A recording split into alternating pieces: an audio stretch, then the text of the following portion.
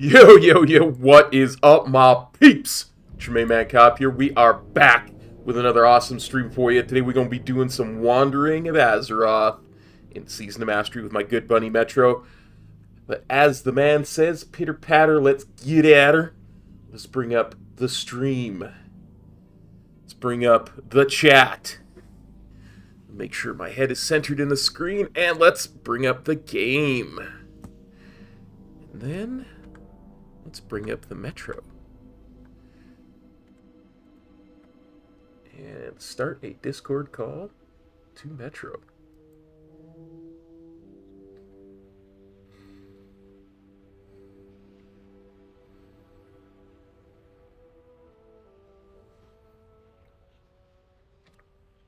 Hello? Hey, what's up, buddy? Hey, nothing. You don't sound like a robot today. This is a good sign. I didn't at the start of the stream either, so let's not even... I don't want to jinx it.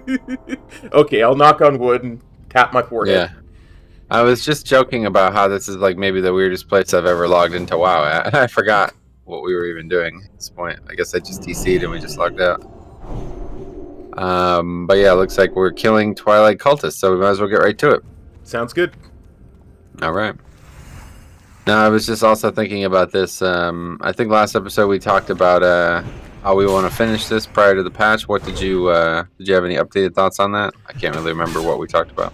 I think we just basically talked about we'll continue as we want to continue, but that honestly, with the patch coming, there's not going to be a lot of continuing. Yeah, the big thing for me is that I would like to really hit the Western and Eastern Plaguelands hard, Yes. and I just know I won't have time to do that with the patch. So, yeah, I guess realistically, I mean, this may be our last episode. I don't know. For a while. Yeah, well, yeah. We'll finish it at some point, obviously. But see how far we get here. But it's fast food. Throwing $5 already. What's up, man? Glad to see you again. Stopping by, buddy. It's very generous of you to do that. Thanks for copping by, fast food. Yeah. Patch on its way. I hope he's excited as well. I know I am. I am very excited, honestly. Yeah, I have to say, like, everything about it is just seeming like it's going to be really good.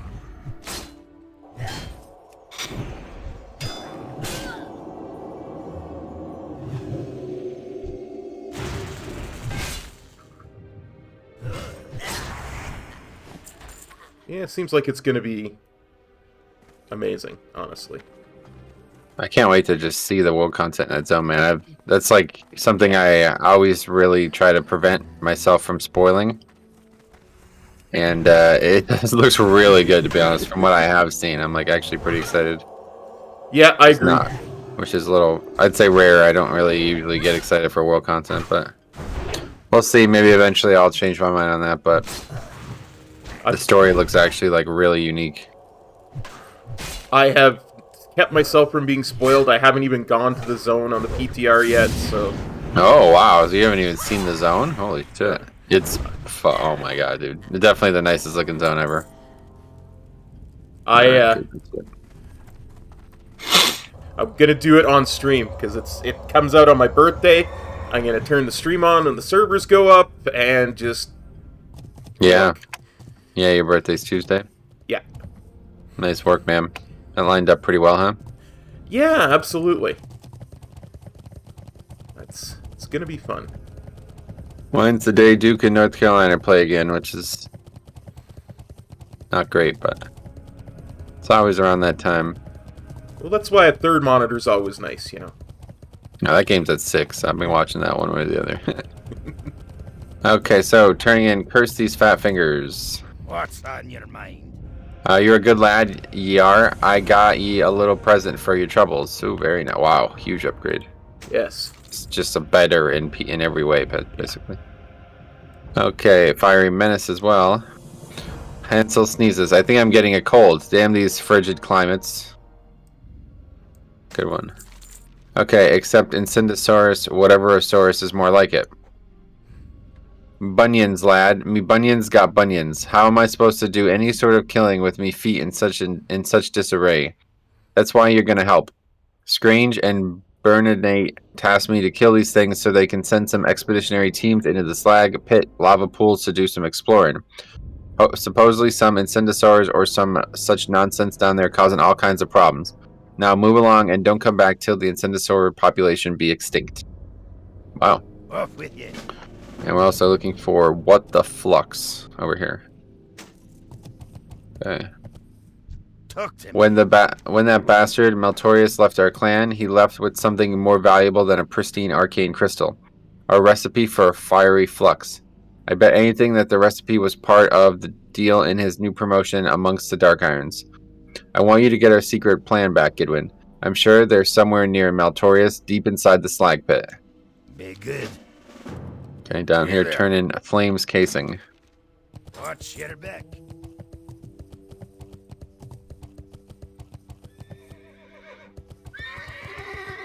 Fast Food is not going to play Classic after this anymore. Well, the patch will be out, so we won't have time, yeah. Yeah. But we'll be back to it eventually, I just don't know when. Problem is that it's also golf season as soon as, pretty much after the patches died down, it'll be full-on golf season, so. Anyway, without a suitable source of arcane energy, the Torch of Retribution cannot be completed. The symbol radiates foul magic, perfectly suited for our task. Give me a moment to combine the pieces and apply the necessary enchantments. For the Alliance.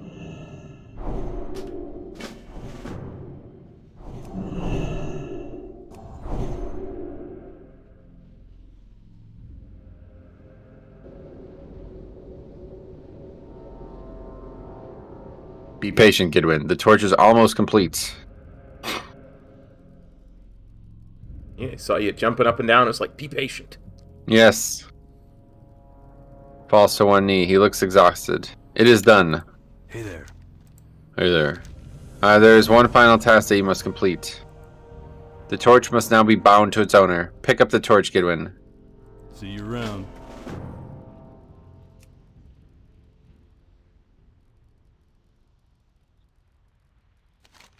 You grab the torch with both hands. Waves of hatred and anger pulse through your being. Oh, that's not good. I gotta pick it up now. Okay, you can do that, yeah. I just have to wait for it to respawn. Oh. Looking for something specific? Have a good one. Oh, he has to. I had to ask him to enchant it. Okay, one second, I'll be right back. Okay.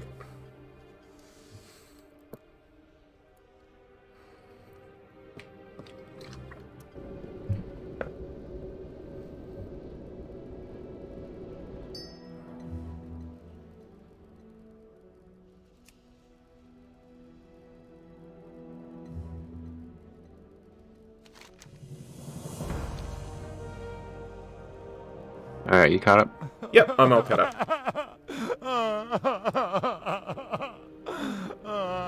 Speak with my envoy, Squire Maltrake. He will further instruct you as to the use of the Torch of Retribution. See you later. Can I help you? I live to only serve the Master. Are you prepared to make your strike? Listen well, Goodwin. While the 4 towers can never be destroyed, you can use the Torch of Retribution to set them ablaze for a very long period of time. A fire that no element or force can subdue. When they are ablaze, no guard or sentry unit can inhabit the watch posts, and thus their first line of defense is nullified. You must enter each tower and use the Torch of Retribution within their fortifications. Beware the elite sentry units of the Dark Iron Dwarves, Goodwin. Be careful. Equip the torch in your bags and click on the small brazier at the top of each tower. Okay, so that is... Wait. Back here? Huh? Oh no, that's underneath us. I see. Okay. Anyway, we're doing this over here first. Okay.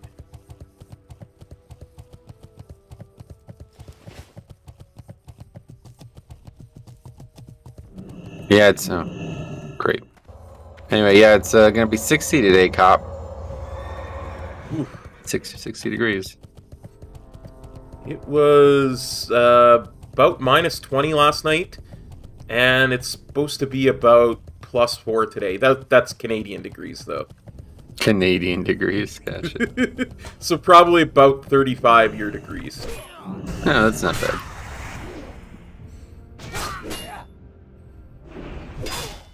Had to warm up to snow, you see. Yeah, I get it. That actually is how it works, yeah. Always surprised me, but if it's too cold, it just can't snow. Yep. At least around here, I don't know. Seems like there's plenty of snow in Antarctica. It's never above, like... never even gets to 0 degrees Fahrenheit there. Yeah. This gets it hard. I noticed that. Luckily, I have my Paladin Pal healing me. Yeah, I can't seem to get threat. I don't know what's going on. Okay, equip it. Equip it and rip it, as they say. Where is it? Sentry Brazier. Back here, I think? Yeah. Oh, yeah, over there. Nice.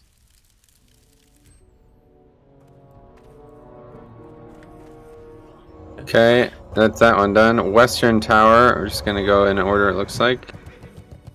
All along the watchtowers. You ever hear that song before? Sounds vaguely familiar. I think it's a Jimi Hendrix original song. I don't know if it's like actually a cover or not, but it most recently got brought back up to me was we were talking about the Super Bowl halftime show. And people reminded me about the one that Prince did. I don't know if you've ever seen this, but it was basically like pouring rain, which is like apparently extremely uncommon for the Super Bowl. Like Yeah. for some reason, it almost never rains during the Super Bowl. I guess because it's in February, first of all. But anyway, very unlikely that rains. So obviously, it's not a good idea to have a concert outside when it's raining. But it was pouring all day, and it was really bad. And still somehow Prince and all the dancers and everything went on and had no issue doing not only a good performance, but a lot of people say like the best Super Bowl performance ever. And he just starts like randomly covering songs that like I don't know if that was always his plan or what, but he just starts doing like other people's music randomly in the middle of the set. And one of them was All Along the Watchtower. Nice. Doesn't surprise me. Prince is really good. Very skilled. Well, he was, yeah. Very skilled musician.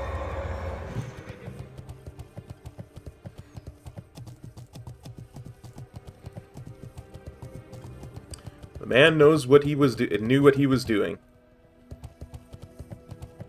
Yeah, it's actually interesting because I feel like a lot of those guys who did that kind of like they look very like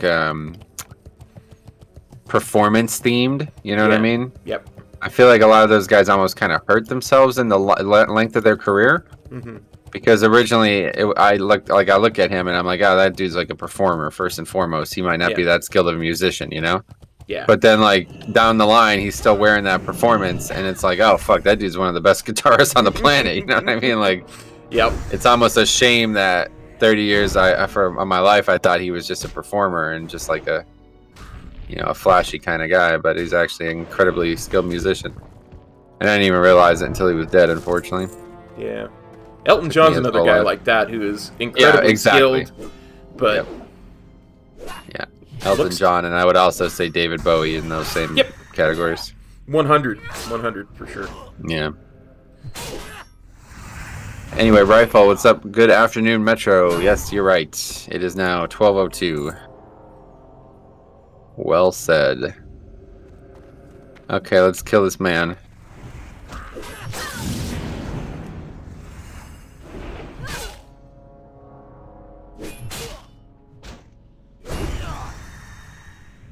You just do more damage than me, I guess. I don't know. Oh, I also haven't put those gloves on. Let me do that. Yeah, I did put the gloves on. Yeah. Pretty good piece. It's nice. It's another one of those. We were wearing mail, and it was a plate piece, so. Yeah, it's just the same stats, too. It just had more armor, more strength, and more stamina on it.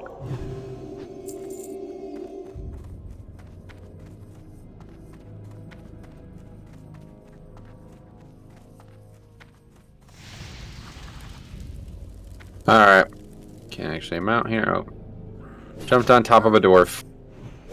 Now, if this was Mario, I would have been successful by doing that. Yes, we would have squashed him. Like a Goomba.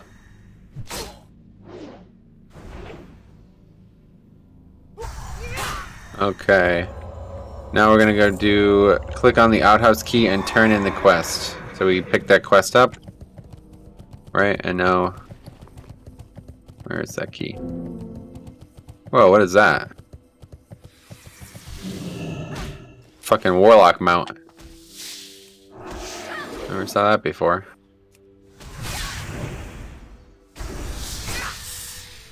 Is it a rare?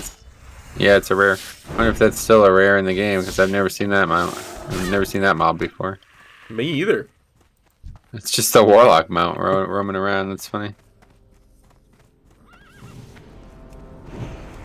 Schleppnar.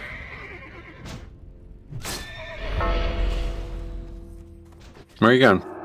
I apparently was feared. Oh. It is a warlock mount after all. I guess that's true, yeah. Leather. No thanks. Really wish bags had search in Classic. I don't know where this key is. Oh, there it is.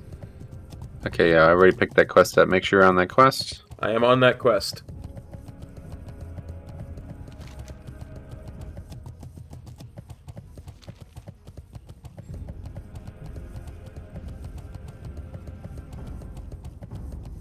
We need silk for this. You still have your silk, right? Oh yeah. Oh yeah. I have a full stack of silk on me. Oh, so now that you've gotten a little bit more, you've gotten a little bit closer to the hold on, let's read this first.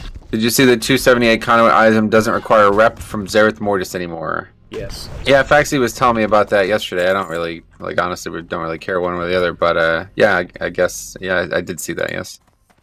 It'll be really nice for me because I'm very low conduit level still, so. Well, no, this is the one that you have to complete all 20s in time to get it. No, well, 15s. It's just hero, it's not master. If he's talking about the one I'm thinking of, it's definitely not 15s, yeah. Yeah, well, anyway, go ahead. Go ahead. No, I was just gonna say because I was looking at the key thing for it, the description of it when you hover over it. Because I was looking at that article and it says Keystone Hero, not Keystone Master, which is even less than that. No, Keystone Hero is all 20s in time.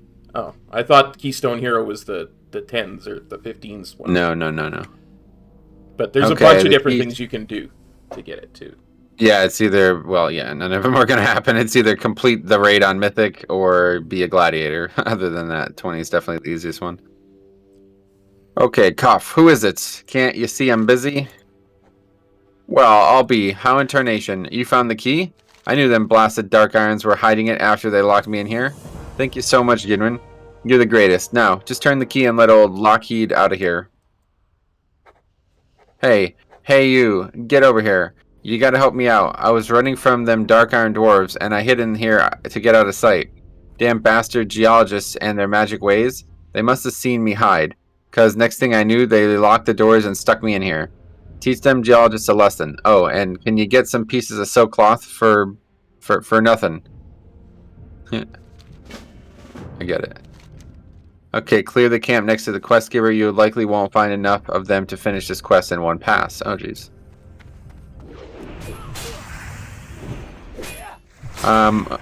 Any other comments on that before I have a question that's completely off topic? So. No, I honestly thought there was something in there that would be a lot easier than any of those to do it. So, I was mistaken. My bad. Yeah, I'm not really sure what the goal is with that whole item in general, but whatever. I think Conduits don't seem like that big of a deal to me, so I'm not worried one way or the other. I kind of think the way that it should work is they should make it so that it's bind on account, so you can use it for alts. But yeah, I've heard a lot of people say that, but I definitely don't agree with that. I mean, if it's supposed to be something that's hard to get, then you certainly shouldn't be able to just do it on one character and get it on alts. I mean, I just don't really know, because I think these conduits are actually like, that's the highest that you can get. There's no other way to get them that high, right? So, has to be a prestigious thing then. Oh, there's a treasure in there. Look at that. Get it. Maybe we'll finally get an item. Theo says, "Gentlemen, how are we today? Hope both of you are doing great. I'm doing pretty decent, Theo. How you doing, Metro?" Not very good today, yeah. Oh, no. Sorry to hear that. Yeah. That's how it goes. Okay, down here there's more. I guess we're not doing that quest, whatever that is. Suntara Stones.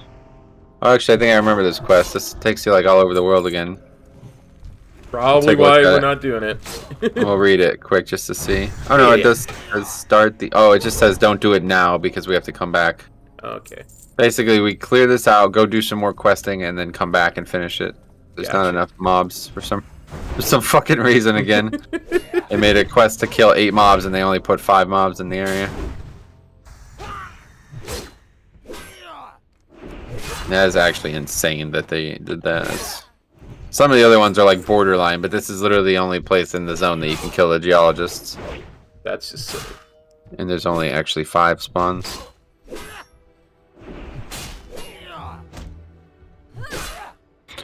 Okay, so anyway, let's take a little diversion now. So now that you've gotten a little bit closer to finding out some big story moments in Final Fantasy VII, how do you feel about what's happened in the...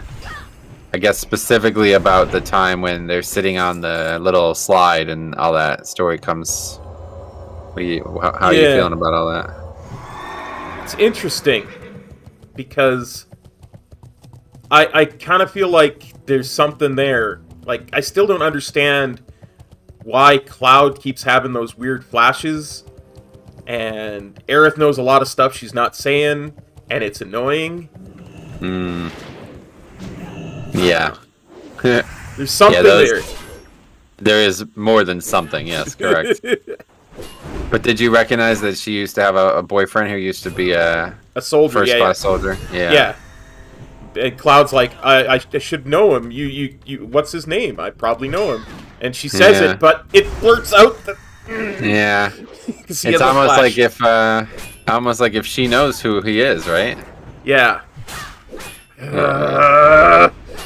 Well, you're going to be really frustrated because that story is not going to get resolved in this video game. So, if you ever want to hear what happens, just let me know. Otherwise, you're going to wait 5 more years probably for the next version. Well, I think they said the next episode is coming out on PS5 this year. Really? Yeah, the next episode. Oh, wow. I seem to recall Theo saying that, actually, at one point, so... It's interesting. Speaking of Theo, he says, I'm doing alright, knackered like heck after the gym, otherwise I'm great, thanks. Why do you go to the gym and get so tired? That's not good. I don't know. People say this all the time. It's like, dude, that is really bad for you. Yeah. You should not be going to, like, go to the gym and, like, going to failure every time you go. That's really bad for your immune system.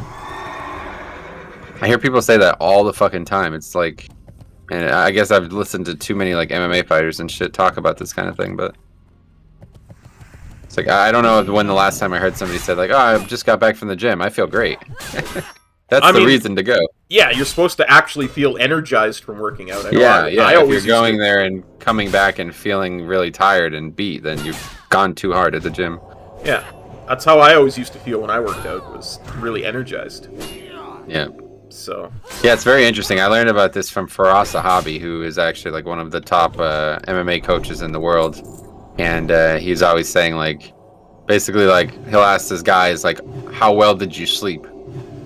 And he's like, it's become like kind of like a thing that's notable about his teaching style. Like, nobody else really like thinks about it in that way. But he basically, like, I'm pretty sure how it went was like, if you slept really, if you slept too much, then he would be like, we don't go hard today, because that means your body is struggling, you know? Yeah. And if you slept really poorly, we don't go hard today. But if you slept good, like if you slept the normal amount or something like that, then that's the day we train hard. But it's like, it's actually interesting because you could easily like cause like cellular fatigue if you expend too much oxygen through your cells. Yeah. And it'll basically get sick. Yeah. And your body has to elicit an immune response to recover from it. I remember hearing something very similar to that back when I was in my late 20s. I used to do Taibo all the time. Oh yeah. And Billy Blanks, the guy who does those tapes, would always talk about that. Yeah, it's interesting. Having the right amount of sleep and not hurting yourself when you exercise. Yeah. Yeah, the whole sleep thing for Faraz Sahabi is more like a measuring stick. Like, yeah, you can just tell. Like, typically you look at VO2 max to see how well the body's recovering from exercise, but you know, that's pretty elegant. Not everybody has that option, so he says, like, you can tell based on how much you slept. Like, if you slept way too much, it probably means that your body is really starving for recovery, and it needs a day off. Yeah. Okay, let's go over here. I don't actually know how we get up here. Never done this quest before. Looks like it's like up here or something. But there's like this little camp over here. I don't know what this is. Sarah Tanner. Oh, elemental leatherworker. Okay. That's not what we're looking for. We're looking for Margal the Rager. I wonder if it's back in the cave back there. No, it doesn't say anything about a cave.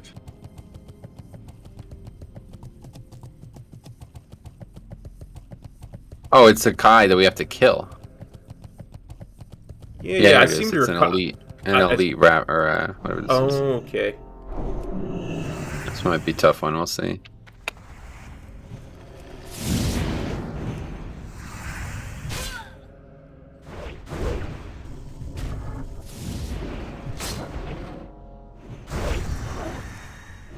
Well, that's it for interrupting.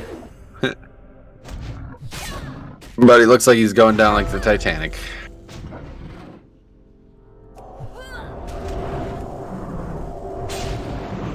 No good. That bolt doesn't even do much at all. Yeah, this is not even difficult. Correct. Alright, we did it. Margal Horn. Accept Horn of the Beast. That's really good. I had no idea this quest was here. The gigantic horn has numerous scratches and cracks. An unusual metal object is lodged into the rough surface. Upon further examination, you notice that the metal is actually a broken axe head. On the metal, the following words are etched. Property of Mountaineer Pebblebitty. When you try and dislodge the broken axe head, it shatters into 1,000,000 pieces. Whoops. Kind of remember the retail version of this quest. He like doesn't believe that you killed it. Oh yeah. Correctly, yeah, because he's like, that thing, I couldn't kill it. What chance to a couple of wet behind ears guys like you have? Oh, so that guy is still there in Classic or in Live I WoW? think so. I think so. Wow, that's hilarious. I've never done this zone in Live WoW. This and Blasted Lands are two, or Burning Steps are two zones I've not ever done in any version of WoW. It's actually the start of it is kind of interesting because there's an ogre that you do quests with, who is a pacifist. Really? What the- Yeah. I fell down. I'll get the one down here. Okay.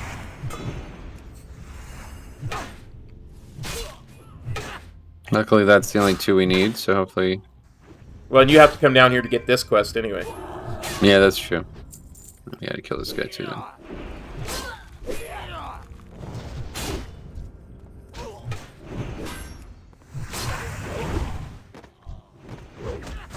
But yeah, that scene there in Final Fantasy VII is kind of the start of something pretty big. Interesting. You'll find out pretty soon. I think it won't be too long that you'll. Actually, I guess it's still relatively far. It's probably like 3 more chapters in that game.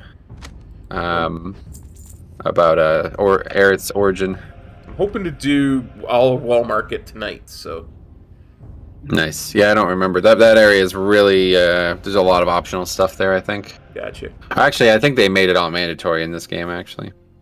Anyway, I'm badly injured, dwarf. Feel lightheaded, world spinning, bleeding internally. I must get back to Ironforge. Help me, Goodwin. Help back to Ironforge? What? What? Okay. Safe travels. Oh, we should have turned in the other quest, too. Oh, well, we'll do this first. Mikey J says, no headband today. I dug it. Yeah, I only wear that if my hair is really out of control. And it's in control today, sort of. It's not bad. He just says he's not failing, just working out muscles. I haven't worked all up these muscles in years, but I'm definitely energized in the mind. It's good for me. I need it. And he's Good, also... just don't push it. Yeah, don't push yourself too hard, otherwise you'll have diminishing returns there. Yeah, for sure, buddy. He says, definitely changing his name to Theo Pebblebitty, the honor and decorum you will get. That's a great name. I like it. Dude. Whoa, really clever comment just made. Feeling lightheaded, world spinning, internally bleeding. Just got back from the gym. How are you? That's funny. That's really clever.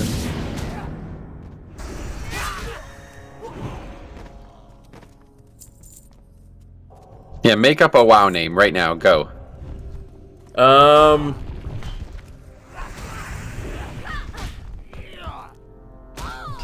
on, quick. Elias Terabit. I don't know. Terabit. Is that a gnome? Yeah, sure. It's a gnome name. There you go. That's a good one. Yeah.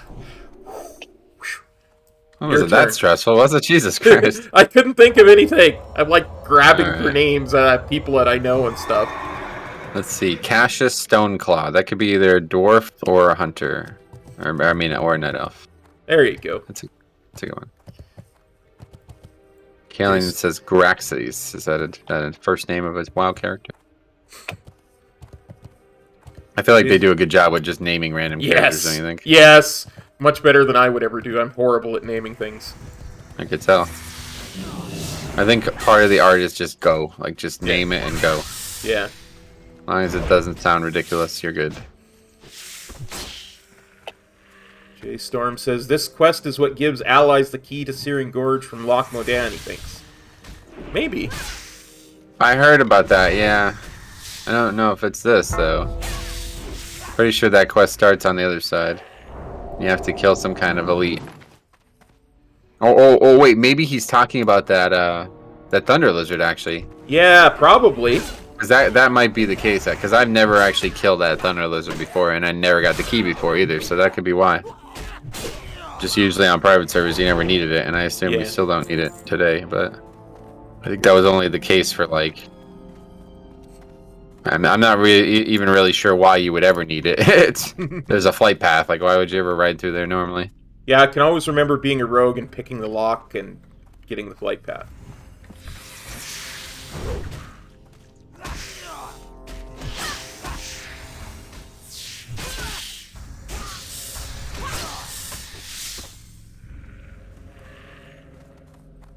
Are we going this way? This isn't where Ironforge is.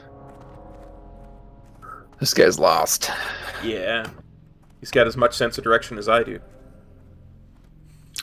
But the funny thing about Final Fantasy VII is that it carefully disguises a very strange story in a really relatable story. And like the whole avalanche thing is really just like a big distraction from the real story. And it's just so cool when you finally start to realize that. It's like, wow, what a fucking tale this is, I'll tell you what. And then it turns into what I've heard called the bizarro nonsense, but it eventually gets crazy and starts to make no sense at all. But up until that point, it's insane. There's so many things that are kind of nodded at in the chapter that you just did, Well met. that you won't know are important for years to come, basically, until that second game comes out. But it's kind of interesting. Well, now I'm kind of really eager to play it tonight. Yeah, well, now you're back to the regular story, I think, for a long time. I don't know when the next major kind of end-game story point comes. Probably, trying to think of the chapters, but I think there's like 3 chapters now before the next exposition with Aerith. Whoa, a lot of mobs.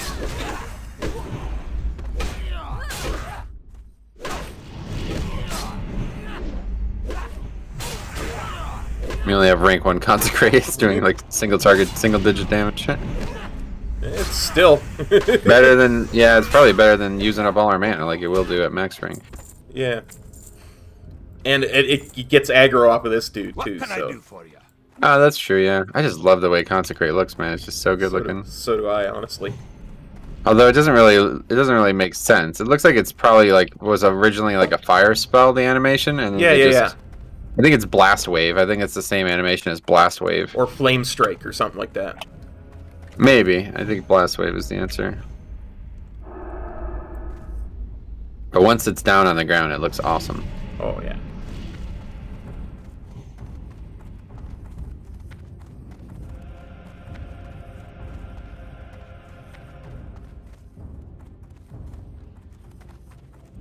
Oh, yeah, he's definitely going to the gate. Yep.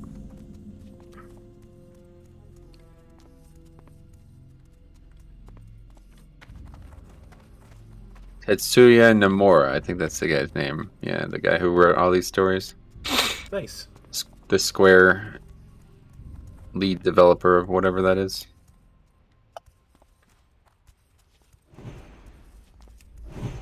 It's always hard to tell because I look at these guys and I'm like, oh, that guy looks like he's probably like 30, 32 maybe. 51. Yeah. Fucking these Japanese guys, they just don't age, man. It's bizarre. Mikey says, what do you think the new expansion will be called / about? I definitely can see the dragon thing. I made a whole video on the whole leak and my predictions and stuff that's out there, but yeah, I could see the dragon thing, honestly. There's a bunch of things in Shadowlands that seem to hint at it. First of all, Ysera being a main character again. That clearly opens the door. The gate is in sight. We're going to make it. But first, I need to take a breather. And now some guys are somewhere. Oh! He got shot.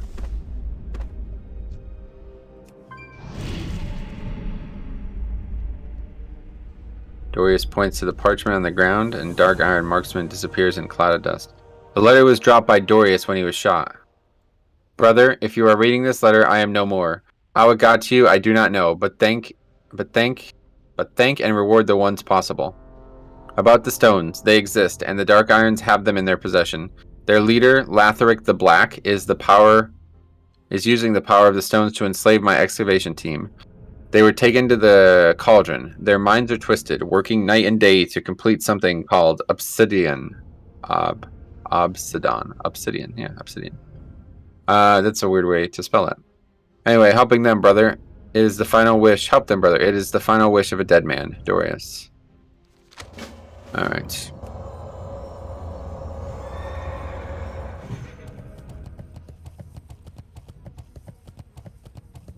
But yeah, like the first third of the story there, it's like so interesting because it's like it's very relatable. Like I could feel like there could be like a Amazon type, Shinra type company in real world that just kind of does like unbelievably reprehensible things, but everybody is so dependent on their product that it's impossible for them to turn away from them and even recognize that they're doing reprehensible things. Like, I mean, that's what President Shinra said right before the Airbuster fight. Everybody knows what Mako is. People use it anyway to power their houses. It's not like we're keeping it a secret. Yep, exactly. They got some secrets, though. Oh, yeah. I get that. Like, their executives are just, like, over the top. Yes, evil. Exactly. They're, like, so fucking evil, right? Like, it's really bizarre. They're like 80s cartoonish evil. Yes. Yeah, and you don't realize it until they properly like animate and voice act all those characters, because in the original game they're just like, little fucking small models basically, so you can't really tell. But yeah, wait until there's another character that's affiliated with the company who I don't think you've met yet, and it's like this dude is like, when you see this dude, what he looks like on screen, you're gonna be like, wow, that is the most evil looking person on the planet. The only ones I've seen are the President, Heidegger, and Scarlet. Scarlet, yeah, and that girl's like, what the fuck? They just try to make her like as evil looking as possible, right? Yeah. She even like knocks out that reporter for like no reason. I don't know why, but I really like her. I wonder why. Yeah. Okay, I ain't got all day. Get me those pieces of silk cloth. I mean, geologists. Get those geologists. They deserve to feel your wrath. Oh, this is great. Nice feel to it too. What? Oh yeah, geologists. Got him good, did you? I can't thank you enough, Gidwin. That'll give me some time to finish up in here. Thanks again, Gidwin. Ledger from Tenaris, yeah. This is the one I was thinking of. We're not going to pick it up, but... Okay. Oh, you know what? That reminds me. You want to finish up a little job I took on while I was in Tenaris? It's easy. Crinkle, Goodsteel, and Gadgetan was looking for some stuff found here in Searing Gorge and a few other places. Maybe you could have a look at the list, then bring it all to him. I'll just slide his ledger under the door if you're interested. Take that and the stuff he wants back to him after you've collected it. And I think it's like a bunch of shit that we definitely aren't going to be getting. Yeah, we're not doing another looting quest if we don't have to. I think this is actually like get it from the auction house kind of quest. Like it's like profession materials and stuff. I can't remember. Next point. Alright, next up is going into the cauldron, I think, yeah. Improved Devo aura, I think. Oh, you dinged, I didn't even notice. Yeah, I guess so. I don't know. Are you using Devo again? Yep. We were having trouble surviving, so I started Gotcha. using Devo again. I'm not actually sure how to do this.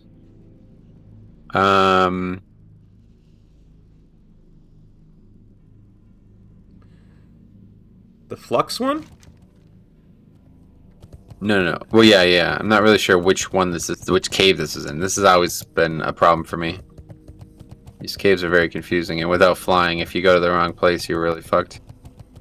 I think we gotta go over there and then take that elevator down, yeah. Okay. Nick asks, Metro, how did you and Cop meet? Ooh, I'd love to hear your recollection of this. Well, I'm not sure I recollect it entirely correctly, but I will give you my recollection. I used to be a big fan of a streamer, and still am, honestly. He just doesn't stream very much anymore. By the name of Siler. And another fan of Siler's was Metro, and we were both, in his streams. And one day, Metro and Siler started a project called Ace Games TV. And that was when I really started, following Metro properly. And come near the end of Cataclysm, Metro invited me to his guild, because, I don't know, he must have thought I was halfway decent or something, even though I wasn't. And that's just where we took off from there. Yeah, all through Siler, that's no doubt about that. Through the grace of him, we found ourselves. But I would say the big thing that's missing there is that he used to hold these community events, and you were always like the first person. Yeah. Like you would literally be like there with bells on, and I was like, that is a guy that I want to play this game with, man, because I'm so sick of fucking people like requiring summons and all this bullshit. You know what I mean? It's like, man, it's nice to have somebody who's like genuinely interested in doing what we're supposed to be doing. I think. Actually, I just don't know, man. It seems. Well, some of these caves are connected, can't be over right? here. Yeah, not all of them. That's the problem. Yeah. Let's just go over to this one. This is the easy one to get back and forth from. And it looks like based on where the map says the quest is underneath us, it's got to be this one here, I think. I mean, to this day, I make it a point to be at the raid before the raid starts, right? Yeah. That diligence is impressive, I'll say.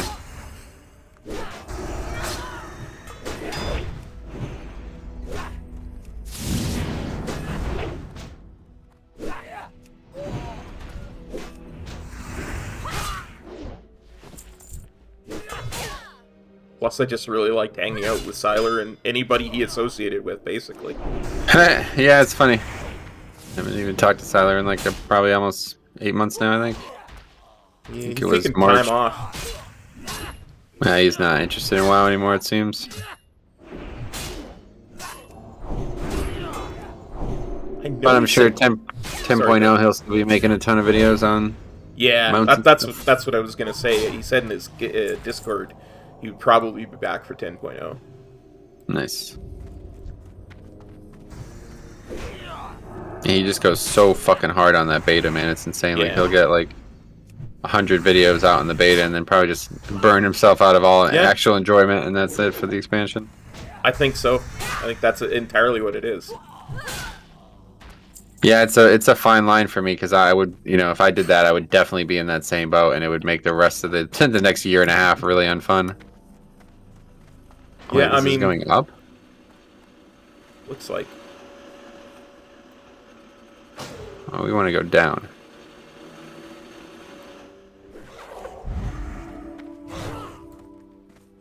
I think, or maybe we went the wrong way the whole time. I don't even know. Yeah, this is so confusing. That's why I did this one when I was like 16, and it's like, fuck that, I'm never doing this one again.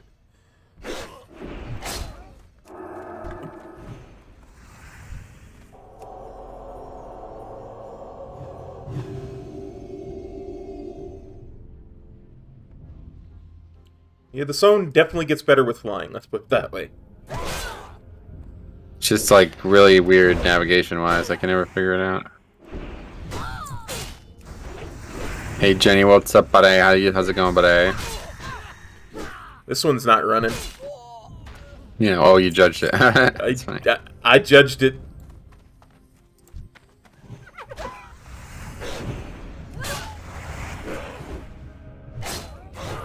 The hell is even the point of that layer that we were just on? Then I don't even know.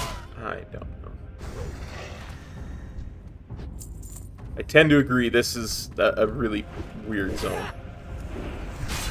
It's like they don't know why they even made it. I feel like it's very strange. Yeah, I think it's meant 5 to cave entrances. Build the story into the whole Ragnaros thing, but yeah.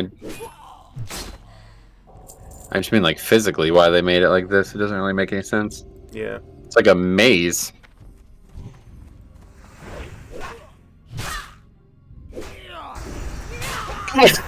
And I only know all of this being a maze in the first place because I did this to get there's like patterns that they removed throughout the game, blacksmithing patterns. Yeah. And they returned them in Legion. But they put them in like weird little like puzzles almost, like not even real, they're not quests or anything, they're kind of like a puzzle. And one of them's in one of these caves, and it took me like, I literally just had to keep going in and out of caves until I finally figured out which one it was in. I think it's this one.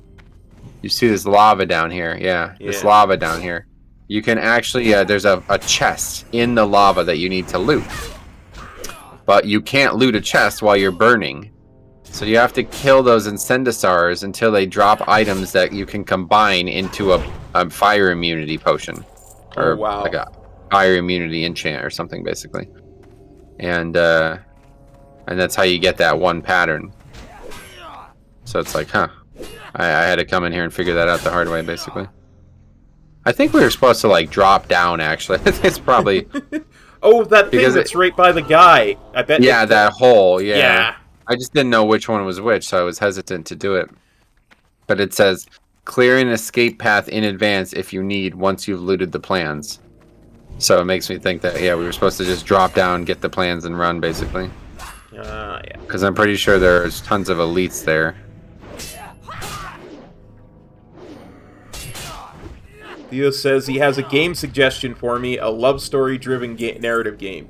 Hit me, Theo. What is it?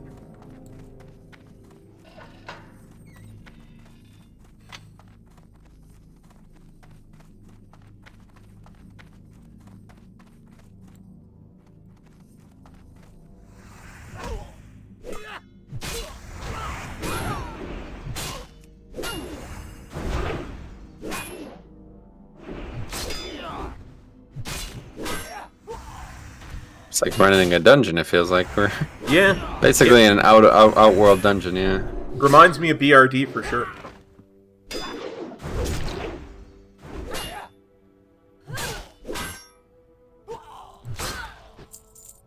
Horizon Zero Dawn, huh? I've heard good things about that game. Oh, is that the new one that just came out?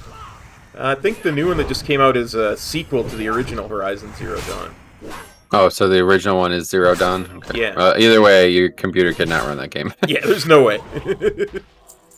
You were having problems even in that most recent episode, but it doesn't look like it's the game. Like, your webcam lags, too, whenever the lagging game happens, so I think it's just your hardware. Well, that's what I'm saying. Like, it only happens when I go to stream it, too, right? So Yeah. I should maybe try it to see, too, because, like, literally that game uses less resources than WoW. It's probably using less resources than Classic is right now for me.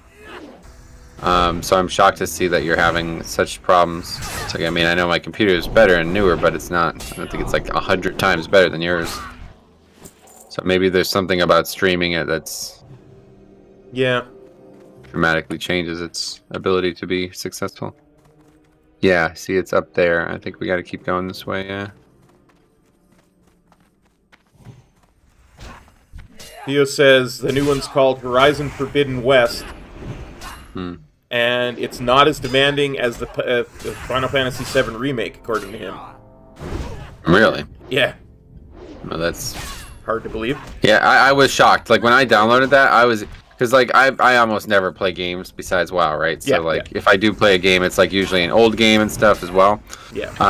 So when I got Dark Souls 3, my old PC, that was the first time I realized that my PC is good for WoW, but not good for games that are actually, like, graphically intense. Like, I had a really bad graphics card. And that was because Siler helped me build the PC, and he was like, just put, you know, a really good CPU in it and then get a cheap graphics card.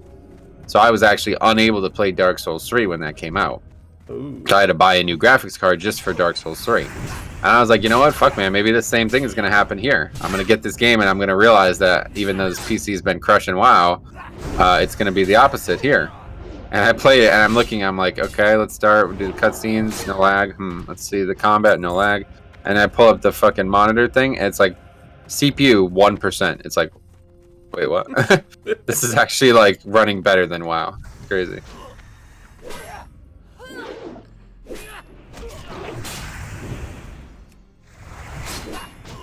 Well, my CPU turns 8 in May, so I definitely could use a new computer.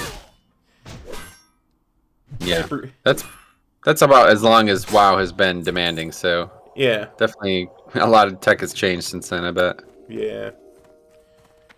Piper says, hey, happy Thursday. Happy Thursday to you too, Piper. Yep. You can tell it's a Thursday because me and Cop are here. That's right. Might be the last one, though. Yeah, I guess it'll be probably the last one, huh? Yeah, last one for a while.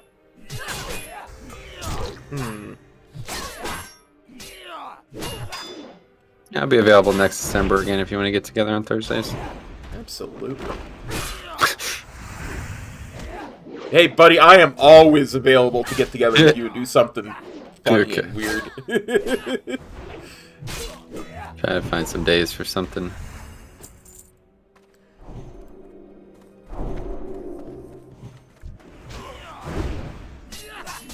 I would say Antonio. rain, but you golf in the rain too, so... Yeah. It'll be hard to be sure, you know, like if I ever do or don't call. It'd be hard to plan something in advance. Antonio, though, what's up, buddy? How's it going, man? Hey, Piper says, why the last one? Well, we're, the patch comes out next Tuesday, which is my birthday, and we'll both be very busy doing stuff on live servers. But we'll always find time to get together to do something somewhere. Yeah, obviously we're still gonna, yeah, maybe I made it sound like something weird, but no, we're just not gonna be playing Classic together on Thursdays and Mondays anymore. Okay, so this is complicated. Not really sure what the best solution is here, but in the past what I've seen work is one person aggroes it and the other person goes and loots it. Okay. So if you want to try that, we can. I'll go like aggro chest? Is there a chest or something there? No, don't you, yeah, the plan's on the table, you see it? Oh yeah, I see the plans. Yeah, for sure. Okay, let's try that. There's also a fucking rare there, wow.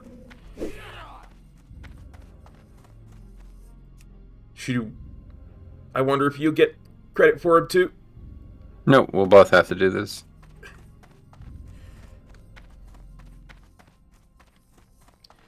Okay. Great success. Antonio says, one question, did you always like Paladin, or the Alliance make you feel like playing one? Well, I was a Paladin even in Classic, original Classic. But no, my main was always a Warrior. I just like plate classes, I guess is probably the best way to put it. Yeah, I definitely Classic Paladin. It's like something special, to be honest.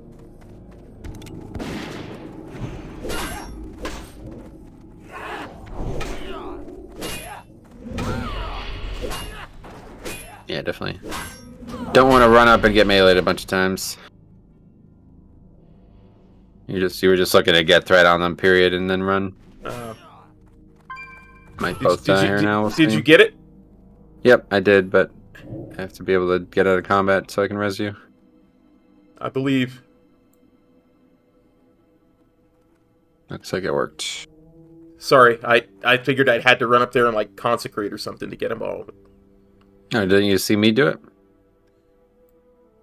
It was more concentrating on not losing my focus on the plans on the table. Okay.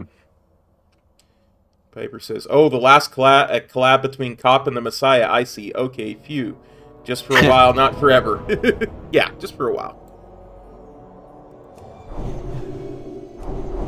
Yeah, honestly, I thought we'd be long done with this. Yeah. We did miss a few along the way, unfortunately, but... I'm just out of mana. I have mana potions. I want to get that chest too.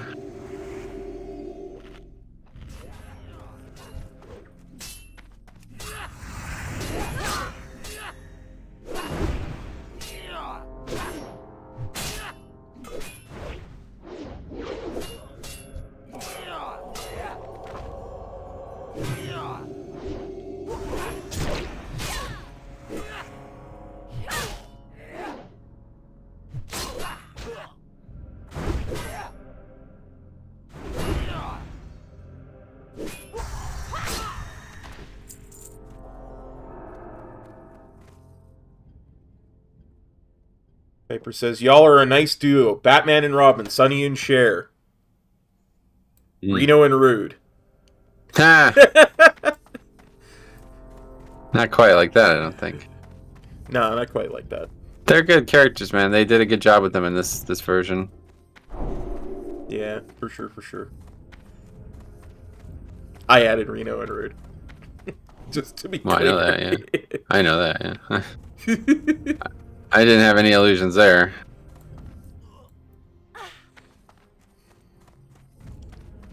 Natalia says, Terranar and Gidwin, best team. Agreed, Natalia. Yeah, up there, yeah.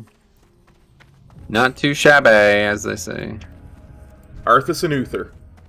Ah, that's how it feels sometimes, man. I feel like I'm going to betray you someday. I really don't want to do it, but... feels like someday I'm going to break your heart, Cap. Don't worry, buddy. I will forgive you. I know, that's the problem. That's why it feels like Arthas neuter. Because I don't want you to forgive me if I ever do that. That's not how it should be. It'll probably be my fault anyway. You know, hashtag always Cobb's fault. Yeah.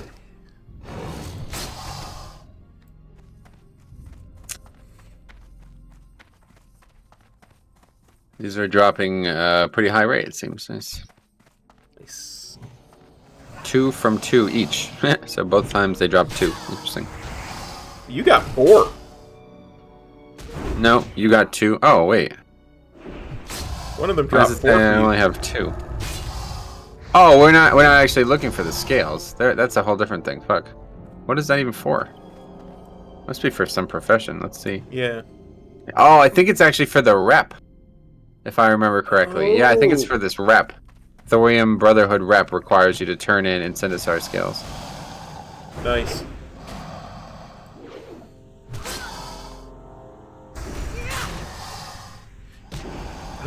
Theo says, no, sorry, 12 gigabytes of RAM, 6 gigabytes of VRAM for maximum settings. I'm assuming he's still talking about Final Fantasy VII. But I have more than that on both. Or no, I think I have 6 gigabytes of VRAM, yeah. Gaming Code says it's for Dark Iron rep, or yeah, Thorium Brotherhood rep, yeah. Thorium Brotherhood rep. That's it? Is it for nothing else? If there's any reason to hang on to them, but we're gonna have a lot by the time we're done just doing this quest. Yeah. Well, you lay down and hope your jaw feels better, and do not fear the dentist. As Metro will tell you, there's nothing to fear from the dentist. Wow, what are we talking about? Talia says she has to lay down again, her jaw's hurting. Dentist appointment is the biggest fear. So Jaw's hurting, what's that? That's not good. Yeah. Hopefully the dentist can help you with that, because that's not what they do best. I need to see a TMJ specialist. But anyway, sorry, go ahead. No. I was just going to say, dentists are definitely not to be feared, because they're there to help you. Yeah. I think you need about 200 to 400 for the rep part. Well, you need that and a bunch of other... I think you turn these in, like, alongside one other material, basically. So it's like leather with the scales, or ore with the scales. I think that's how it works. Can't remember. Someday I'll find out, because I'm going to be doing this eventually. Yeah, Dark Iron Dust or something like that. I think that's for friendly. And then the next step is like Honored to Revered requires the scales and a ton of one material, whichever you choose. I think it's like the second to highest rank of all the different gathering professions. Yeah, Talia says, no, it's just sore after a day of poking and prodding.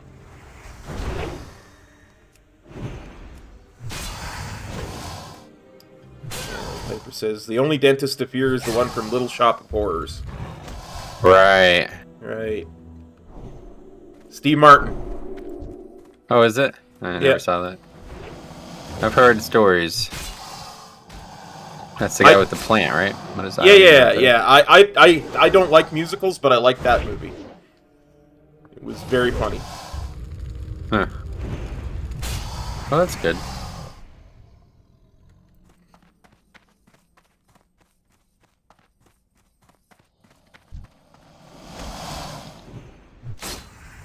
Well, I'm glad they were nice and gentle with you, Italia. And I can understand fear, I sure can. Fear is the mind killer.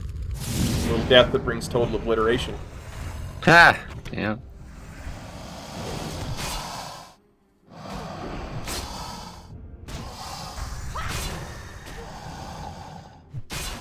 You definitely should watch that film. It's a very good film.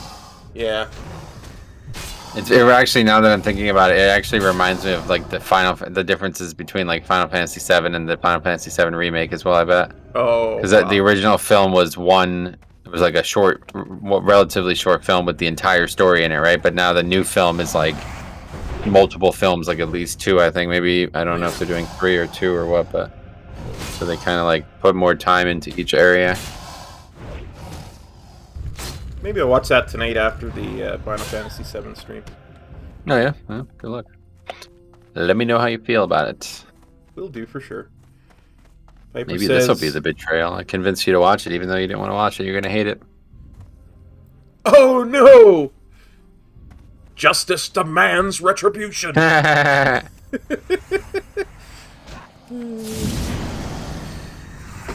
says the movie is fantastic and it's aged really well. Jesus would definitely really? enjoy it. Go on. I've never actually seen the original film, to be fair.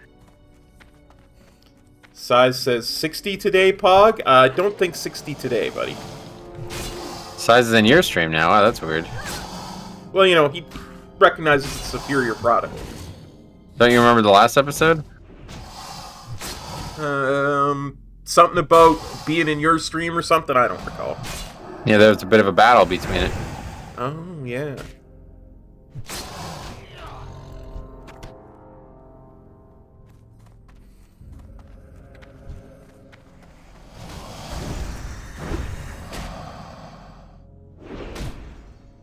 Talia's been playing some Pokemon Legends Arceus and hasn't played WoW in a few days, so... I'm glad you're enjoying the Pokemon game, for sure, for sure. I've heard good things. Oh yeah, I haven't actually played it. But I've heard good things too. Jix seems to really enjoy it. Yeah, I guess he's not playing it anymore though, I don't know. Oh yeah, he's playing Lost Ark now. I guess that's a pretty good game too, from what I hear, but...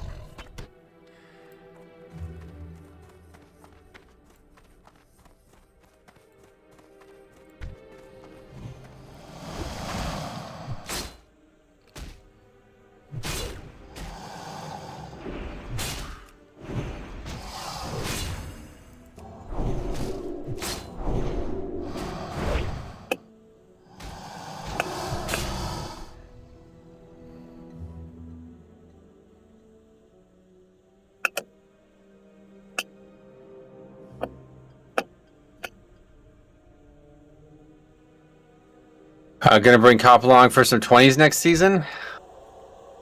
That's the hope. Is it? Okay. As I said, I kind of wanted that to be my point of progression this season in Mythic Yeah. Plus, to get some 20s done and get the portals, just so I can say I've done them. To make it an easier transition next expansion when I try and get them done. Next expansion? Oh, you're thinking ahead. Might want to just start by doing a key every single week. Yes, Step one. sir. Yes, Not missing sir. a week. Yes, Kind of sir. step one. Okay, so now we're gonna jump in the lava and die. Oh, okay. Where's the exit? Should we take all our gear off first? If you want. I'm not gonna bother with that, but you can. Nah. I don't think it makes. If Oh, there I were, guess you're talking about durability, right? yeah.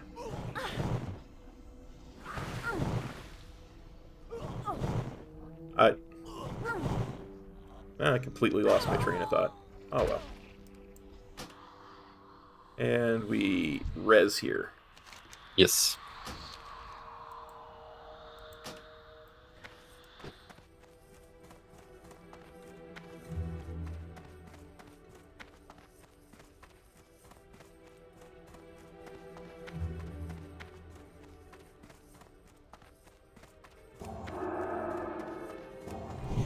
Piper says, have you seen Junkard? Oh, I'll get to that in a second, Piper. We got quests to turn in here. Interest you on a pint? Oh, me aching feet. I figured since you don't have a loofah. Be good. Thanks a lot, buddy. Okay, job opportunity. Culling the competition. How are you? 15.9 pounds. That may be a new record for blood and gut weight on apparel. Congratulations, Paladin. 2 gold. Yeah, wow. Oh, no, yeah, now it's 4 gold. Oh, wow, yeah. 100% more gold, right? That's crazy. Nice. We're going to be rich. Yep. All right. Stolen smithing, tier, and lookout spire. If you're here for the reward, you're going to have to give me the stolen goods. Fantastic work. Now for your reward. Oh, those legs are pretty crazy. Take those as well. Watch your back. Okay, turn in what the flux. You got my Did you find the plans? I hope you kicked his teeth in too, Goodwin. Ragnaros knows he deserved it. Now, can we get down to business? off with you. Right. Ding. Here there. Ding. Bet you didn't think I'd ding, but I did. Good. I knew eventually you would ding. Yeah, I guess you're right. Eventually it has to happen. Huh? Probably vendor stuff. Some pretty... Yeah, I think so too, actually. Talk I'm to going to start putting points into spiritual focus, I think. Maybe I'll... Yeah.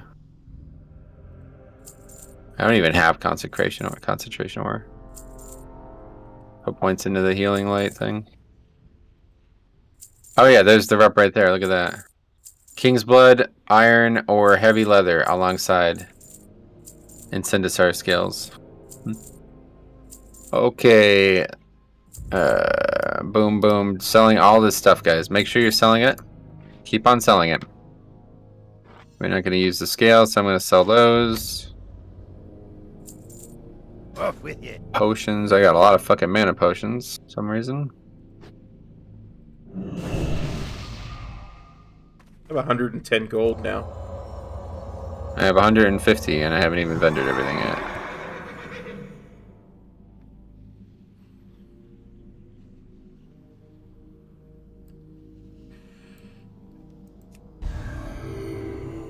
Don't forget to reapply your aura and to turn on your treasure finding.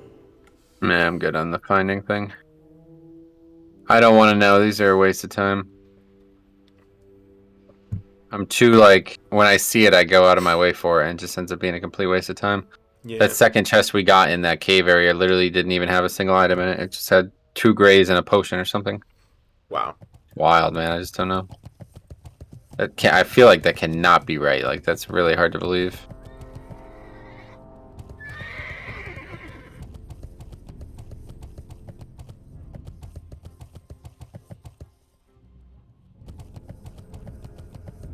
Greetings.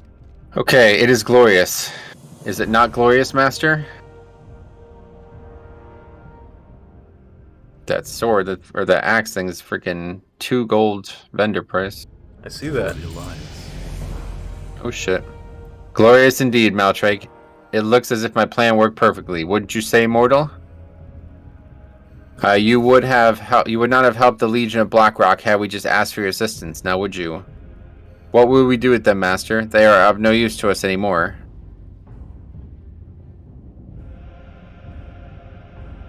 Silence, fool. Okay. They will live, if only to see the fruits of their labor. The destruction and chaos that will surely ensue as... I missed it. As the Legion of Blackrock invades the gorge. I leave you now, mortals, alive and with these trinkets, Maltrake. Present them with the trinkets. Right away, Master. Begins to flap his massive wings as he's preparing for flight. Oh yes, the molt. Do not lose it. There are those of my kin in the burning steppes that would craft items that only the molt of the Black Dragon fight could fortify. The Legion of Blackrock comes, dwarflings. We shall scorch the earth and set fire to the heavens. None shall survive. Wow. Yeah, pretty cool. Doing quests for Black Dragons. Yeah, nothing could possibly go wrong with that. Yeah.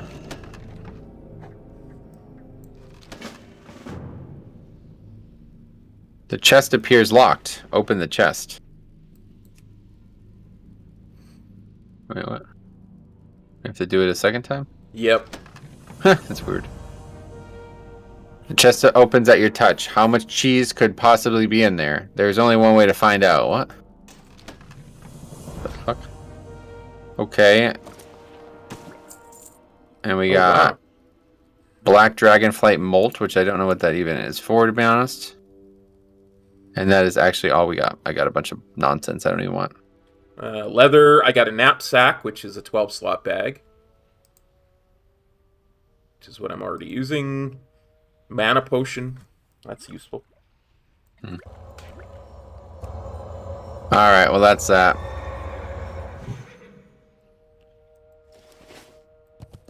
Fly to Loch Modan.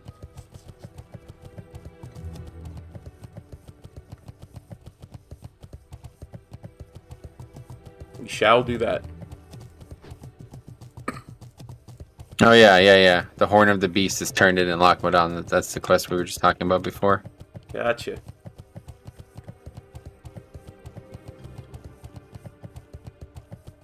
So I'll just quickly vendor again. Yeah, sounds like a good idea. Yeah, hopefully you'll be able to complete. I don't know when we'll even get to talk about this again, though. Hopefully you'll be able to complete the wall market area in the next sitting, because it's when like the story takes like a massive elevation and kind of like I don't know what you'd call it. It's like gets very dire all of a sudden. Yeah. I'm interested to see what your thoughts are on that. What are your thoughts on like the city of Midgar? It's a very interesting Lockmodan. Yeah, Lockmodan. Belsamar. It's a very interesting concept for a city. Honestly, I would love to see it done properly IRL. Because What the fuck, really? well, not something that sucks the planet's lifeblood away, but that whole idea of a plate and an undercity, I think, is really, really neat. I think if you did it right, you could do it, like, obviously not exactly as they do it in the game, but I think it could be very interesting. I know there's a very similar concept used in the very first Deus Ex game for one of the cities in China. Well, have fun at work, Piper. I'm sorry I didn't get a chance to answer your question about John Carpenter's Vampires. I did like the movie, if you're still listening. I really did.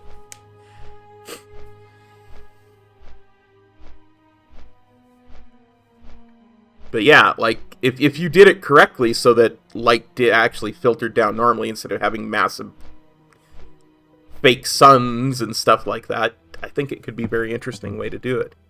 Yeah, that's the part that's like insanely bothering to me. Like that is really fucked up. Like a human being cannot live in darkness. Like no. Artificial light does not. They're killing those people. Yeah.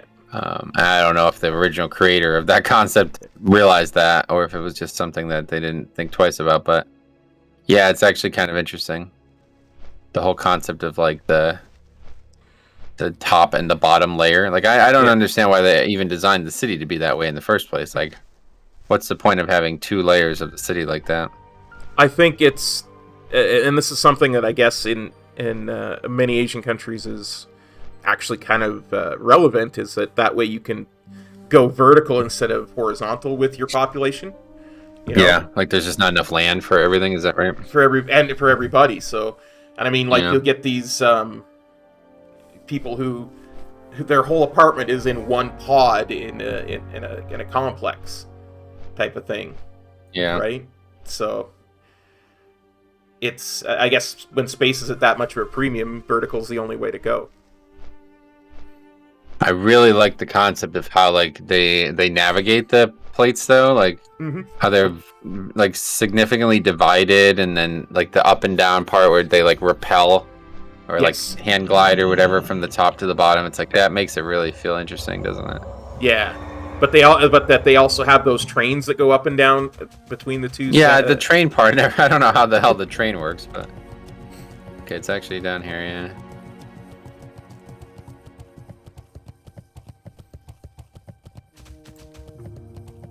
Yeah, I'm pretty. I mean, you've got trains that go underground here and then go above ground too. So I just don't know how it, because like, do you see how far the top is from the bottom and just real distance?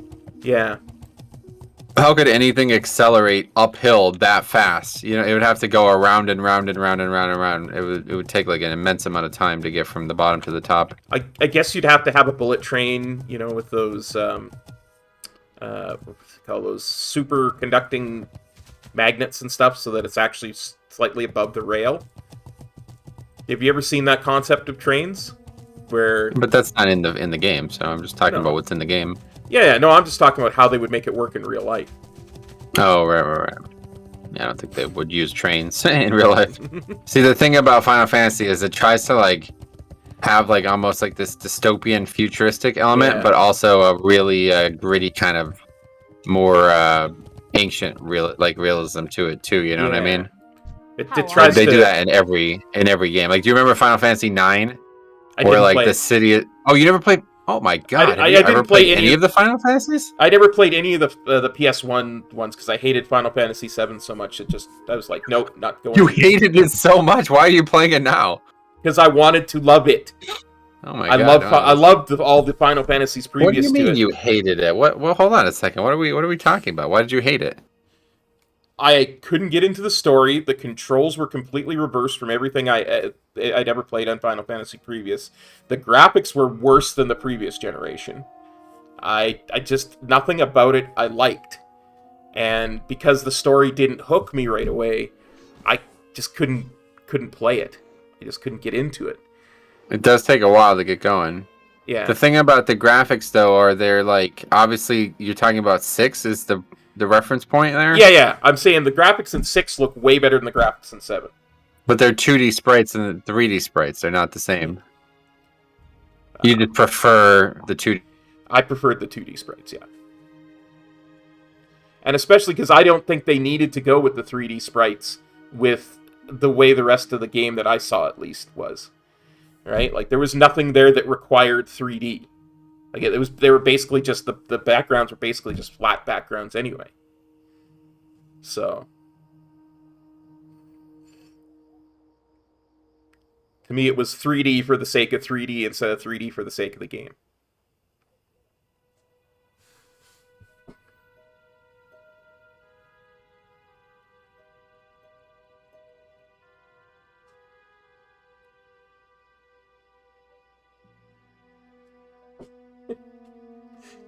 Okay, Metro just sent me a message in Discord. His computer just randomly restarted, and he will be right back.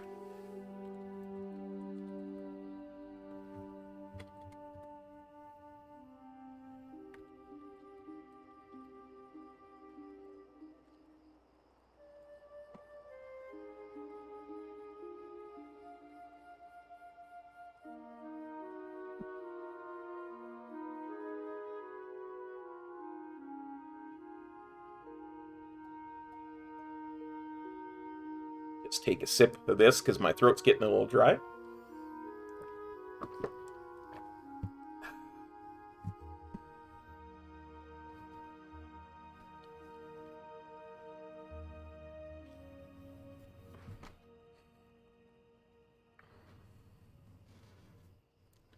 And we will wait for Metro to get back.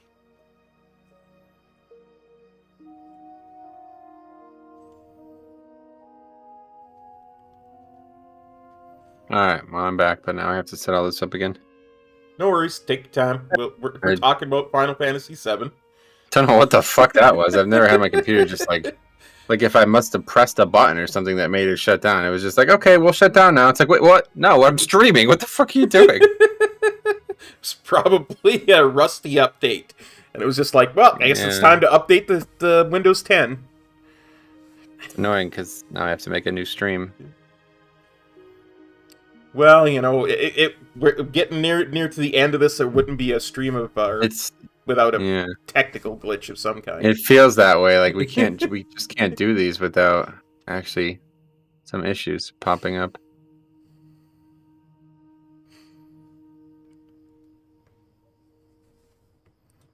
But yeah, I didn't like the 3D elements. I didn't feel it was worth it. I actually kind of agree. Like the character models, some of them look fucking awful. Like they are really bad looking. And that's the best thing about this new game. Like I actually was watching people play through the original game again because I was really heavily debating not even buying this game and just playing through the original again. Yeah. And I'm watching it. I'm like, no, the graphics are just too bad. Like it's actually completely. But the difference is, dude, the scenes are actually pre-rendered images. Yeah. And that is gorgeous. Even today, some of those are really, really, really good. Yeah, and I mean, I played the PS1 versions of the 4 and 5 and 6, and they have some pre-rendered scenes in them that I agree, totally gorgeous, totally worth. So I can see that. I never got a PS1, so by that time I was all on PC. So a lot of that stuff I was trying to play through emulators, and to me it just wasn't worth it. And then when I started to get back into Final Fantasy again, my roommate was like, "Oh, have you ever played Final Fantasy X?" And I was like, "No, I never had a PS2."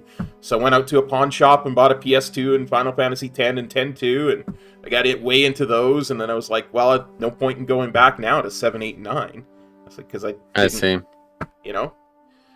But I admit, I like I said, by the time I've seen some stuff from like 8 and 9, and it looks so much better than 7. I'd be like, I would play them now. Yeah. Oh yeah, 8 is like, 8 and 7 are like, they might as well not even be the same. Like they're light years different visually and everything. It's tough to tell they're even the same generation, honestly. Yeah, and I don't know when they actually came out with respect to each other. Okay, I'm going live again. Okay, hey there guys, it's Metro. We're back again. I apologize, especially if anybody's watching in post. I don't know what's going to happen to that stream. Hopefully it's going to end well.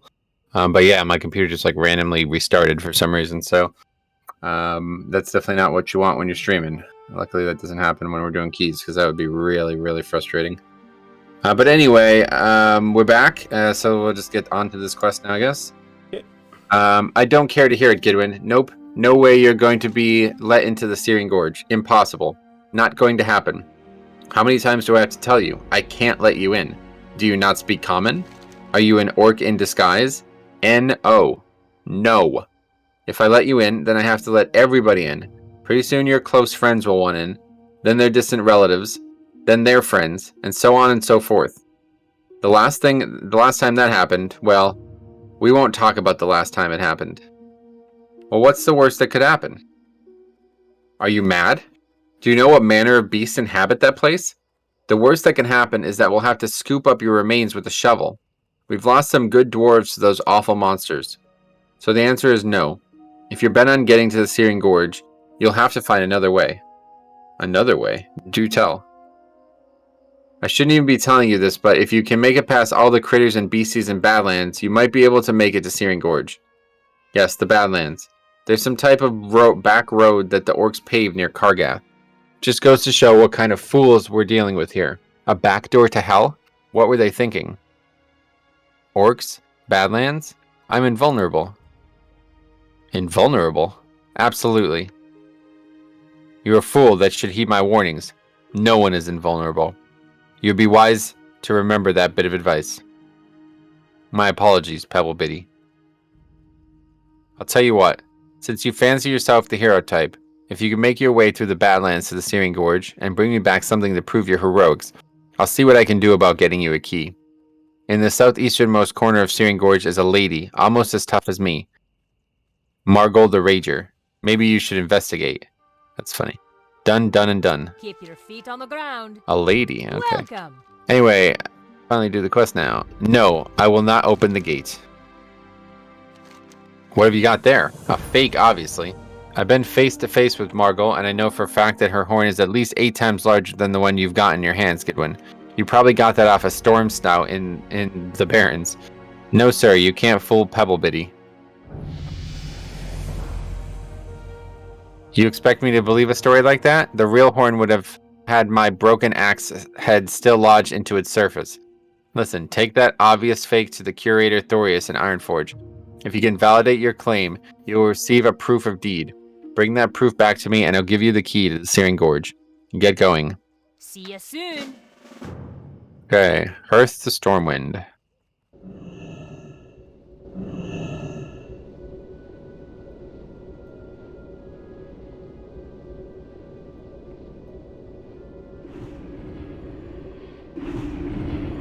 But yeah, 4, 5, and 6 were some of my favorite things of all time. So yeah, 4. I don't even know what 4 is. What is 4? 4 is the one that had the moon whale. It's tough to kind of explain. I never even played that game. Yeah. You start off as a Dark Knight who controls an air fleet, a fleet of airships for his king. Wow. Yeah, I've never played that game, I guess. 5, I remember, and 6, I never played, but I've seen you play, I think, or seen somebody play it. Okay, we're flying to the Blasted Lands. Where's that? And Netherguard Keep. Where are you, Blasted Lands? There we go. Light bless you. Let's see, Final Fantasy. Is this a game that came out? And maybe it never even came out. When did this come out? Final Fantasy IV came out probably 92, 93. Oh, Super Nintendo. That's why. Yeah. There is a PS1 version of it. I can't remember which one it is because they bundled it. Hmm. I think they bundled like 4 and 5 or 5 and 6 and 4 and something else. Yeah, I think it was like 4 and 1 and 2 and 5 and 6 or... Yeah, that's when I played 5 and 6 was when they did that. I remember that. So, but yeah, the 4 has is a story of redemption. Let's just put it that way. I'm not going to say much more than that because the story starts really strong. I'm never going to play it. you can talk all about it if you want. I haven't played that game in so long. I'm in the middle of a playthrough of it, and I just kind of let it go one of those times when I got really sick for like a couple months. And when I came back, I was like, oh, I'll just continue Final Fantasy X. Because I was in a place where I needed to do a bunch of grinding before I did my next stream of it, so... Oh, that's another thing I want to talk to you about. Dude, like, what is with you in this grinding thing? Are you actually, like, spending, like, significant amounts of time leveling Cloud and shit? 2-3 hours when I go to do it. Because you're 3 levels higher than me, and I'm using a mod that gives me 5 times more experience. I'm not spending a huge amount of time. Like I said, 2 to 3 hours when I do it. Huh. That's a lot. I probably only played the game like 10 hours up until the point I'm at right now. I'll have a look next time I bring I it don't up. think that's needed is my point. So if you're doing it because you think it is, it's definitely not. Probably not even a good thing either, because I'm pretty sure there's only so high level that you can get to in the non-New Game Plus version. So you're probably just going to hit that cap, and then you'll be there way too early. Interesting. But you're like well over halfway done with the game, so it's actually now that I've like played it myself, it's actually shocking how little there is to do outside of watching the story. It's like probably like 50% of the gameplay is watching the story, which is very odd. I guess it can be justified because it's a remake, and a lot of it is about people replaying it. Oh, I'm not saying it's a bad thing. I'm just shocked because it took me, like I said, it was like 11 hours of cutscenes that I watched that one day, and I think it's probably only going to be about 30 hours of actual gameplay. So, for me, maybe less. Honestly, we'll see what happens. I'm doing like every single fucking possible side thing ever. And I'm still only like 10 hours to the point I'm at right now. Rose says, a paladin, sheesh, auto attack a clock. Yep, I love it, to be honest. Okay, let's go up here. No.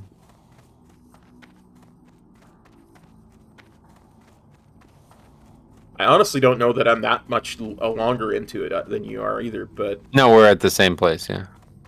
I mean, time-wise, I don't think I'm that much. Oh. I just... Because I think... Well, you're what? There were battles that took me way longer than you probably did you. Yeah, before I started using this mod, it was just everything was just one shot. That was it. Gidwin, you come bearing a gift. My attention. Ah, yes, the feather belongs to a fine griffin, one destined for great things. If he can survive into adulthood undamaged, you wish to find him? Then listen close. Actually, I'm not really sure.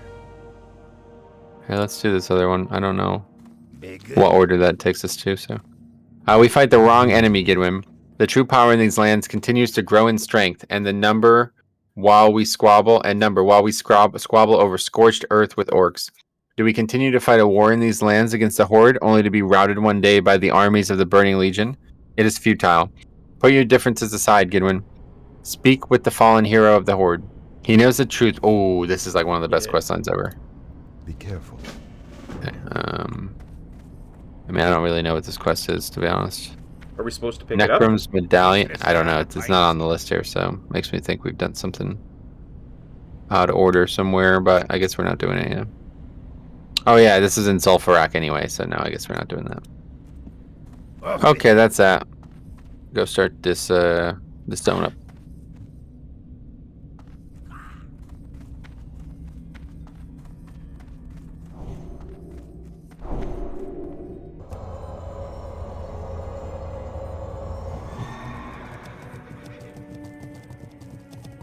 I've never actually done this this Hero of the Horde quest. Really, I've never done it to completion on either side, but I've never done it at all from Alliance side. I didn't even know there was an Alliance side to it. I think I've done like 1 or 2 quests on it from the Horde side, but... Well, this is that quest that takes you to that elite Dreadlord or whatever. Oh. You're actually the first person to tell me that this even existed back in Legion. Oh! Because I was like, who the fuck is Laura Metholipides or whatever the guy's name is? And you're like, oh, you don't know? It's this guy. And then you sent me down this, like, you know, rabbit hole, basically, of finding out who all these characters were. Interesting. I didn't know this was the intro to it, because it's not on live, so... Oh, it's still there in live? It's not there in live, is what I'm saying. Oh, I see. I don't even know if the Fallen Hero of the Horde is still there in live. No, definitely not, yeah.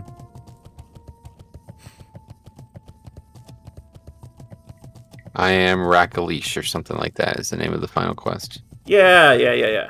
What's the name of the demon that is inside? Well, eventually will be inside him. Ooh. I guess we don't need this Torch of Retribution anymore, huh? Go ahead and delete that. Yeah, we don't need that. We helped the Black Dragonflight a night enough for one day. Yes.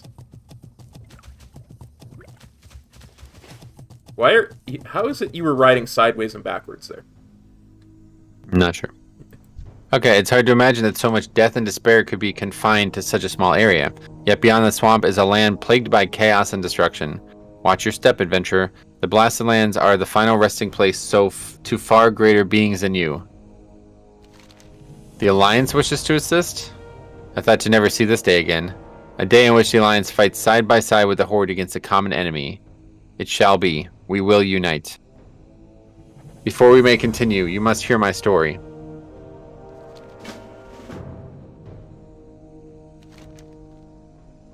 Oh wait, hold on. There's this first page too. Would you believe that in my darkest hour, at the apex of my being, I failed?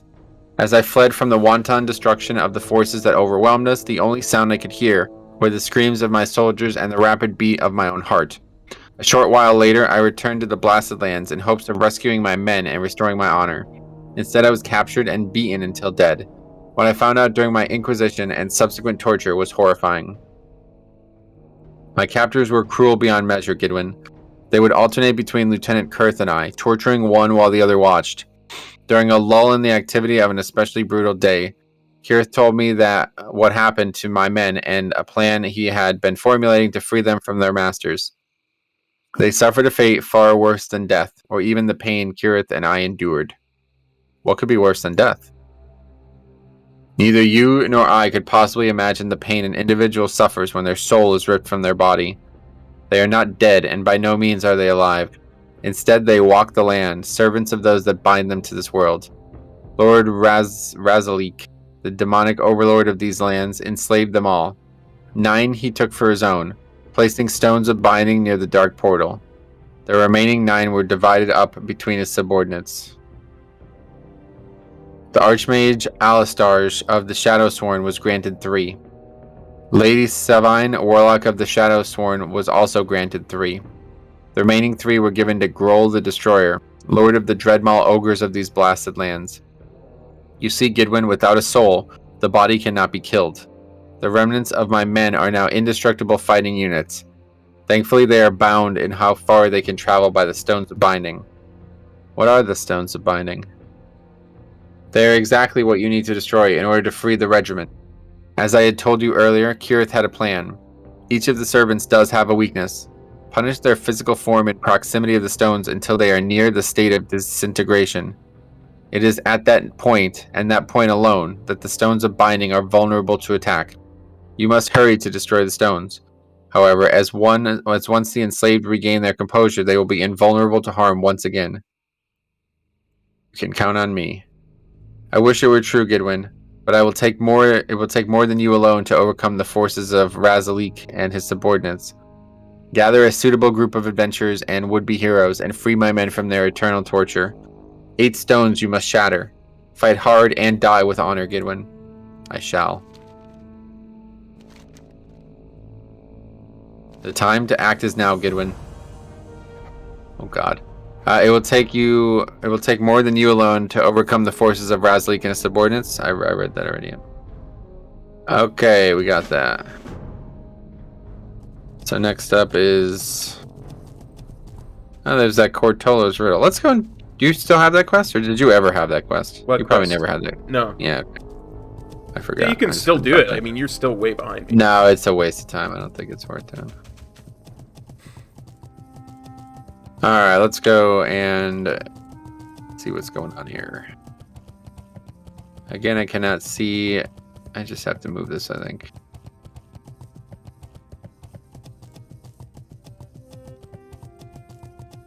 Where's the lock button? There it is.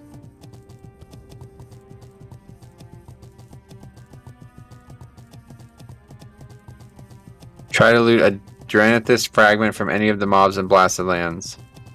Then collect the following items. Okay. Good.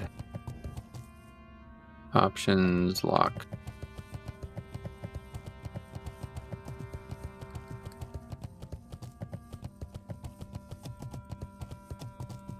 Okay, so these are actually quests that we don't even have to pick up to be able to do. So we'll just start killing stuff. This is gonna, yeah, so probably be the rest of the playthrough, actually, finishing these quests. This usually takes me like an hour on its own, and now we have to get twice as many things. Oof. We need 14 Vulture Gizzards each, 11 Basilisk Brains, 6 Boar Lungs, 6 Pincers, and 5 Snickerfang Jowls, and that's all divided by, or multiplied by 2, so. These are like, most of these take, I already got one now. Most of these take like usually 3 times the amount of kills to get the items. But I guess the good thing is if one of us gets extra, we can trade it. Absolutely. This number is really important, and usually I have to do all the math, but now that we have this add-on, we don't have to worry about it, but it's like, it's going to be hard to remember, so we'll have to reference it multiple times.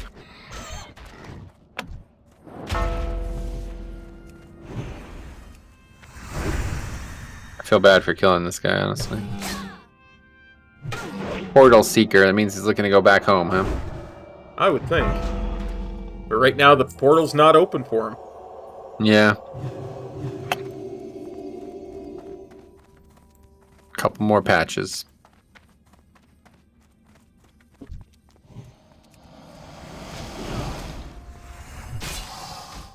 Guess we finally actually like caught up to the guide though. We're finally the right level for this guide now. Thanks to the 100% experience boost.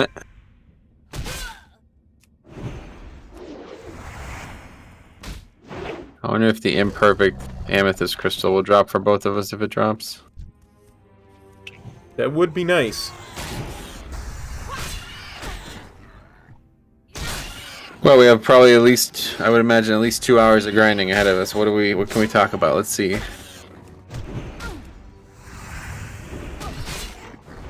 What's your favorite type of math?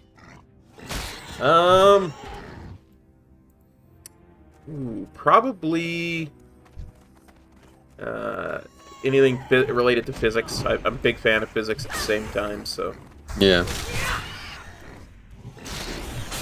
Yeah, you would have an answer to that question. It's hilarious. It's been a long time since I've actually done any math relating to physics, too, so. Oh, really? How come? I chose not to pursue it as a career in college. Is that why? Yep.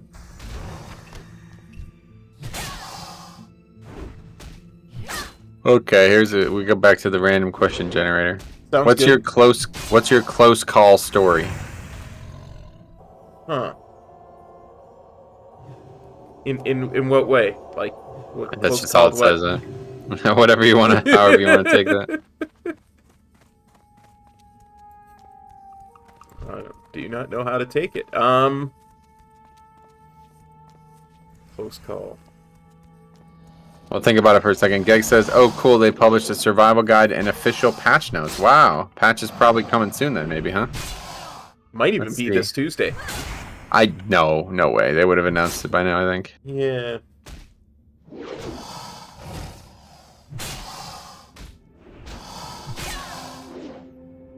Well, my favorite WoW close call story ever was when this actually happened multiple times with Siler, but we were doing I always confuse that there's a Blade Lord and a Wind Lord in Heart of Fear. And it's like the one that you would think would be the Wind Lord was not. It was the Blade Lord. But anyway, whatever the second boss was of the two. Okay. Oh wait, no, and I'm also confusing the story. It was yeah, that's right. That's what that's the boss. And so we were really struggling with this fight. It had a really annoying mechanic that we didn't play well with us at the time. And we were like on this boss forever, and it was like finally coming close to dying. So we're like coming to the end, and at the end gets insanely hard. Like it's like 75% of the fight is zero danger, and then all of a sudden the last 25% is like the hardest part of the fight. Oh, that's the one you run back and forth in the hallway because of the tornadoes. So it's not that one. It's that, Oh. and I think that's Blade Lord, because you would think that the tornadoes would indicate that that's Wind Lord, but then the next one is the fight I'm talking about right now, and that one must be called Wind Lord. But anyway, we're doing this fight and we're struggling really bad, and we're finally like getting close to the end, okay? And we're getting the boss is at like 5%, okay? And my fucking mother comes in the room and starts banging on the door. She's like, "I need to talk to you," and we're literally like percentage away from killing this boss that was giving us fits, and I'm probably like one of the only healers. I don't know what the situation was at the time. But I just remember I turned around and said to her, I was like, "This is literally the worst fucking time you could ever pick to want to talk to me about whatever it is you want to talk about." And she got really mad at me, and I turned back around and I was dead. And me dying as the healer ultimately caused the wipe. Okay? So we have wiped to this boss. Everybody is dead. The boss is at fucking 100k health or some shit. Sub 1%. Siler onks. Applies a flame shock. Gets his rock elemental out, dies again, and the rock elemental takes one melee. The flame shock kills the boss, and we get our first kill of the fight. Wow, that's awesome. And it's like, yeah, and like not only did he like onk and save the kill, but he like if he didn't get the flame shock on the boss, we would have wiped still. You know what I mean? Yep. Like it was only the dot that was able to get us, because he died again, and then the rock elemental survived like one melee and died. And that was it. Wow. Kept the boss from resetting. Yeah, but I'll never forget that, because I'm like still like you know what I mean? We waited for 4 hours that night, and for that 1 minute of time, it was the only time that anybody distracting me would have been an issue. Yeah. And it happened to happen. I'll never forget. I turned around and said, "This is literally the worst fucking time you could ever pick to ask me about whatever weird shit caused her to ask me." And I was just like, "Oh my god, I'll never forget that feeling." And she's like slamming, banging. She's like, "Hello." I'm like, "Oh, dude, the worst time." Oh man. Similar story, and you know this story anyway. We were getting to the end of the night, and we were in Nyalotha, and we were on this boss that we had been trying to kill for 4 hours, and my phone rang, and I was like, "Oh god, it's my mother," but it's like 10 o'clock at night. So I'm like, "Oh, I have to take this call, because it's not, she wouldn't call me at 10 o'clock at night." Yeah, it could be horrific. So I'm like, I cue my guy, I'm like, "Guys, I have to take this call. I'll be right back." And Mitch was like, "Okay, we're going without him," and kicks me from the group and immediately pulls. And so I answer the phone. It's my mom, and she's like, "Oh, well, no, it's nothing serious. I just wanted..."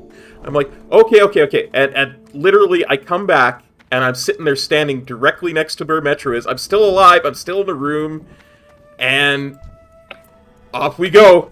I start fighting the boss, even though I'm not in the raid group, and we killed it. And it was the first time we killed it. It was heroic, but wow, that would still got loot. I was getting no healing, but I still managed to live. That. You were still in the raid, but not in the party, and you still managed to stay alive the whole fight. That's actually kind of badass, to be honest. Like, I wish that could be better represented, like with the video of that happening, because that's really interesting. Ex-country runner 78 says, "Imagine if Metro's mom had come in just to ask, 'Are you winning, son?'" Yeah, like for real, like basically wiped us. And Siler had to pick up the slack. Amazing. Another rare. What the fuck? Amazing from a guy who holds the guild record for most deaths in a single pull. Yeah, he was like he was the ultimate streaky hitter with Onk, man. I've never seen, like, he did the same thing in Thok, and that video is still on his channel. And he had done it so many times where he onks and we kill the boss because he onks. Like, legitimately, that's the only reason he did it. He did the same thing on Elagon too, on the dragon boss in Mogushan Vaults. Oh yeah. The Enrage wiped us, and Rick and K-Maz survived the Enrage somehow because Warlock and Bear. And then Siler onked, and those three of them finished the boss even though he was enraged. And so that had happened multiple times. But then there'll be times where he onks and just immediately dies again. And that happened on Thok. And this was the same situation on Thok. The boss was like 0.1%, and he was recording the pulls. Or maybe he was streaming it. I don't know. Either way, he has the video on his channel. Where? Another one? Yeah, the hyena down there. Go ahead. What the fuck? 3 rares? All within like 100 yards of each other. Okay. Careful, don't aggro. Too late. But anyway, yeah, so he onks and then just immediately gets eaten by Thok. Because if you're in front of Thok, he will just bite, he will just eat you. That was like the mechanic on the fight, basically. So it's like, it's funny in the video, like he's like, I got it, I got this, I'm gonna save the raid. And then he just onks and just like 1 second later gets eaten. Sorry, I had to bubble. No, you didn't.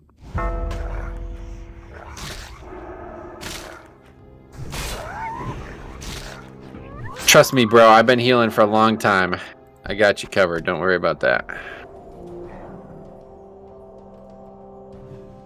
That's an interesting piece, though. Not really very good, but... Okay, so we've now killed 3 rares. Imagine if they actually gave, like, quest experience. We'd be on our way. Yeah. I've gotten a single Snickerfang Jowl yet. Have you gotten any of these items yet? I don't even know what it is I'm looking for. Vulture Gizzard, Basilisk Brain, Blasted Boar Lung, and Snickerfang Jowl. I definitely have a Blasted Boar Lung.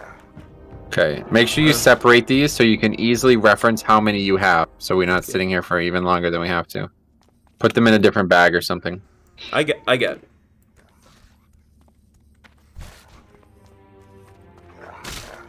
Right now I have 1 of 4 of the items.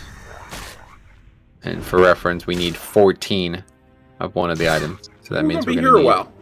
Yeah, this is well, I always say this and it usually doesn't end up being true, but this will probably be the rest of the episode. Oh, I got a Snickerfang Jowl. Great. So make sure you hang on to that and put that somewhere that you can reference it easily. But these 4 quests usually take me. This is basically us doing 4 quests right now.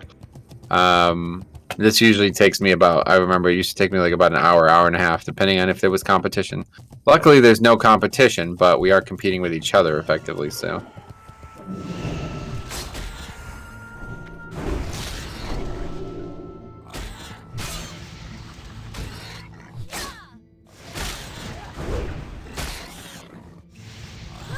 Of course, the lack of competition is why there were 3 rares up.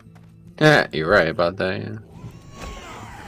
Stupid Black Dragon gonna be a problem here, it looks like. This is the guy that people kite to Stormwind and have him kill all the players. It's like an incredibly dangerous rare. I don't know why it's even in the game. It's like a world boss, basically. He does like this massive frontal AoE that just like fucking does like 1,000,000 damage.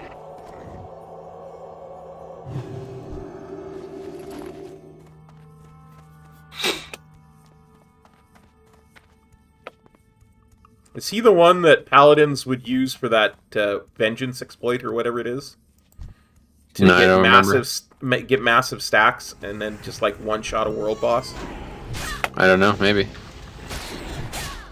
There's been so many iterations of that problem that I don't even remember which one you might be talking about.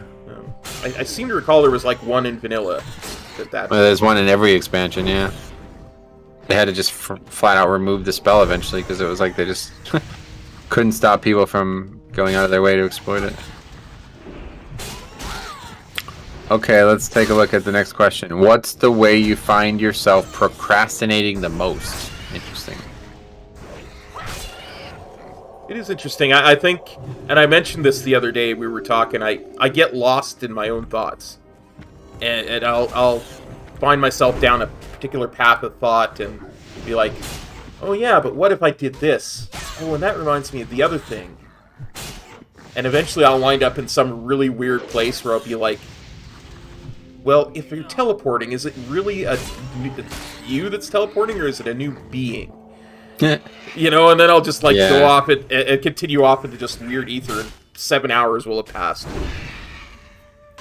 Yeah, I'm kind of the same way. I wouldn't really say that kind of like ponderous thought is the way it proliferates for me, but for me it's like I feel like I almost have like insane ADHD with certain hobbies. Yeah. Like if I like start, like it happens a lot with golf. Probably not the best example. Obviously video game better example. Like it's like, okay, I always give myself days off WoW, right? Yeah. Or time off WoW especially. So like, okay, I have like a 5-hour window here where I'm going to refuse to play WoW, and that's just me trying to battle like psychological concerns. But anyway, so we're gonna do this, right? What should we do? Okay, well, actually, I really want to play Pokemon. Actually, no. You know what? I really want to check out Dark Souls, or I really want to check out Golden Sun again, or I really want to do like all these different things. And then like 2 or 3 hours will go by, and I'll have done nothing. Like I would not have even started. And so I do that, and I don't even know if that's called procrastinating, because it's not. You know, I'm not procrastinating. It's just and I do this with WoW too all the time. Where I'll be like, okay, I really want to level I want to get a warrior up to max level so I can try tanking Mythic Plus on a warrior. Yeah. But wait, hold on a second. Where am I going to get a legendary? Maybe I should do this instead and get money. And then it's just like, I just have so many things. Maybe I'll do a leveling challenge. Maybe I'll go on Classic. Maybe I'll do all these things. And it's like I end up. There's so many ideas. I end up doing none of them. Yes. And I don't know. I don't think that's healthy. Honestly, I have to imagine that some kind of problem with gaming and stuff in general. I'd imagine. I don't ever remember being like that when I was young. I do that too. Like I'll be like, okay, well maybe I'll do some stuff in this game that's not related to WoW. And I used to do that with Hearthstone a lot. To be like, okay, yeah, I'll go play some Hearthstone. And, but I was gonna do some grinding in Final Fantasy VII. And, but you know what? I really need to do some stuff in Final Fantasy IV, and 10 hours later, I'll just be like, well, nothing's happened. Way to go, cop. Way to go. Rough. The thing is, once I start something, my attention is firm, but it's like I just can't pull that trigger. I feel like I am the same way in golf too, and I was gonna bring it up, but it's like. For me in golf, it's like I can't decide on what shot I want to hit. It's like, okay, should I hit this club? Should I do that? It's like I just sit there for like 5 minutes thinking about what I should do, and then it's just I get overwhelmed with the mental side of the sport. Yeah. Anyway, Alex Tingsted says, "What's up? How's it going, Metro? What's up, buddy? How's it going, man? It's going good. Hanging out with my good buddy Cop here, and we're getting ready for 9.2 on the way." That's right. Cannot wait. Cannot wait. Zereth Mortis, here we come. Yeah, you're right. Okay, this is almost the same question, I feel like. Would you consider yourself decisive or indecisive? Oh, indecisive. 100% indecisive. I can't even decide where to go for food. Like, I guarantee... Oh, yeah. Food's another problem for me, too. I did, like, next week when my mother and my stepfather come in to celebrate my birthday, they'll probably be like, okay, let's go out for lunch. And they'll be like, where do you want to go? And I'll be like, And so now that you brought it up that way, I'm starting to think I understand a little bit more about why I feel this way. Because I have an abundance of choice, and choice and me just don't seem to get along very well at times. So that's why. That's the same thing. That food, I have the exact same situation. If I gotta order food, I'm gonna look at the app and see what's there, and I'm gonna be like, oh, I could have this, and I'll just sit there for like, I'll scroll down every single restaurant and find some reason that I want to eat there. Yeah. And then I'll just be like, okay, I'm just gonna get Wendy's again. You know, it's like the same shit every time. Yeah. So it's like, it's kind of sad actually. Like I don't know, but I don't know, is that indecisive or not? Like I don't think that's either. It's not. There's too many good options in my life. Like the world is so easy now, and there's so many great ways to live that I can't decide which way I want to live. Yeah, there's too much choice. Yeah. Too much good choice. Not enough dire consequences to the choices either. It's just all pleasure. It's like, should I play Golden Sun or should I play Pokemon? Well, they're both fun. It's like, so there's, it's not like, should I live or die? Well, that's an easy one, like, It's a little bit easier to make some decisions when they're actually like consequential. Yeah. It's interesting. Although Wendy's is good food, I tell you. I don't know. Wendy's is really quick and easy, and it's like super cheap, so it's always just a go-to. Yes. And it's not terrible food either, I think, this sounds really weird considering how much shit I talk on McDonald's, but I actually think Wendy's is like better food than most restaurants. Yes. I don't know what it is. I'm not exactly sure. Like, I don't know a lot about maybe the chemistry behind all this stuff. But there's certain food, like this place that I used to get food from all the time.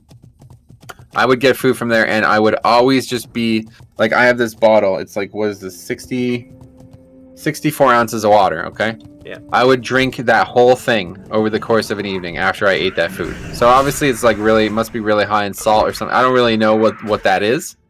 I don't understand the chemistry behind it. But it doesn't make me feel good. And it's gotten to the point where it's like, I just don't want to eat there anymore, man. Like that can't be good for me, you know what I mean? And you would think like, and like Wendy's would do that, like fast food. If this restaurant that is trying to make good food is making the food look at this, another rare.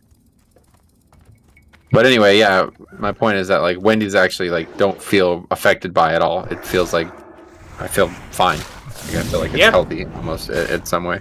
You know what I think a lot of it is Wendy's stuff is never frozen. Like the meat is never frozen, so it's always fresh meat. And I think that makes a huge difference into the quality.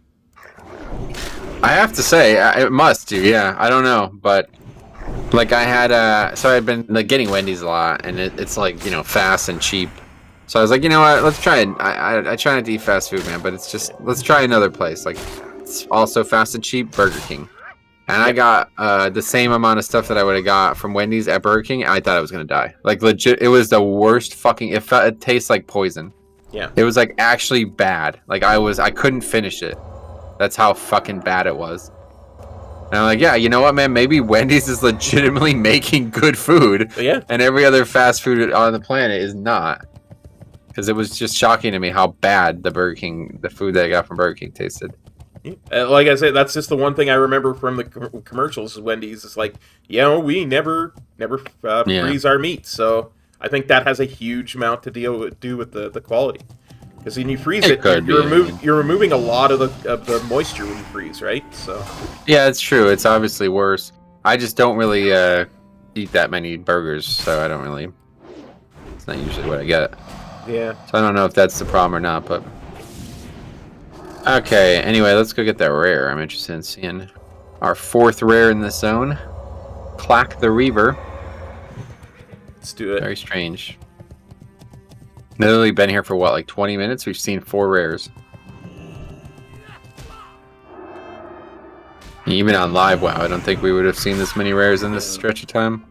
Well, it's such a barren server, right?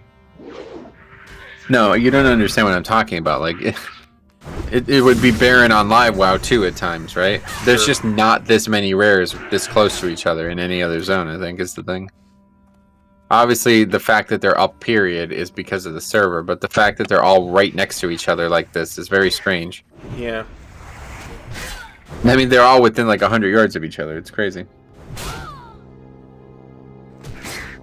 I get what you're saying.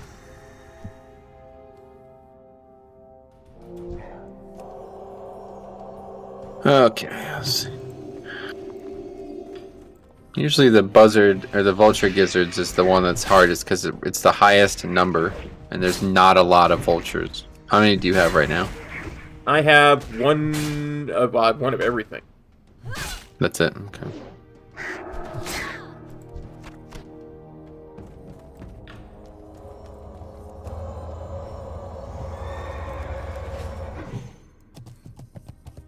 There's 4 things, right? 5. I haven't gotten any Scorpok Oh, pincers I got yet one either. of each. I got one of each then. Oh, okay. I just found the Scorpok pincer. One pincer. I have one brain, one gizzard, one jowl, and one lung.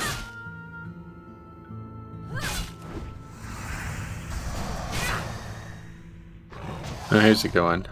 What is? I think we actually had this question already. What is your favorite spice? That's... yeah, I would say garlic most of the time. Yeah, I remember talking about garlic with you, and I don't Yeah. remember why. So it makes me think we already answered this question. Yeah, I think because I literally, as I said before, I don't think that it's possible to have too much garlic for my taste buds. Yeah. But And I think you said that, and I would totally agree with you, but I've had this weird problem where my mouth gets really dry after having a lot of garlic, so... I think if outside of garlic, since we're having the question again, I would have to say I've been using a lot of taco spice lately. Yeah. For some, I don't know what's in that, but I have the same fascination with taco seasoning as well. Since I eat so much rice, one of the things I do is I will basically a taco spice the water so it becomes saturated with it. And then it because you don't lose any water when you make instant rice, that all kind of filters into the rice itself and gives it a really nice flavor. Interesting. Never even thought about that. Bynum says, "Greeting Paladin buddies." What's up, buddy? What's up, buddy, What's buddy? up, Pally Pals. Pally Pals, Pally Pally. Oh, this is a good one. What situation was nearly a disaster that you were able to prevent from being a disaster? Huh.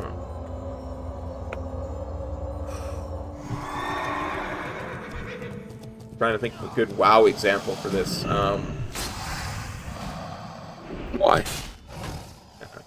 Just because There would be a WoW example. What kind of disaster could exist in WoW?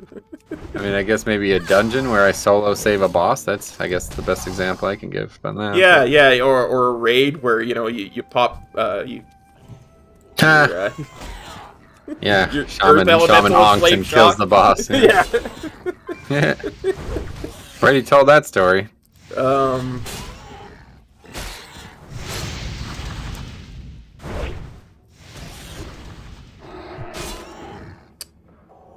almost a disaster, but I prevented from being a disaster.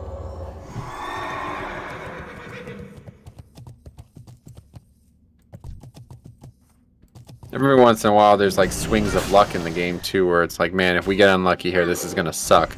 Yeah. But then we get lucky and it's just easy. Happens all the time in keys. And and is that another rare? Okay, this is really weird.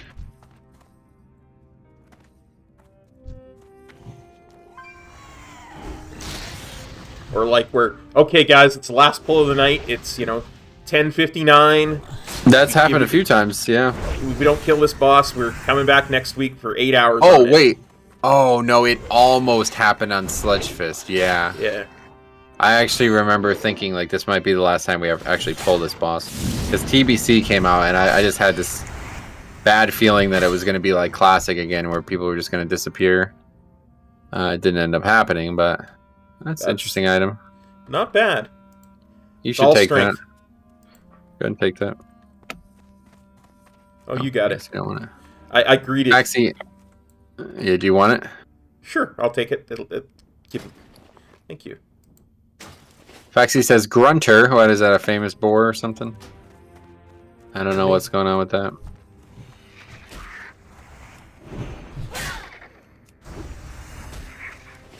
I don't know. That name does sound familiar, though, for as far as boars go.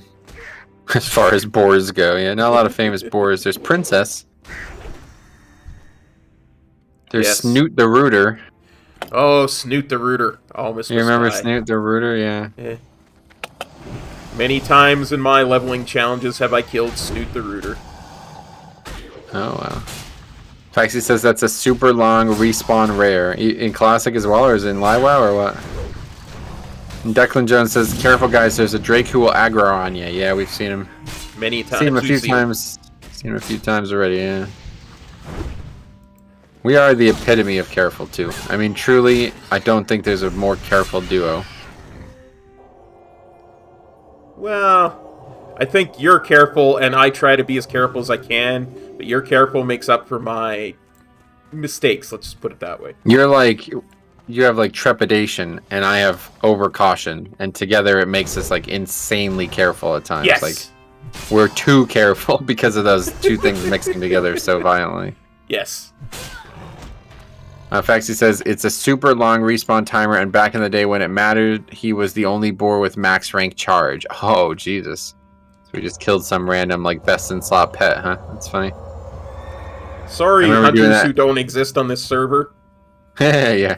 I remember doing that on, in Cataclysm, in the Hyjal area, with those, those rare pets, and they would drop a crystalline tier of loyalty. You remember that? And they were like so sad that you killed them instead of tamed them or whatever. It's funny. I remember. Okay, when you first invited me to the guild, I made a death knight because that's the quickest way to get to max level, so that I could have a max level tune on Fire Tree.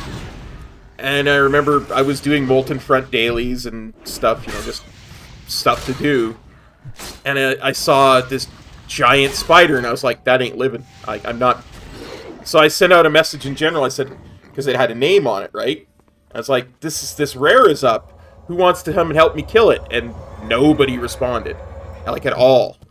Nobody said, don't kill that. That's a hunter pet. Nothing. And of course, me being the clueless one that I was like, well, then it dies. And I went and I soloed it and I killed it. And just as I did, a hunter showed up. And it was an alliance hunter, and he just looked at me, and he just started saying something, yelling in alliance, and I couldn't understand what it was. You could just tell that he was very upset with me. That's sad. I feel bad for that guy, honestly. You really fucked that dude up. It wasn't intentional, and I felt really bad because I didn't know why. And so I looked the thing up on Wowhead, and I learned that was a hunter thing, and I was like, oh, sorry. Man, that's a sad story, honestly. I feel really bad for that guy.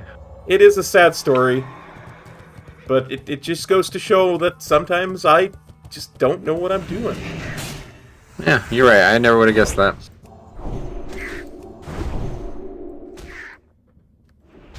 Well, in a strange twist of fate, I'm actually almost done with Blasted Boar Lung. How many of those do you have? I have 2 Blasted Boar Lungs. Yeah, okay. I have 3 I'll probably get enough.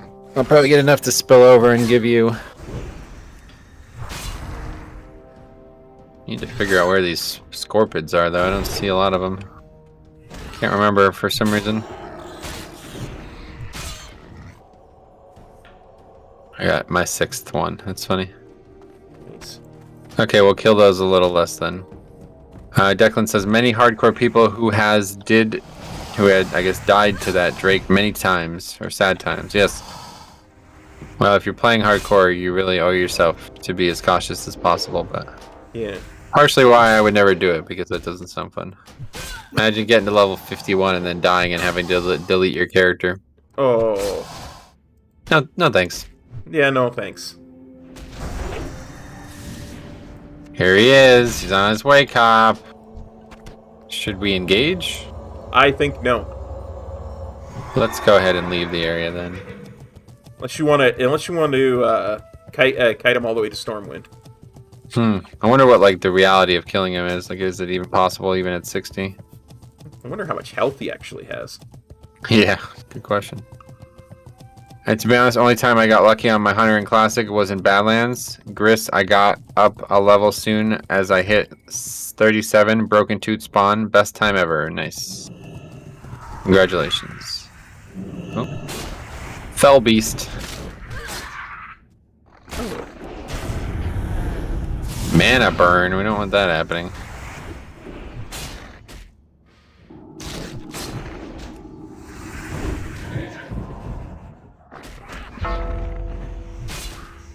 Was that dragon ever used in game? I don't know what it's for, yeah. I think it's just one of those like Fell Reaver type thing. Well, actually Fell Reaver is for a quest, but yeah, I don't think it has any purpose.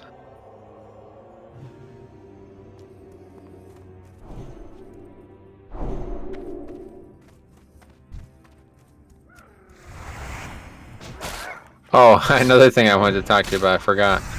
When I did that, you remember that puzzle where in Final Fantasy VII, this is where you had to like move the two joysticks at the same time to open the locks. Oh, jeez. What the hell was what was hard about that? What did you struggle with? It's just timing. Because when the things light up, you have to wait a second to do it, right? Like, and you always like kind of anticipate because you can see where it's going to go before you're supposed to do it. So you'll like do it beforehand, but oh, I see. I was always too quick. Was the thing. Oh, okay, interesting. I just did it like first try every single time, 4 in a row, and I was like, wait, what? You had like you were there for like 10 minutes, and like Tifa was like, oh, you did so well, and you were like really upset. Like you're like, oh, I didn't do well at all. I really didn't do well at all. I just thought I was missing something about what happened there. I thought maybe your joystick was broken, because I remember you said something was wrong with your controller, right?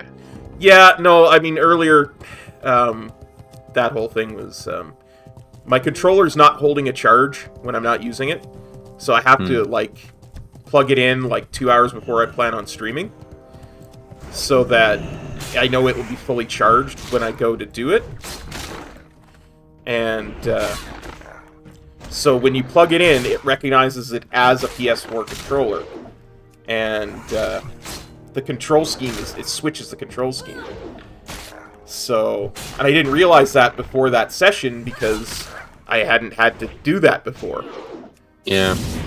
But that was where I couldn't find the map because of that. And I didn't have long-range shots on the bike because of that. Oh, right. But as far as those were, that had nothing to do with. I get it, yeah. Yeah, I would never use a wireless controller, honestly. It seems like a complete waste of time. But they don't make a lot of wired controllers. I have this really good one, and it's like a fucking like knockoff of an Xbox 360 controller. Gotcha. It's like, I don't even know what it is. It's an actual Xbox 360 controller. It's just not made by Xbox. Yeah. And it is insanely, I love this fucking controller. But because I had it wrapped up so long and not touched the wire is actually starting to fray. Oh, I gotcha. It's like the casing of the wire has separated. So you can see the wires underneath it. I don't know if that's going to be an issue or not. Hopefully that won't be an issue. But if it is, I don't know what I'm going to do because they don't even exist. The company that made this don't even exist anymore. And it's like, this is like the best fucking controller I've ever owned.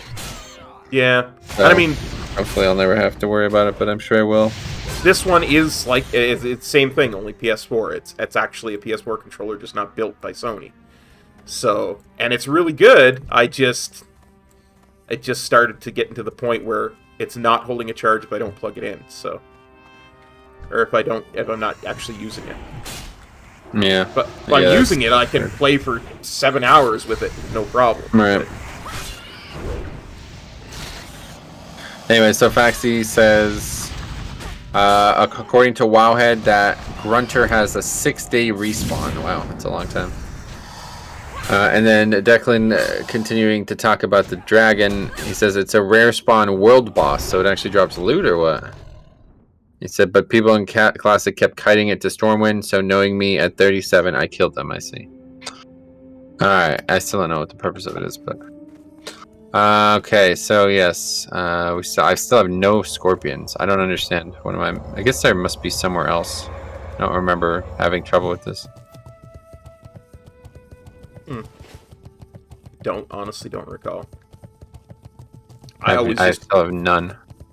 I have one scorpion pincer. Yeah, it's gonna be a big issue. I think they're over here.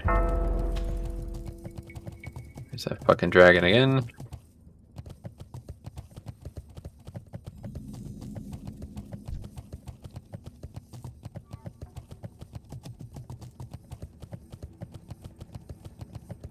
Get to hear the Baron's music again for no reason.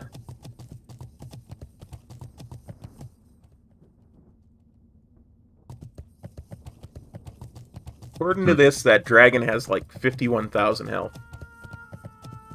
Oh, what? Wowhead? No, that's just my add-on, my real mob health add-on. Oh, cool.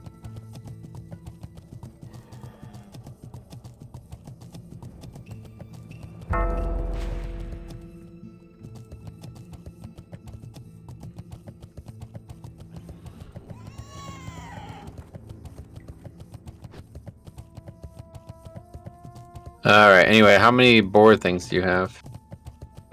Blasted boar lungs? Yeah. I have 2 blasted boar lungs. Okay. Just trying to figure out where the scorpions. I think there's some here. Okay. Problem is I'm not actually, yeah, here's some. We're not actually on the quest, so I can't look at Questy to figure it out. Gotcha.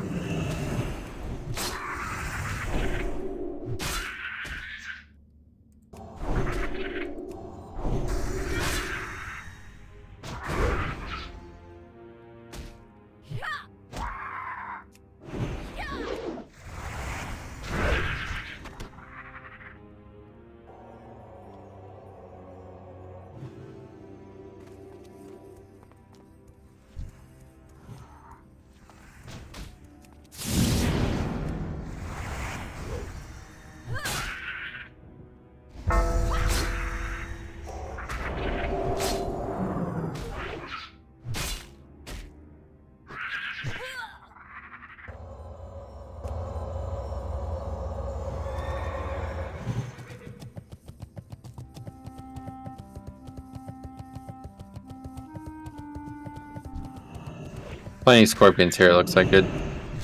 Excellent. Okay. Do you have a bucket list?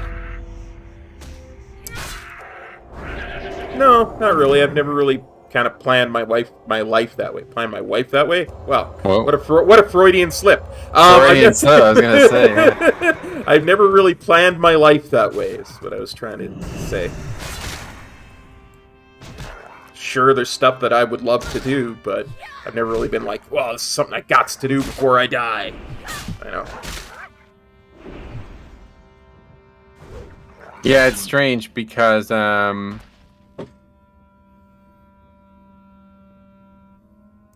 whole like bucket list thing, it sounds very strange. Like I hate to talk about death like this, but I don't plan on dying anytime soon, right? Yeah.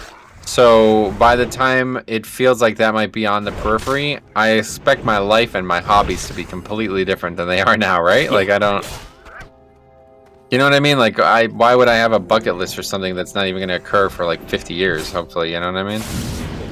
It's just kind of weird. I don't really know why people say that thing. I mean, like, if I'm gonna be people say all the time. Good. If I'm gonna be 120 years old and I'm on my deathbed, I'm not gonna be like, man, am I ever glad we cleared that one raid tier? Yeah, exactly. You know what I mean? Like your life is gonna be so different by the time that comes up, you know? But what I was thinking of, it's like people are like, oh, you know, like going to Pebble Beach is like a bucket list thing, and like you should plan on doing that if you like golfing. And it's like, dude, by the time I get to that point in my life, I might not even still be playing golf. Like, well, I'm not gonna spend $1,000 to golf at a place and then realize like 10 years from now that I don't even really enjoy golf that much. You know, I you know what I mean? It's just like living that recklessly seems very weird. Yeah. I could see if you're 80 years old and you've always, for 80 years, you've always wanted to go visit Rome or something like that, and then you go, Yeah. you know? But if you're like 30 years old and you're like, man, I gotta go see a Duke, North Carolina game before I die. It's like, okay, if you're sure. Better make sure you're making the right decision. That's probably one thing that I would say, maybe. Duke and North Carolina game. I would just love to be in Cameron Indoor. I feel the same way about Staples Center, or what it's called, Crypto.com Arena now. Crypto Arena now, yeah. How funny is that? The Staples Center. Staples, like, is that even a company anymore? I have no idea. I think it is. I'm pretty sure there's Staples in Canada, so... No, not the metal object. I mean the company. I'm talking about the company, yeah. I'm talking about the store. Oh, that was in Canada? I thought that was a US thing only. I think it's both. Wait, hold on. Oh no, it's Toys R Us, isn't it?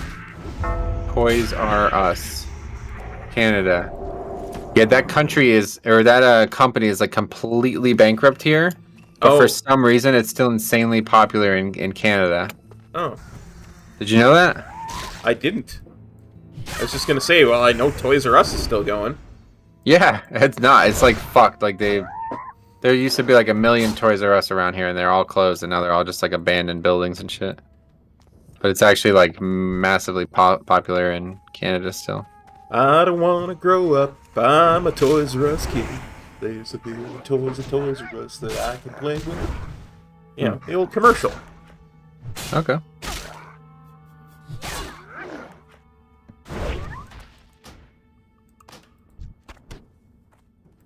I only found that out. It had something to do with the Blue Jays. I can't remember why. Maybe they're sponsored. Yeah, it could be. I bet you at Sky Dome it's on one of those little plaques around the thing. But yeah, the company filed for Chapter 11 bankruptcy in September 2017, and all branches in the United States were closed by March of that year. Oh, wow. So how nuts is that? So within 5 months, they shut down every single plant in the United States, but there are 81 plants in Canada right now. Wow. 81 stores, whatever. 81. That's a lot, man. Canada's, like, you know, it's pretty big, but it's a lot of fucking places. That means that place is dominating. Like, it's crushing it, right? Yeah. But somehow in America, they can't have any stores. They have 0 stores. Strange, right? Yeah, that is incredibly strange.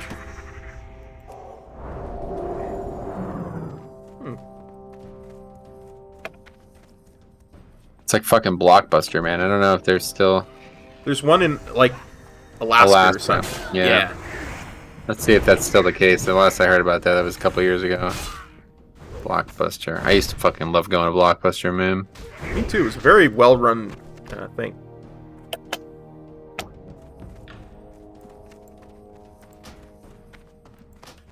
I'll never forget the first time. So I had rented, I think it was Pokemon Coliseum. I think that's what it was. I rented Pokemon Coliseum, and I played through it a bunch. And then I think I had some kind of like, I can't remember why I rented it again later, but like a high amount of time went away, like it passed. And then I came and rented the game again. Maybe I rented the wrong game. I just remember thinking like, fuck, actually this is dumb. Why did I even rent this game again? I really don't want to have to do the entire... I really don't want to have to do all of that stuff again. And so then I put the game in, and I'm like, wait, what the fuck? My save data is still here. Like, I didn't actually fully understand how saves worked back then. Oh, okay. I thought they were saved on the game, because that's how, like, Super Nintendo games would have been. They would have been saved on the game cartridge. Yeah. But now they're saved on, like, a little hard drive that's in the controller in the Nintendo 64. Oh, okay. So I was like actually able to rent the game and pick it back up months later without having to start over. Oh, nice. And I'll never forget that. I was like, oh my god, Blockbuster's awesome then. Like, why would I ever buy this game? You know what I mean? Yeah. I remember renting Final Fantasy 1, not from a Blockbuster, but from whatever the local video store was at the time. And,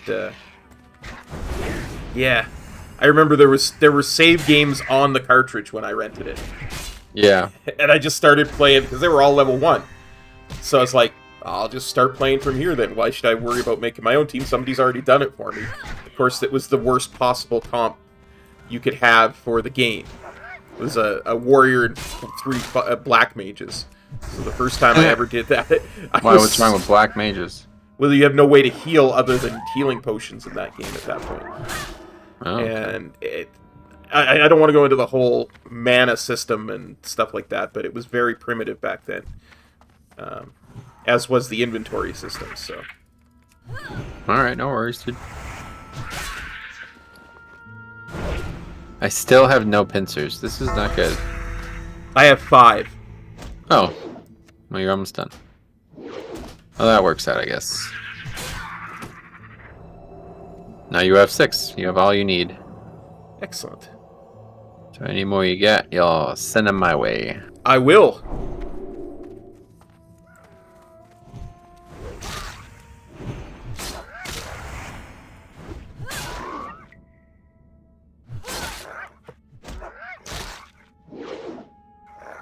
Although corporate support for the brand has ended, Dish retained a small number of franchise agreements. This is for Blockbuster, enabling some privately owned franchises to be opened. Following a series of further closures, most recently in Western Australia in 2019, only one franchise store remains open, located in Bend, Oregon, United States. Oh, wow. So what happened to the one in Australia? Or in Alaska? I don't know. It's not even on there. What the hell? Maybe we were just remembering incorrectly. No, that was on fucking last week tonight. That's how I heard about it. Did you ever see that? Oh, yeah, I did. I love Last Week Tonight. Oh, great. Okay. John Oliver's very entertaining. I agree. Yeah, he gives like a bunch of memorabilia to them, so it better not be a fucking lie. Like, what the? That's the thing about Wikipedia. Since anybody can edit it, sometimes it's not so accurate. Oh my god, dude! I'll never forget this, dude. We were in an English class in college, and we were like in there doing research. We were in a computer bank or lab or whatever it was, you know. And we were in there doing research, literary research for things. And she was teaching us about citing and sources. And she's like, "Yeah, okay. So I'll give you a couple good examples of why you shouldn't go to Wikipedia, or basically like why Wikipedia is not a reliable resource." And one of the kids in the bank, like in the class, so I guess he knew what she was about to do. So she went to George W. Bush's Wikipedia page, and it says, George W. Bush, a complete artard, instead of like president of the United States. And she has this up on the fucking screen, and it's like, she's not realizing it because she doesn't expect it, you know, she doesn't expect somebody to have fucked with it. And it was like, I'll never forget that. I'm like, wow, she actually got her point proven perfectly. I was like, oh, that's perfect. That's funny. I'll never forget that, though. Wikipedia does take measures to, if a particular page is getting like done like that a lot, but it's really hard for them to monitor everything. So. Oh yeah. I think they just rely on other people helping solve that. Yeah.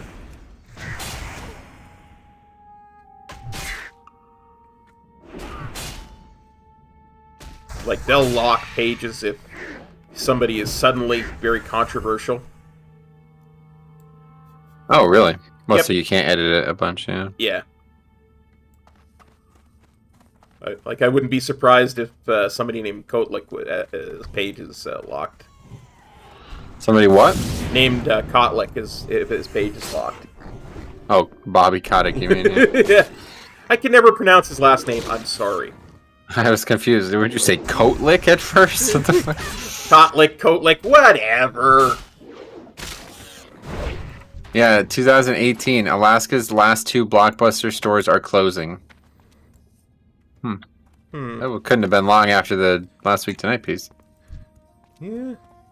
I know what happened to Russell Crowe's jockster app. Oh, Because that was what they gave. They gave decorative stuff from the Gladiator film set. Yeah. oh.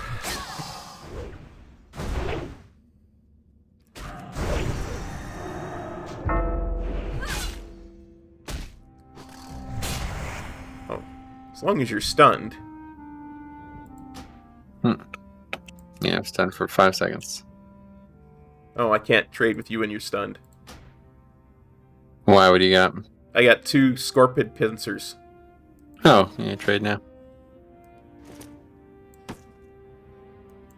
Thanks, man. Happy to help. Alright, good. It's not going that bad. Yeah. This isn't that slow. Usually this quest sucks because there's tons of people here trying to do these 2 things. This is like the ultimate quest to be alone for, because Yeah. it's like really bad when you have to get this many loot drops and you're also fighting for kills. But you can actually just buy this from the auction house, so a lot of times I would just buy the items and come here, turn it in. Yeah, I seem to recall some of this being like repeatable in TBC. Oh, it is repeatable, yeah. It gives consumables that are actually quite useful, like pretty strong consumables. But you can't get experience from it other than the first time. At least I don't think you can.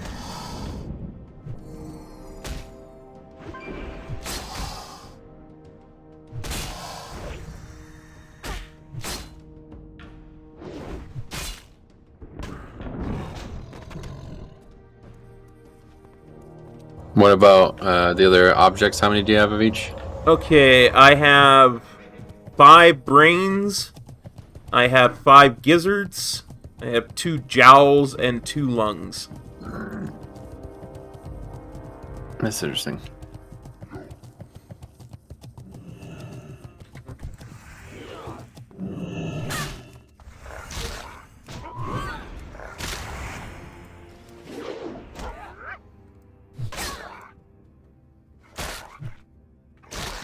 Oh, well, here's an interesting one. How far back can you trace your family tree?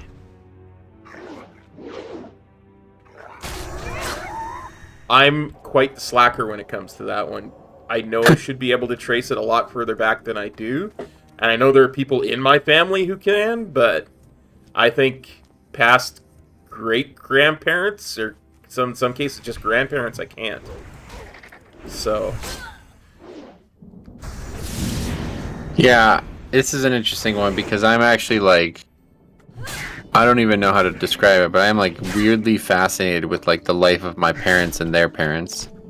But it's like after that, I just don't care. Like, I mean, I've never met the person that comes before that. Mm-hmm. Even my mother never really, like, my mother's grandmother died when I don't even think, yeah, she was not even born yet. So, you know, we're talking about characters in history that never basically even existed for people that I know that are alive right now. So Yeah. it gets to the point where it's like, why do you care? Unless you're like a fucking millionaire trying to track where the money came from. I don't really know what the point of that is. So I don't know how far it can go back, but it's definitely yeah, I'm really like, I just love hearing stories about when my mother was a child and stuff. It's just like so. It's almost like the coolest thing about it is it's like she's talking about a different world than the one I live in right now.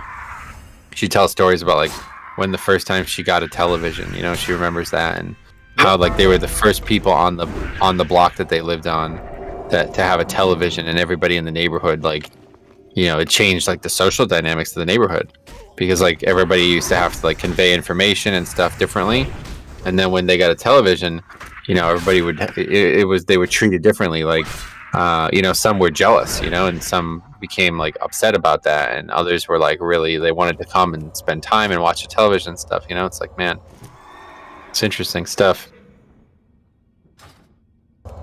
But she lived in an area that I still look at today as like the peak of human civilization in the United States. Like, Oh? These people were all best friends. Like literally everybody in this neighborhood was extremely close. Yeah. And to this day, there are still connections. Even though we're talking about my grandmother, her mother, all of the kids at that time, which would have been like 1930, all grew up in this block, and they were friends for 80 years. Yes. And then their kids were friends for 50 years. You know what I mean? And now none of them talk to each other anymore. You know? So like it's been this chain for the last like 5 years of like funerals of people that I don't even know, but my mother basically grew up around. And it's like almost kind of makes me sad that I never had anything like that, you know? I know exactly what you mean. Like, my mother grew up in a town of like 100 people.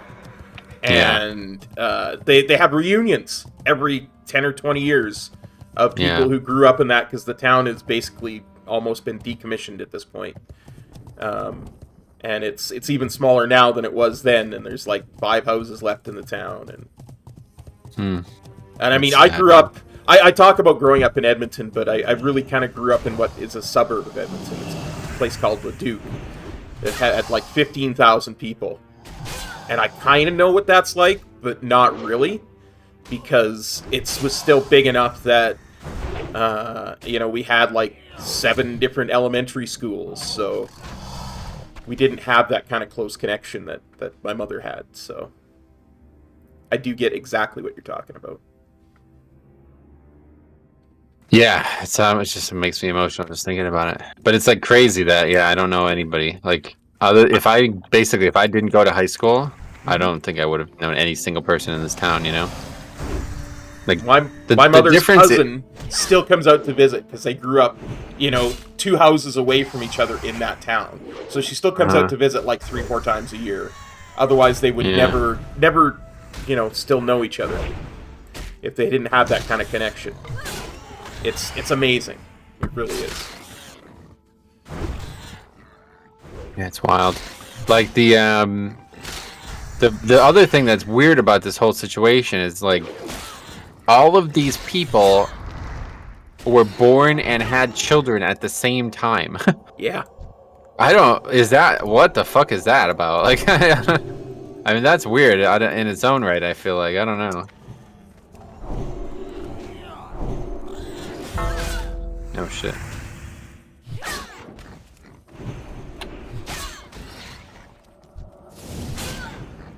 But yeah, I don't know, man. It's kind of weird. Life used to be like so much simpler, I feel like, right? Like if that happened, that meant that like that was just their goals in life, was just to have a family and just be social amongst each other, and that was it, right? Because like I would not know anybody because I'd be too busy fucking playing WoW all day. You know what I mean? Like I wouldn't even really interact with these people in this way, even if... Oh, that is a very rare pattern. It's a shame that we're on this realm. I was just gonna say, I do understand that because, like I say, I was born in the 70s. I know exactly what that's all about. Like, when I was very lucky to have a computer as a young child, and it had a 300 baud modem. What does that mean? Well, you know how your internet connection is a gigabit? Well, this is essentially 300 bits instead of 3 billion bits. When it talks about... That's what a baud is. It's a bit. Bits per second, essentially. And that was originally... The best way to put it is... Oh my god. Oh, that Black Drake's gonna come, dude. We're gonna... This is all of a sudden extreme danger we're in.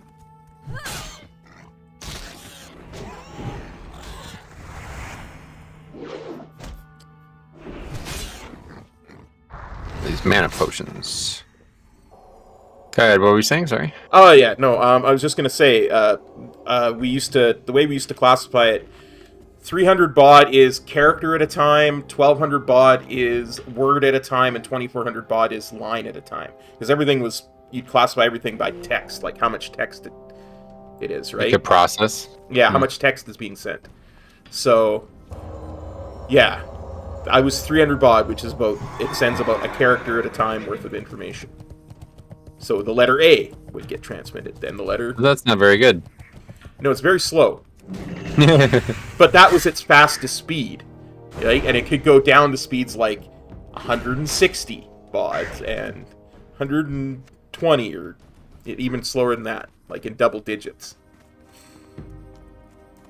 It's at that point you're talking about how 1 bit per at a time, and each letter is made up of 8 bits, right? Interesting. That's crazy. I had no idea that computing used to work that way. Yeah, it used to be very slow because it was all on the technical end. It was all binary. That's why you could be on an Apple IIe and still talk to a bulletin board system that was run on an IBM computer. Oh wow! Yeah, it was all the same. Sense, actually. Yeah, and that's what modems were, right? They modulate, demodulate, they translate. Because it was all transmitted in binary, because that was the way all computers could talk to each other. You know a lot about this stuff. It's kind of crazy. I grew up on that stuff being the currency of the day, right?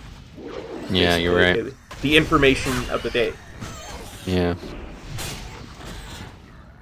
How much was like a computer at this point?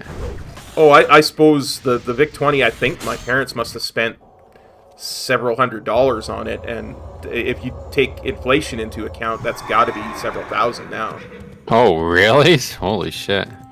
Well, yeah, because, I mean, bread was like 10 cents then.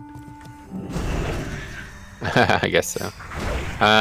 Yeah, the first computer I remember owning, which was not in the 70s, obviously it was like probably like 1995 or maybe more like 98 actually.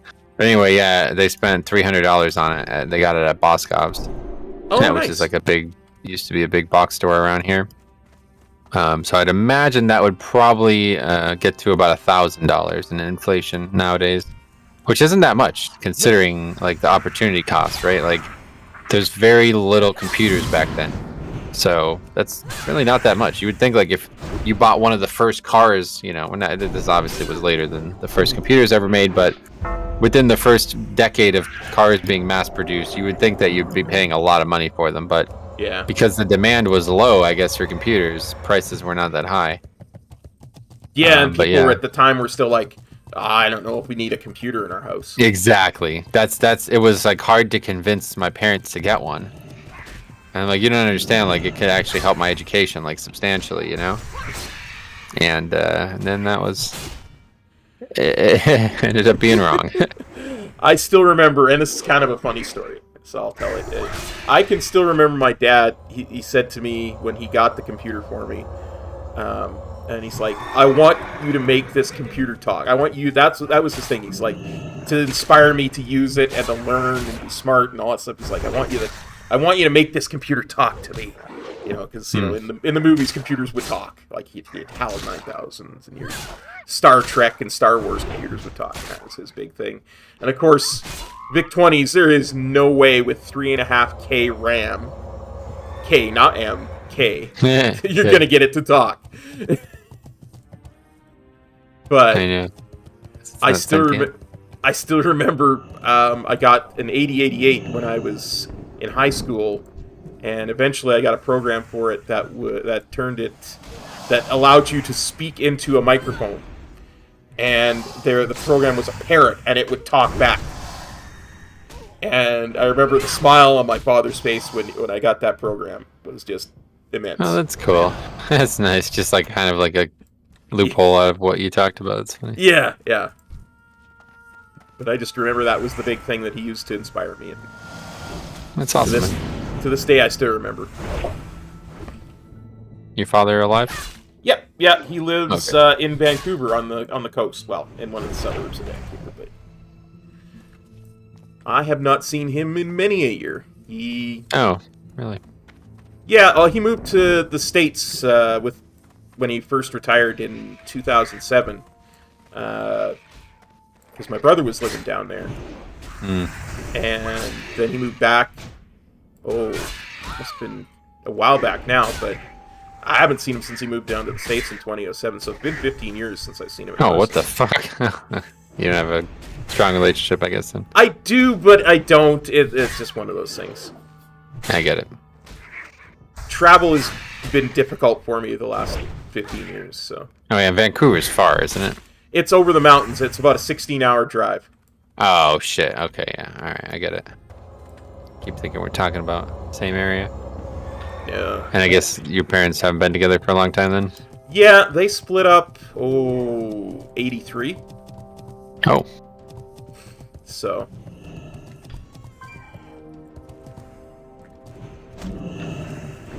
The complexities of life. Yep, Some else. For sure. SOB says, people were talking about Lost Ark yesterday in Metro Stream, and I was thinking of Raiders of the Lost Ark for the Atari 2600. Good game. You're right, it was a good game. Dude, that's literally what every time somebody brings that game up, that's all I can think about is Raiders of the Lost Ark. Or I've also been thinking about like the film. What was the name of the film? Well, the film was Raiders of the Lost Ark 2. No, the biblical thing, Russell Crowe. Oh, it was like a film about the Ark. I think it was just called Noah. Yeah, it was called Noah. Yeah, Noah. This was actually, I don't know. It's maybe sounds more emotional than it is, but this is like one of the last conversations I had with my grandmother before she passed away was about this film because she watched it and she was like extremely religious her whole life, and she was really upset about the film taking like a religious context and ruining it. I don't know. Have you ever seen the film? No, I have not. It's like a very weird. I don't know who the fuck gave them the green light to do that. Basically, takes like a biblical tale and turns it into a fantasy. And yeah, she wasn't too happy about that. I could see why. I have very religious people in my family too, and I can totally understand how that could offend people really easily. But it's a strong cast. Jennifer Connelly, can't go wrong with her, obviously. Oh, true enough. And Anthony Hopkins, one of my favorite actors ever in the film. So. Oh, nice. But it's honestly a really bad film. Like, it's actually a shit film. I just remember I saw it at work, and that was the only time I had ever seen it.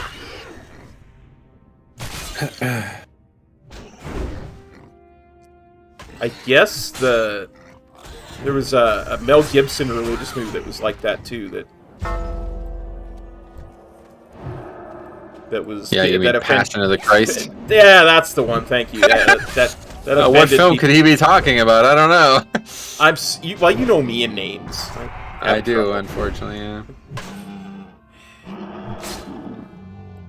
Apparently, that offended a lot of religious people as well. Oh yeah, it's just a bad idea. Just don't make films like that. It's just a bad idea. I have not gotten a single extra boar lung. I have 5. Oh well, you caught up. I thought I would give you more than you needed. I have not gotten one since. Strange. I have 6 gizzards. And 5 brains and 2 jowls. I know this is going to be hard, but I don't want to keep asking over and over again. So just try to keep track of these numbers, okay? I'm going to go through them one more time. Okay. I would even organize them. For me, I always do this. I organize them in the order that you need to know them. But anyway, it's 14 gizzards that you need, okay? 11 brains. Okay. 6 lungs. 3 pincers. And 6 pincers. And 5 jowls. Okay. Okay, so one of those is going to be a limiting reagent. It's almost always the gizzards because there's just so few of these condor creatures, whatever these things are, buzzards, compared to the other mobs. But right now, I actually think for me it might be the basilisk brains because I feel like we probably killed twice as many basilisks as any other mob, and I only have 6 out of 11. Yeah, I have 5 out of 11, so We always end up running into a limiting reagent on this quest and end up getting too many of one other. But it's usually not a problem because you can just sell them on the auction house. Do you still need any pincers? Yep, I still need 3 pincers. You're done with pincers, right? Yeah, I'm done with pincers.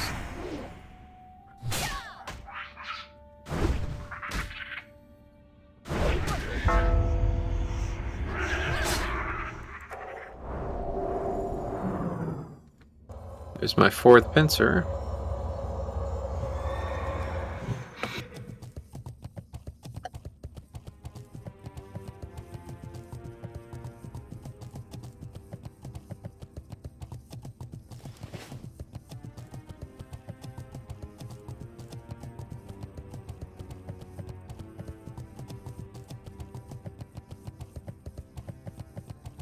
Oh, Tegra, what's up, buddy?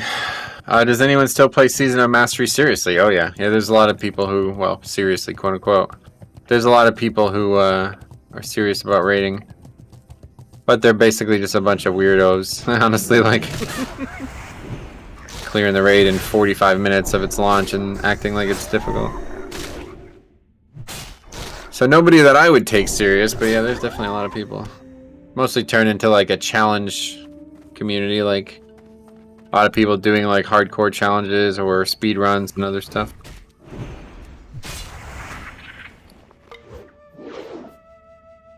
Certainly more than people who were playing the original classic servers, I bet.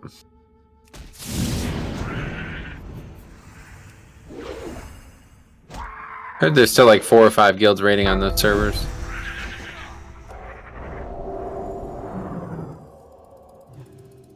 You only need one more, buddy. Nice. Yeah, I guess we'll wrap this segment up here, hopefully. And then we'll go back south here and try to figure out the gizzards. How many gizzards did you say you had? I have 6 gizzards. Okay. Not awful. I reached level 30 on my Hunter in Season of Mastery and never played again, I see. Come here. Come here. Oh, you got it? I got it. Wow. I gave you First like four of your 6. Yeah. Yep. That's what I thought was going to happen with the boar meat, or the boar lungs. Okay, so we're done with the pincers. I need 1 more jowl. Oh, I need done with 2 more jowls. Because I have Great. 3. You still need a lot of boars, right? We'll just keep killing the boars.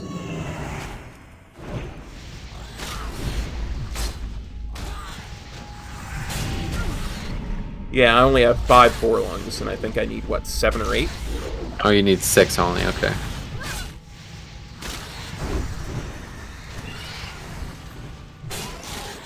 Must be tough to actually extract a lung from a beast. Yeah.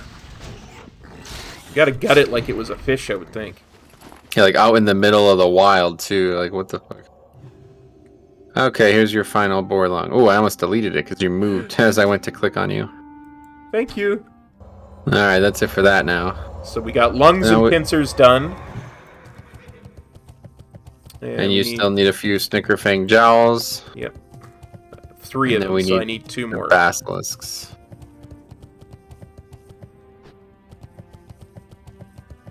I'm sure it's more fun doing it with Cop. Seems pointless to level alone. Definitely fun with Cop, 100%, yeah. I like leveling characters regardless, but... Yeah. If you're only leveling a character in Classic to do endgame, then don't play Classic, yeah. That's the wrong product.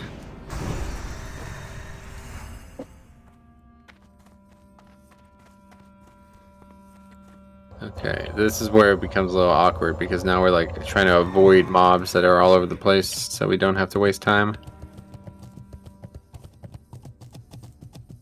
I'm really sure what the best place for the fucking basilisks are, to be honest. There's a good amount over here.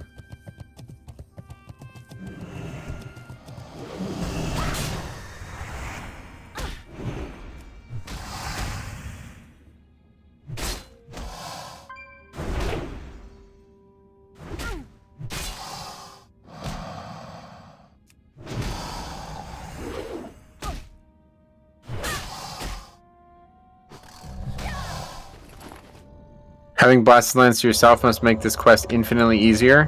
When the zone is contested, those quests are basically impossible. Yeah, we were just talking about that. It's definitely easier, but of course we're doing it twice effectively, so... Yeah. Not as easy as it sounds.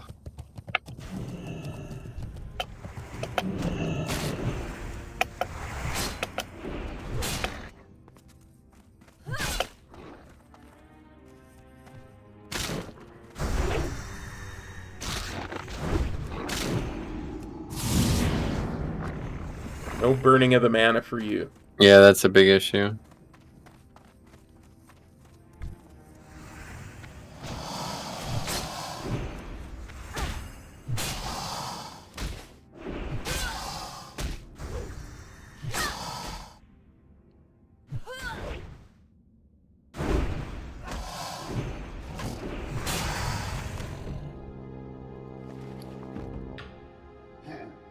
I'm up to 6 brains.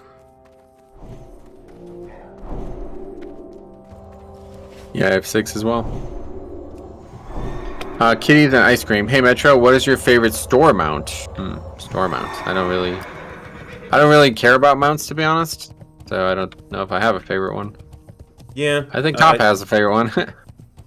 Another rare. I really think lately it's been this the blue tiger. I think is really good looking. Oh yeah. Can you actually buy that, or is that only from a subscription? No, you can buy the subscription ones. Oh really? Yeah, yeah.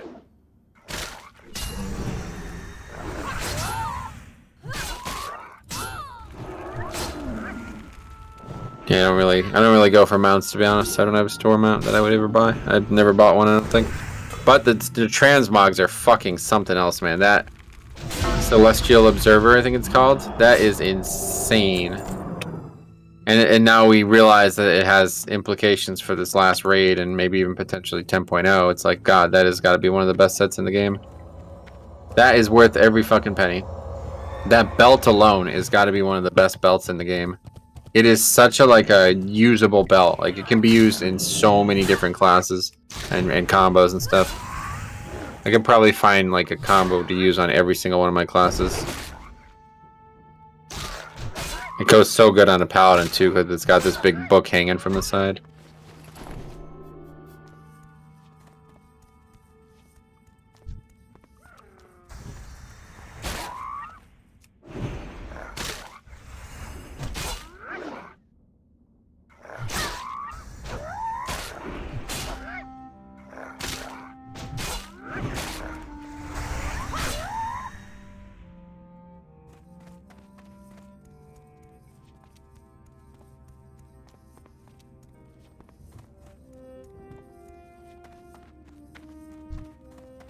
Yeah, I can see why I don't normally have problems with the scorpions. I just forgot where they were for a while there. It's like 1 million in this area. The best mount is the free one, oh yeah. Gotcha.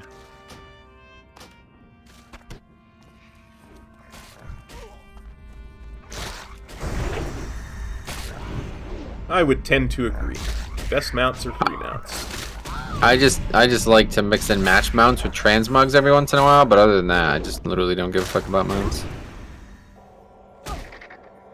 Like, if I have the mount I want, which I pretty much do, like, there's very few mounts that I actually want in this game that I don't have. I'm not really big into collecting mounts. It's the... Oh, look at that. The thing that kind of annoys me about mounts in this game, in WoW, Live WoW, is that, they're insanely rare, and I don't know who the fuck thought that was okay. It's actually insane. Like, I don't know if you saw the post that Blizzard made about the Love Rocket, right? Did you see that? Oh yeah, they're considering changing the drop rate. And that needs to be the way they need to do that for every mount in the game, because it's just ridiculous, man. Like, if you farm something for years and don't get it, it's too rare. Like, I don't give a fuck. Yeah. Like this. Christian Thrasher, thanks for the subscription.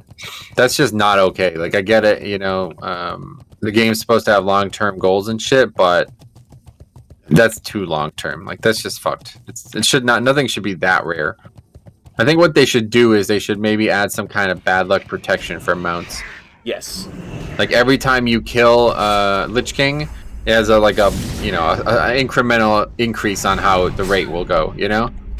Because it's just not, like, I mean, that's just silly that you can kill that boss for years and never get that mount. Like, come on, man. That's just not good. Yeah. And there's nothing else like that to my knowledge. I mean, the only other thing I could think of is like maybe like a super rare transmog, like the Garrosh shoulders or the Xavius shoulders. It's like that's just 1 in a million items. It's not like that. Like most mounts are like that. Yeah. Like almost every mount that drops from a source that isn't a world piece is extremely rare. Yeah. And I just don't really get why they do that. It's like they know how a lot of people really like mounts for some reason, so they're just fucking people over. The Love Rocket is the worst of the worst in the game, but the only other one that's even close is the Headless Horseman mount. So, even according to that article, it's the only one that's even close. So. What do you mean by even close? In rarity, like the drop rate is 0.03% is, I believe, what the drop rate is for the Love Rocket. It's this 0.06% for the Headless Horseman mount. Most of the other ones will get near 1% at the lowest. 0.1%, I think, was always the number I used to say, yeah. But like that Shaw mount, you know, it's like this shit is just dumb. It's like, come on, man. This is not... Can't believe it. It's weird, too, because everybody complains about fucking RNG and regular gearing, but nobody seems to have much to complain about mounts. Anyway, do you ever find healers trying to out-heal you as a blood DK instead of doing something like DPS? I don't know. Never noticed it if it did happen. That would probably be a good thing, because that would mean that they're actually trying. Whereas a lot of the healers I play with don't seem to even fucking try. Anyway, Tigger says, I like how the mounts are 100% chance when current content, then super rare when not. Well, so that's not even the case. A lot of mounts aren't like that either. Like that mount from the 3rd boss in Sanctum of Domination. That's never 100% chance. It's usually probably only like 50% of the mounts that they add to any content it was ever like that. Maybe less than that. It's usually just whatever mount comes from the last boss, and there's not always a mount from the last boss. There wasn't one this time. Oh no, yeah, the Sylvanas one is still a rare mount, right? Yeah. Yeah. There was not one from Castle Nathria, though, I don't think, right? No. And there wasn't one from N'Zoth, I don't think, was there? Oh, maybe there was. It's like that floating purple squid thing. Yeah, I think that was the one from N'Zoth. I just, like, literally care so little about mounts, I don't even notice them when I see them. It's like I feel the same way about fucking cars too, which is kind of weird, but people who are like super big into like collecting cars and stuff, it's like, dude, this vehicle was made for you to go somewhere fast. That's it. I don't give a fuck what it is. Like, you know what I mean? Yeah. I don't know, man. It just seems weird to me. These people like put all this extra stock into things that are just completely utilitarian. It's like, for me, Transmog is perfect because it's only there for collection, right? Like, the appearance system has got to be one of the best things that WoW ever added. They added, like, an entirely extra game in terms of appearance collection. It can be, you can do that for the rest of your life and you won't have everything. But there's actually, like, good incremental gains that you can make. Yeah. Whereas mounts, it's like there's not that many mounts. So we're talking about doing an entire raid for one mount that's a fucking single digit or less % chance to drop. I can't get excited by that. That's why I'm so glad we at the end of BFA we farmed Jaina, because I do not want to do BOD a bajillion times to get that mount.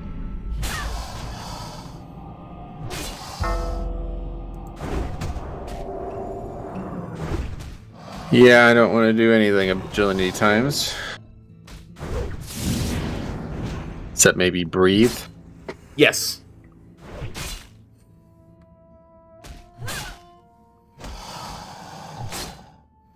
Laugh. Yeah. Live, laugh, love. What was that Jim Valvano quote? I always feel like it seems so out of context, but it's such a powerful quote. I don't understand the context he was trying to say there. I have 9 brains now. up from 0. Congratulations, cop. Well, personally, it's still 0. I'm just talking about for this okay. quest. You're talking about in this quest, I see. Yeah. Rifle says, so Blizzard just announced the entire changelog for 9.2. No, they didn't announce anything. They just published it. All of that has been being compiled the whole time. You just probably missed it.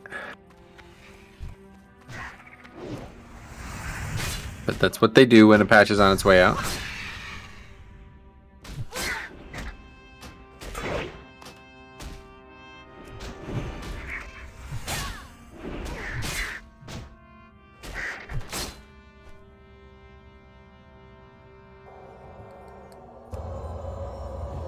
Apparently Unholy Tier said changed slightly again. Now it's every 5 Scourge Strikes that pop a wound, now cast Soul Reaper. Yeah, that's what we were talking about a couple weeks ago.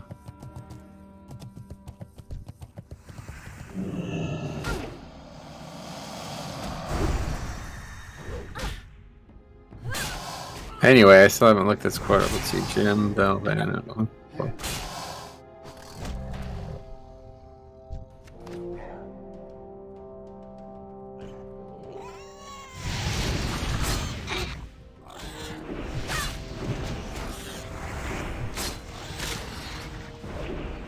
To me, there are 3 things everyone should do every day. Number 1 is laugh. Number 2 is think. Spend some time in thought. Number 3, you should have your emotions move to tears. And that's all it says, but then I think he goes on to say something like, if you can do all 3 of those, if you can laugh, be deep in thought, and have your emotions move to tears every day, that's a hell of a day, or something like that was what he said. It's a good point. Yeah.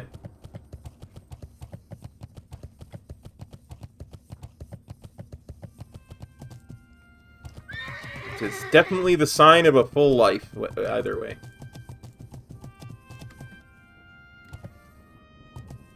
Oh, SLB scared me for a second there. I didn't realize he was quoting Jim Valvano. He says, I got tumors all through my body, and they're telling me 30 seconds. Yeah, he gave a speech, a very famous speech. I think it was the ESPYs, where he basically said he was going to die very shortly, and he just said a bunch of crazy stuff.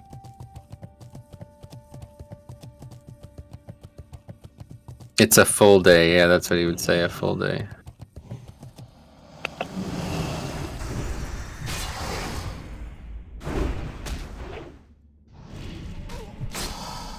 That's how I feel about this quest. You know, you kill a basilisk, you kill a boar, you kill a scortbok. That's a full day. That's a full quest. There you go. It's a way to look at it, right? I agree.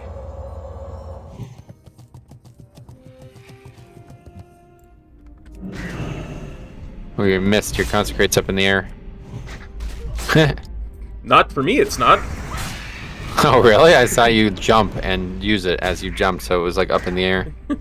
I definitely didn't. Well, maybe it was up in the air. Well, the animation is on the ground, but when you jumped, you used it up in the air. I see what you're and like saying. the opening animation of it was up in the air. Yeah. I get your point now.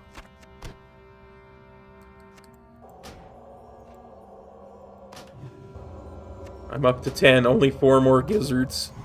I love your little like cracked voice whenever you're in distress. I like that. Yeah, that's really good too. I tried to do that the other day and it sounded embarrassing. I'm like, I can't do that. He does that really well.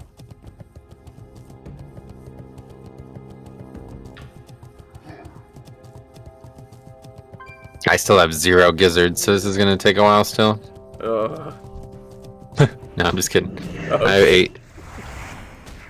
Over halfway. Oh, what are you doing, Pincer? We don't need your... Okay, he's leaving. Good. I was really worried that his leash was that long for a second. Yeah, I didn't even realize it aggroed, honestly. I kind of did, but I figured I'd leash it before we started fighting.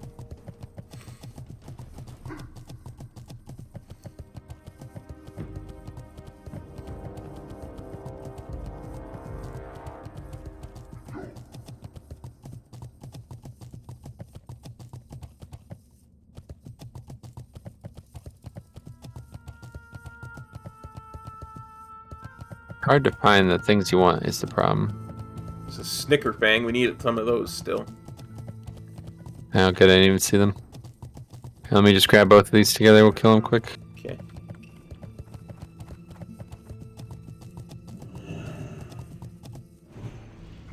Level 46 only. These are easy mode. Yeah, boy.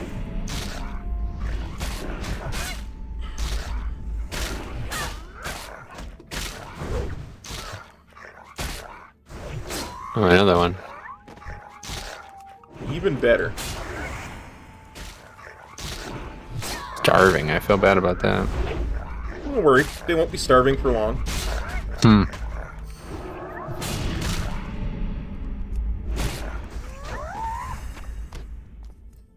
That's my 5th Snicker Fang jowl. Actually, now I have 6. Wow. So we're done then. Give me your 6th one and we're done. Okay. With that one. Second to separate it out. And trade.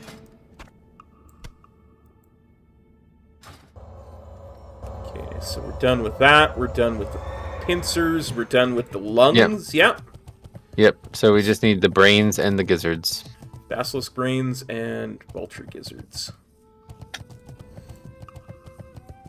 What do you think of Ian Hazakostas? I have a lot of respect for the guy considering where he started. He was basically just a GM of a guild and demonstrated such a passion for the game that he eventually got hired by Blizzard. Yeah. Hard not to respect that kind of thing. Absolutely. Anyone that has that much love for the game, you gotta respect. Yeah, 100%. I mean, he was a pioneer of the game too, honestly, pushing the game to a limit that very few people were interested in doing at the time. But at the same time, that whole mentality and all the people he brought to Blizzard, like a lot of the class developers over the years were friends of his, basically members of his guild. So anyway, that whole concept kind of did harm the game. I do feel like.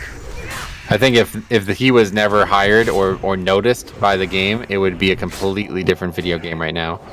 Whether it'd be worse, I don't know, but I do think they focus a little bit too much on making sure like the end game stuff is the top priority, and it kind of harms everything else.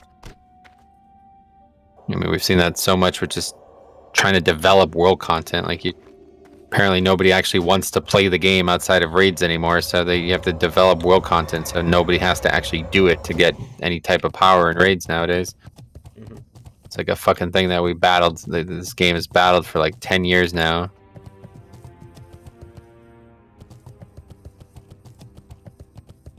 Back when I started playing the game, every part of it was interesting, and it was all equally interesting, so I've always kind of grew up with that mindset with the game. Yeah. I don't like to do any one thing too much. I like to do a lot of different things.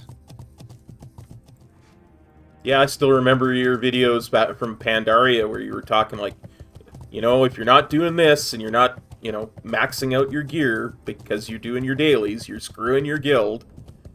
So you need to be doing the outdoor stuff as well as the raid. You can't just log on to raid. Right.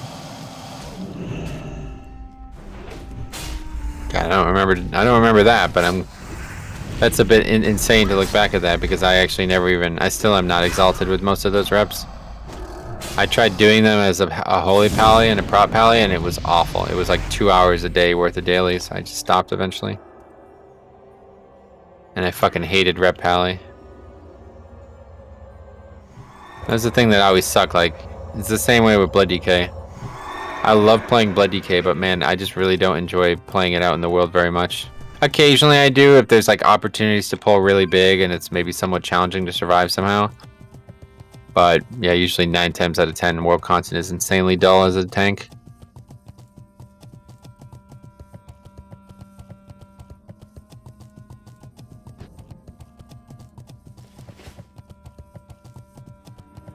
You good, or what's going on?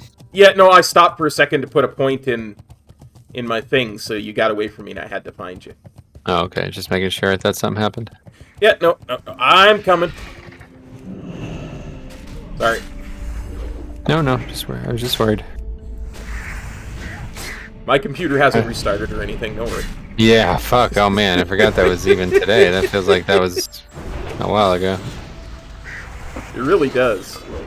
It's like Yeah, 2 we're hours over- ago at this point. Over 3 hours into this session, yeah. Yeah, I've been live on this session of the stream for 1 hour and 54 minutes.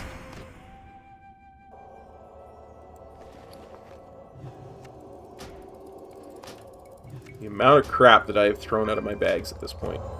Oh, do you want to go in vendor? Actually, We can go. yeah. We can go Yeah. back in vendor. It's right Yeah, here. yeah. Let's go vendor. Just Might as well. My bags are pretty clean still, but yeah. yeah. I Lot of quest items. I hate throwing out stuff that's like for like professions. That's the word I was trying to say there. You're never gonna use them, so I know. just tell yourself that. I know. I've been trying to throw out the low value gray ones first, but I can vendor them. Vendoring them somehow doesn't seem as bad, you know. Well, it is true. I mean, you're losing money every time you delete an item, so. Whether or not we need the money, considering we're now getting 100% extra gold every time we do a quest, probably no longer the case. Well, like I say, it's a mental thing, but I just feel better vendoring than I do. You didn't sell any of the items, right? There's only 5 that we need. Yep, cool. Just making sure. Just making sure think any of myself. them- That's why I asked. Yeah. I want to make sure that I didn't. Whew. Tiger says it's kind of disappointing to see so little class changes / balance tuning in 9.2. Are you serious? Are you trolling? What the fuck? Do you know what the class sets are? It's literally probably the patch that has the most class changes Yeah, because of the set bonuses. I It's mean, like if you actually don't kinda count completely. yeah, if you don't count the tier bonuses, there's some that have had. very Yeah, few but you changes. have to. Yeah, Yeah, there's for no sure. reason not to. It's gonna drastically change the way classes play.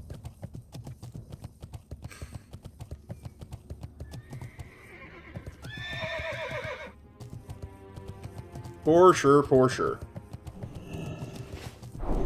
And the double legendary thing too. I don't know what's actually going to be stronger. I'm not really sure. Some of those legendaries are just so powerful though, man. It's like hard to believe that it's going to be balanced.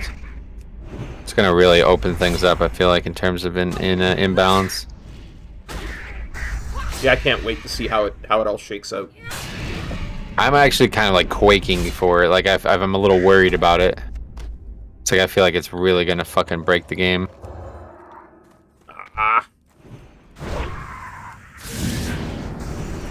There's probably going to be some crazy shit that never was thought of, and people are going to figure it out. Yeah. It's like apparently now, like, Necrolord is like on the rise for like half the fucking classes in the game.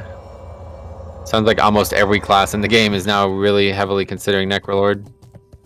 Yeah, Windwalker's still basically, you gotta play Necrolord. It's funny, yeah, they were already there. They're one of the Yeah. only classes now that's like that. I think they maybe are the only class that's like that. Literally, But, like, I was looking at it, and they're like, there are some minor case uses for Kyrian now, but because they would nerf Necrolord a little bit, but still we want to go Necrolord. Yeah.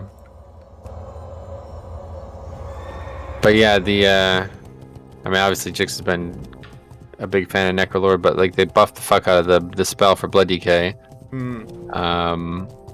The only thing though that I would say that I have no interest in Necrolord because of is the reason the double legendary is not good. I don't really. The legendary for Necrolord is definitely the worst one. But anyway, I guess apparently Frost Mage is heavily considering Necrolord now. Oh, wow. Maybe like that is going to be their pick, where nobody was playing it before. I can't remember. I actually can't remember. There was a lot. We've been talking about it a lot over the last 2 weeks. The funny thing Oh, is, Druid, Resto Druid apparently is now best in slot covenant for them for some reason. I don't know why. I just else? know they nerfed Bone Dust Brew a little bit for Windwalkers, and they even say in the Windwalker thing, oh, the Covenant Legendary is not really good for Necrolord, but Bone Dust is so powerful that you still want to be an Necrolord. Yeah, that's what I heard as well. Yeah, which is funny because that's the opposite of most the outlooks on that.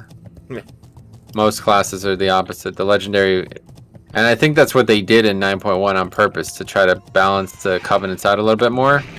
Was add powerful legendaries for the covenants that they think they didn't design very well, like numerically. Yeah, that's I don't know if it worked out very well in season 2. I guess the druid benefit was huge. The Venthyr legendary was ridiculous. I mean, the Resto Shaman one was also huge. I don't really know of a lot of other classes that use the legendary for the Covenant.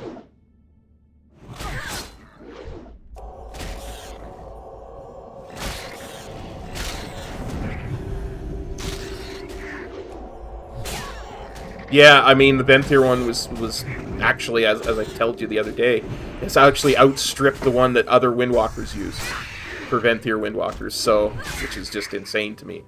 Yeah, that's what I was trying to tell you that months ago.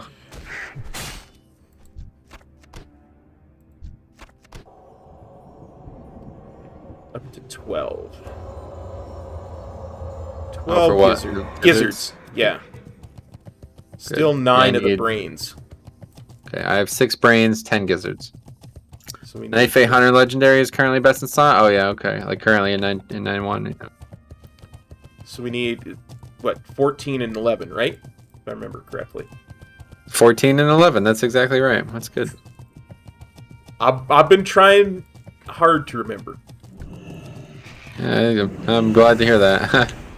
I've been trying hard too, and it's not working. Well, you have an add-on in front of you that you can look at. I know. That's what I'm saying. I still barely remember. Maybe I need to download Service Pack 2, and I'll be able to remember more. You're never gonna let that go, are you? Nope. I've been waiting for like a good place to bring it up, and I'm just sick of waiting. I'm like, let's just shoehorn that into the conversation. Awesome. They did buff the legendary for Blood DK, yeah, but it's still basically an offense-only legendary. So, no thanks. Which is interesting because some tanks, that's all they care about. Like, Well, it's not. The problem is the spell does not do as much offense as it looks like it does. It's insane burst damage, and now that they buffed it, it's probably going to be pretty competitive. But pretty sure 2 out of the other, maybe even 3, maybe the other 3 covenants do more damage with their whole setup currently. Are the Season of Mastery experience changes noticeable? Oh God, yeah, obviously. They're very noticeable, but I've been trying to tell people, like, it's not like a private server shit, like where you level in fucking one sitting. It's not. Like, it's 100% is a lot, but it's not, because the numbers are really low. Like, we're still only getting 10,000 experience for one quest, right? Like, I mean, that means that we used to get 5,000 experience, and you need 154,000 experience to get to level 52. Yeah. So that even if you just completely discount the kill credit stuff, that's still 154 quests to ding once, right? Like, that's not going to happen. So when you start thinking of it in that way, you realize that it's actually most of the experience you get is from killing mobs. Yeah. Which is why I've always just grinded, because it's like actually just better to just grind, I feel like, honestly. But I'm completely bored with it. I can't do it anymore. It was exciting when like classic classes were new to me, but now I've played pretty much. The only thing I still haven't played was Warlock. I'm pretty sure I've played everything else. I guess I haven't really played Mage. Another free mount that way. Yeah, Warlock's a really good leveler. Their pet really can do some great things too. Oh, what's this? Oh, this guy's just moved for some reason. I saw some random quest standing here. I'm like, what is this?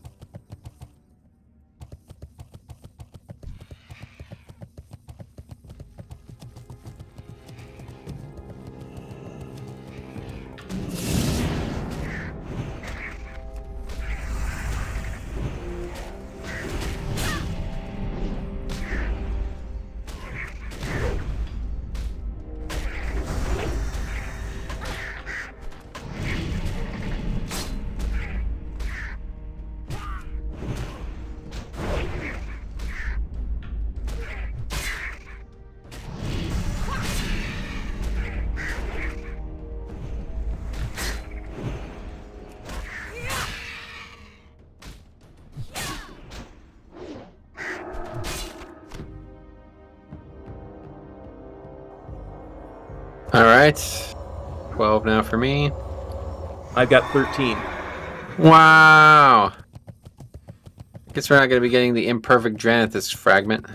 Yeah, I was gonna say, they must have really boosted that, because even back in like Wrath, I can remember getting like a whole bunch of those when I was in Blasted Lands. Yeah, it's insanely rare. Which is strange, because there's also a perfect Dranithus fragment too, which is even more rare. Yeah, I usually got 1 or 2 of those every time I was in Blasted Lands as well. It's one of the reasons why I always loved leveling in Blasted Lands back in the day. Yeah, I don't really know what the purpose for making something like that rare is. Like, what did people... They thought people were going to sit here and farm these mobs for like 5 days straight or something? Like that? For a green? Yeah, no, for like... a single quest return in? I don't really get it, yeah. I think it also gives loot of some sort. Doesn't it give you a random item too? A random green item for the lesser one, and then a random blue for the greater one. Oh, really? I didn't know about the blue. Interesting. And where the fucking Basilisk at, man? Striking out at the last leg of this here. Just gotta push. Usually the Basilisks are... Oh, I know. Usually the Basilisks are the easy one compared to the Gizzards. But I'm now like at a loss. We must be missing an area that I normally killed them in. Maybe by the ogre place? I think it's the ogres, but when we went over there before, there was only like 2 there, so it didn't seem worth going back.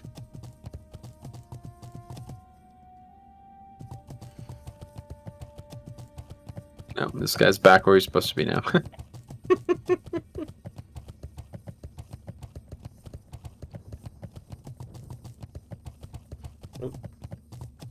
Thought I saw that.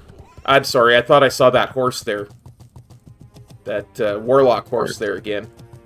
That was in the other zone. That's why I was shocked. That's why I was like, huh?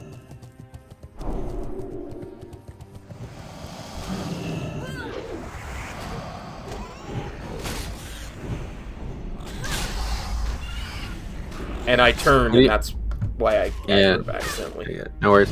What do you know of Stoicism? Is that how you say it? Stoicism? Stoicism? Yeah. Just where you're kind of like steadfast about things. Yeah. It's like a philosophical approach to life, I think is what people would say. You don't let anything influence you. It's basically like what the goals are, I think. Sounds about right. Like no positive or negative, it's just life.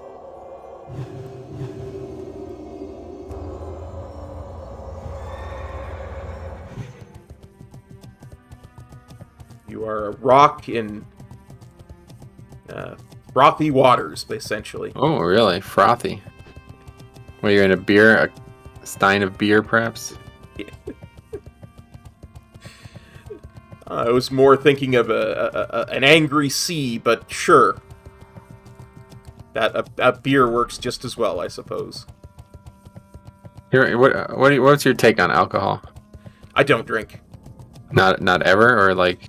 I have had alcohol before in my life. I just choose not to drink. I never learned to like the taste, and I never saw a point in getting in drinking unless I was going to get blind drunk. And why get blind drunk? You know, very few reasons to do that. Yeah, it kills brain cells. You know. I guess so, technically. Anyway, am I like knee-jerk overreacting, or did Holy Pally get gutted this patch? The removal of Avenging Wrath, rank 3, feels so brutal. Wait, what does that mean? I don't know what that means.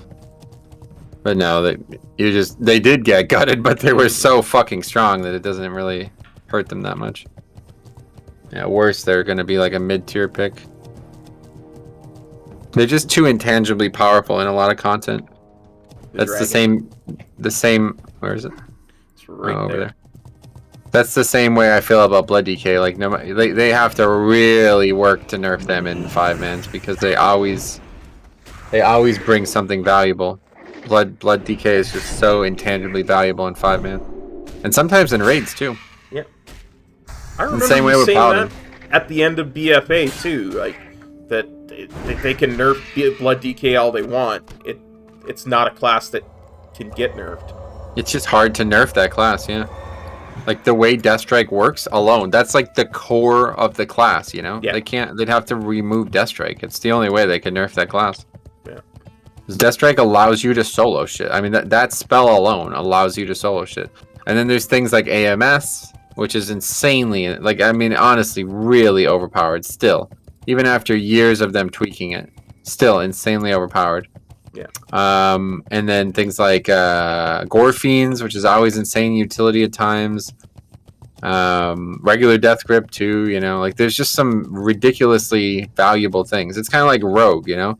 Rogue has so many stuns and so many kind of like subterfuge type spells that it's like it's probably always going to be good in situations where those things are needed. There's no way they could ever change that unless they get rid of Shroud, you know? That's the only way. Make a drastic change to the class's outlook. Shroud can be more trouble than it's worth at times, from what I remember. Ah! Yeah. Fucking Christ. I don't know what the fuck that was. I don't think I've ever seen that kind of thing happen before in my life. But... I guess that just means that those people have just never played with a rogue before because they didn't realize what Shroud even was. Interesting. Anyway, I missed the old Brewmaster spells that would let you redirect damage to yourself from raid and stagger it. Oh yeah, that was like Mop, right? I don't remember what the spell was called. Original Mop Monk is like up there with one of my favorite designs ever. Elusive Brew. Oh man, I have to say, like, it almost feels a little nostalgic. It was a really well-designed tank, but it was just a really bad design for long-term enjoyment, I feel like. Yeah. The class could just not be balanced. It was just never possible, given what they put into that kit. So there was just no way that WoD couldn't completely change that. Okay, I have an extra gizzard now for you. Oh, shit. Okay, so we're done with gizzards. You have 15, and you're giving me your... I'm giving you my 15th. Sweet. All right, so I need 5 more Basilisk Brains. I only need 2, so... I think there's actually some down here, if I remember correctly. There might be. Yeah, I think this is what we've been missing this whole time, yeah.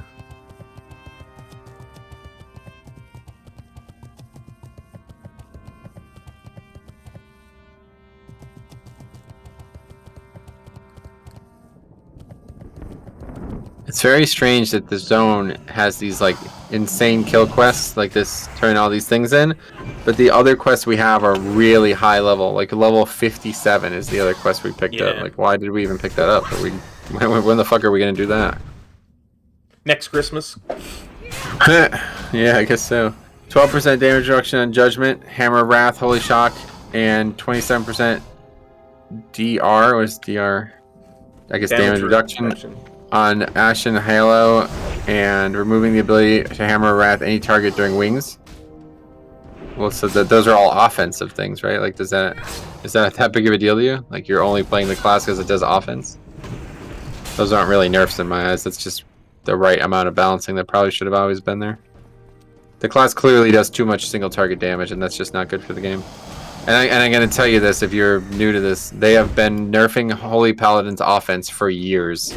Since I started playing DK, Holy Pally has always been an offensive juggernaut among healers. They have been nerfing their healing, or their offensive output for years. Since fucking Legion. So, somehow it always continues to be the best offensive healer. Just remember that. Well, it's a melee healer, right? That's gotta help. Well, it's just like the class is kind of designed around doing offense, so yeah, it's hard to keep that balance.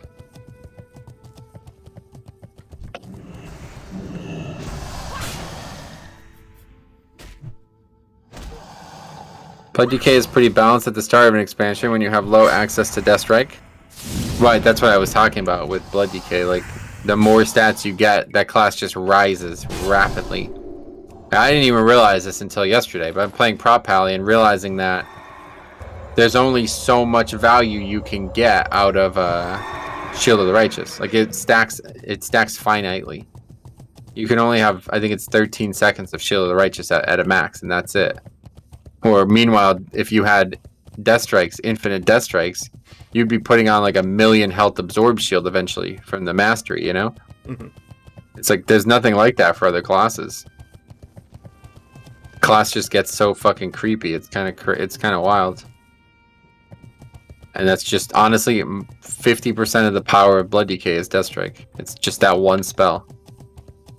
I said this earlier in the expansion, and I don't want them to do this, but this is probably what they need to do if they're worried about this, which I have no indication that they are. They need to make Death Strike not heal a lot, and they need to make it give a really big Mastery Absorb again. That's how it was in Cataclysm. It was like 90% of their healing was going to be the Absorb instead of the heal.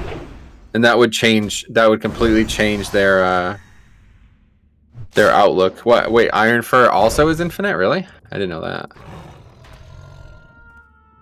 Well, if that's the case, then sure, yeah. I didn't think there was any other tank like that, but... But anyway, the problem with Death Strike is that the healing it does scales too well off the damage taken, so... If you just regulate that and make it a small heal, and then make the Mastery scale off the damage taken only, like the Blood Shield portion of it. See, I don't think the Mastery was... I don't know what the Mastery was in Cataclysm, but I doubt it would... I don't know, though. Maybe I'm wrong about that. I don't remember. I didn't play Blood Decay until MoP, basically, so... That was the last brain I needed. Great, I need still a ton, but... I can hand any that I get to you now. I know, yeah, I know. It's just pointless because you're going to hit an armor cap, I see. Well, okay, that's probably why I didn't realize that then.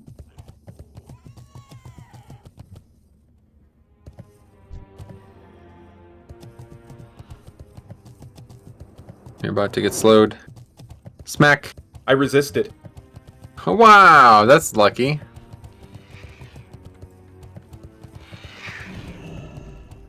Oh wait, we're done with these. Wow. This is such a habit for me. These are always the thing you need the most, because there's basically only like 12 of them in the whole zone. Yeah. Maybe more like 20 or something, but yeah, it's very few of them. Never run into this with this Basilisk Brain thing. I don't know what's going on here.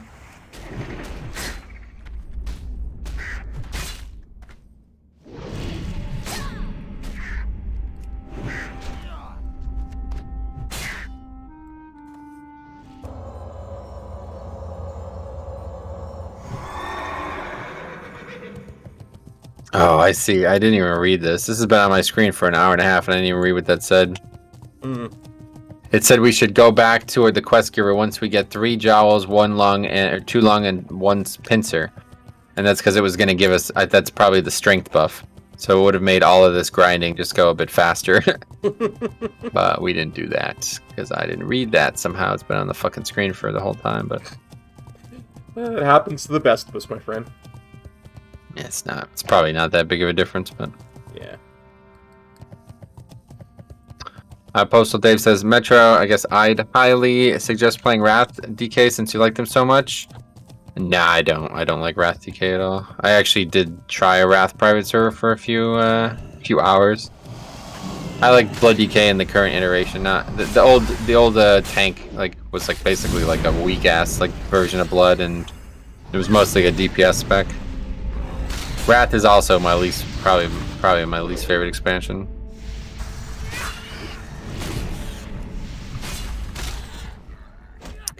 I don't really like Death Knight. I just like Blood Death Knight, so Wrath has probably got the worst version of Blood Death Knight in my eyes. Because it was a DPS spec at the time. Yeah, well, no, you can do all 3 for both, yeah. but Yeah, it's it's just not developed at all. I was like, oh, I'm gonna fucking, everybody's like, no, you gotta play Frost if you want a tank. I'm like, you don't understand who you're talking to, bro. I'm one of the most experienced Blood DKs on the fucking planet. I'm gonna make this shit crush. And I'm looking at it, I'm like, oh, this is awful. They have no spells that actually help them tank. It's really weird. And Vamp Blood was nothing because Deathstrike didn't heal you. It's not a healing spell, and it's a fucking really complicated spell to use in Wrath. It's you have to consume 2 other runes to be able to use Deathstrike. So you're gonna get probably a quarter of the Deathstrikes that you can get in Live WoW off. So Yeah, because you got to use Death Runes for Death Strike and Wrath, right? Yeah, and you have to get death runes by using the other runes. Yeah, I remember that system. I remember. It was not the brightest moment, but it's a very interesting class. Like I think it's a really cool class. I just don't think I have any reason to play it. I mean, I loved leveling them. Like, I really did. Well, this is my other problem with fucking DK, dude. If I could start a level 1 DK, I probably would play that for sure in Wrath. Yeah. But all the content I want to see in Wrath is not in fucking TBC in Wrath. Like, I don't want to level characters in TBC. You know what I mean? If I could level a DK from scratch, I probably would do that. Yeah, I get you. But like, if I could just play a DK in Classic, I would be playing a Death Knight right now. It'd be so interesting to play that version of Death Knight in Classic content. But it's not possible. Like, you basically, I don't actually remember. You do, what do you hit, like 58 before? 58 before you leave the zone, yeah. Yeah, so you could, I guess, do a couple zones of Classic, but it would be mostly a waste of time. Yeah.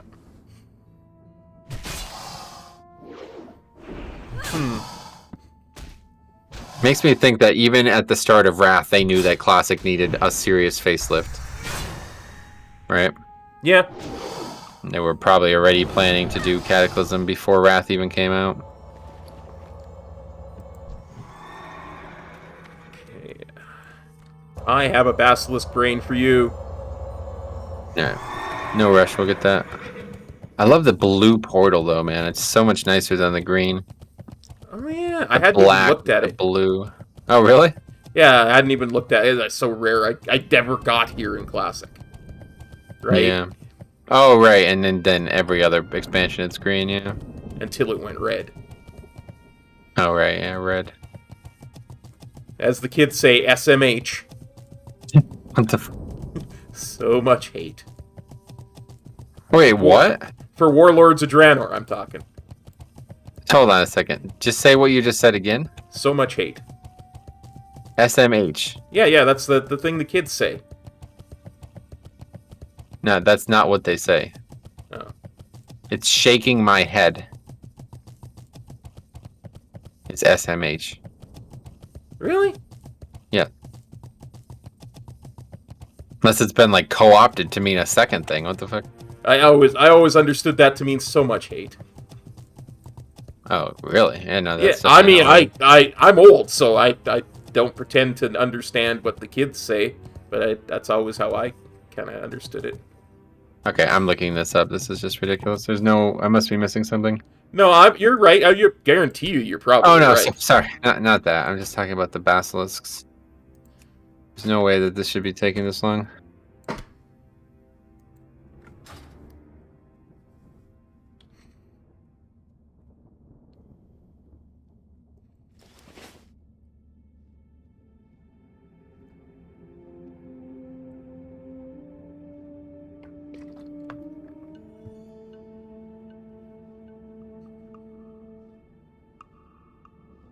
Oh, okay.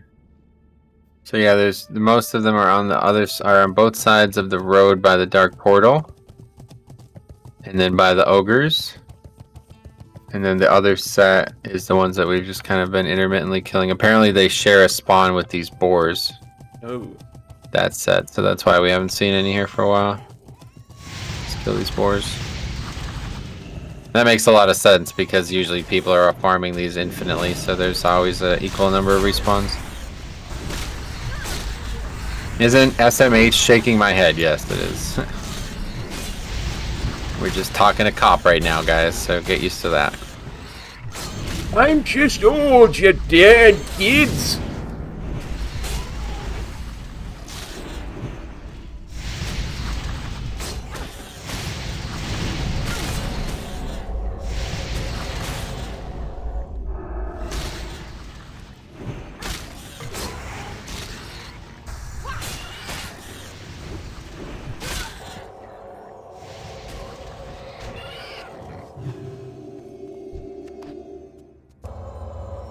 Okay, hopefully the basilisks will grace us with their presence now. We gave them an offering of meat, of boar meat. Yes. This guy's moving around again. What's he doing? Desperate for Walking those animation. amethysts. Yeah, I can see maybe if they were fucking a little bit more common. Spend 2 hours in the zone at least. Not a Could've single one easily, between us. Yeah.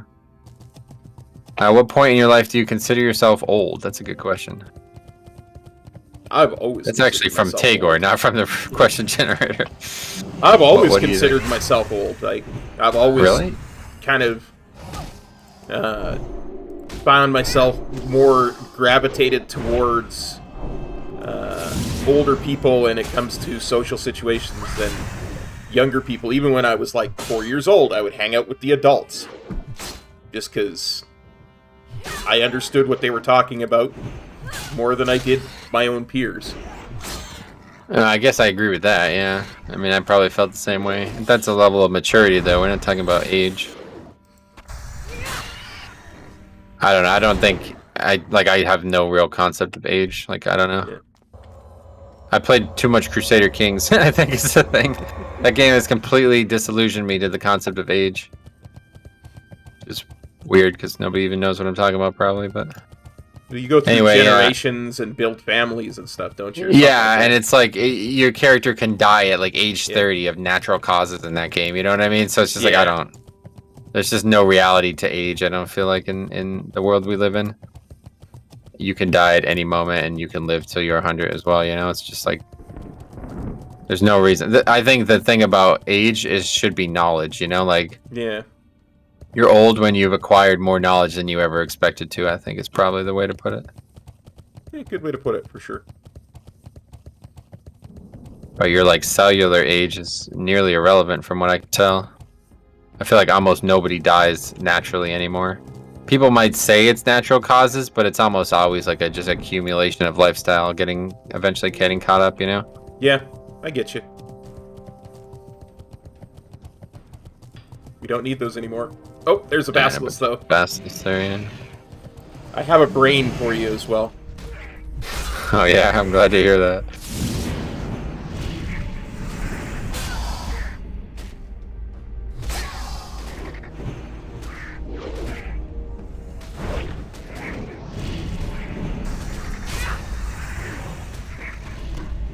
In fact, now I have 2 brains for you. Alright.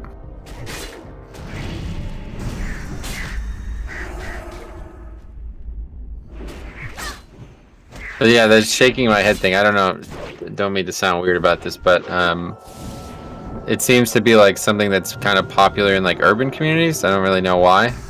But I went through like 20 some years of life before I ever heard anyone say it, and then I started associating with people from a different walk of life, and they said it all the time, and I was like, oh, that's weird. I've never heard anybody use that, whatever you would call that abbreviation. Okay, 2 more needed, and then we're done.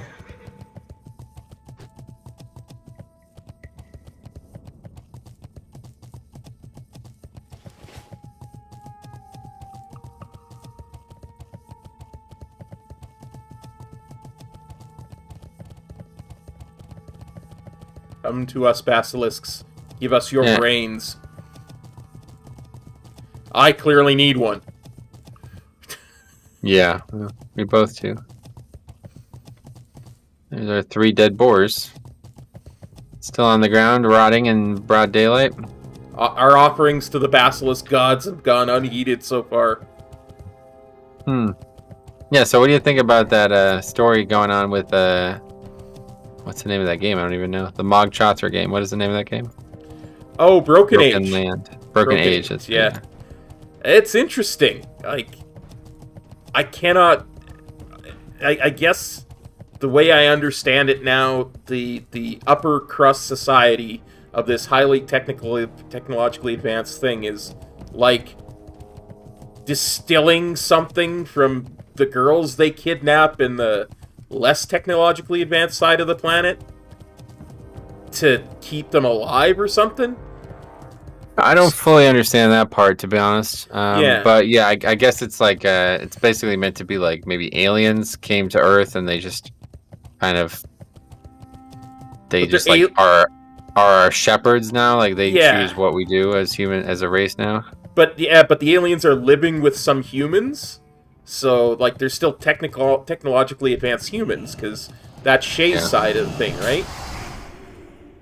And well, so what he is basically like an arbiter. Like he's here to continue the cycle. You know what I mean? Like he's here to make sure that the aliens get the humans the way they want. Yeah. So I don't think Shay and his family were ever actually technologically advanced. They were just they were. into They were, because that's what his mother said, right? His mother said, because Vela asked her who the Thrush were, and she's like, they're the major political party of our land, but they like to think that they're more than that.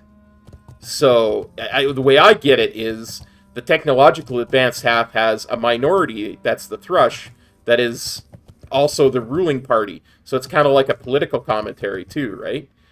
And the majority is just some sheep that, you know, do whatever the Thrush say and are completely not realizing what's going on with these sacrifices and stuff.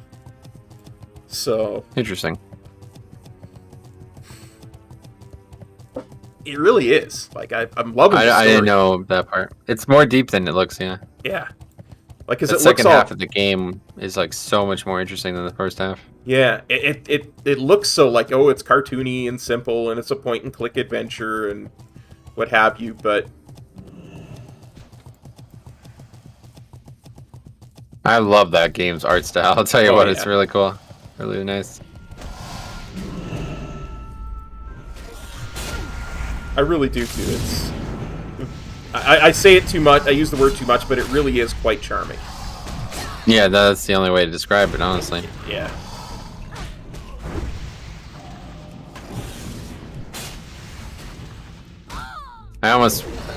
Actually, probably my favorite story, or like visually wise, was in that floating city or whatever that was. And I guess that's it for that. I don't know if you'll ever go back there, but yeah.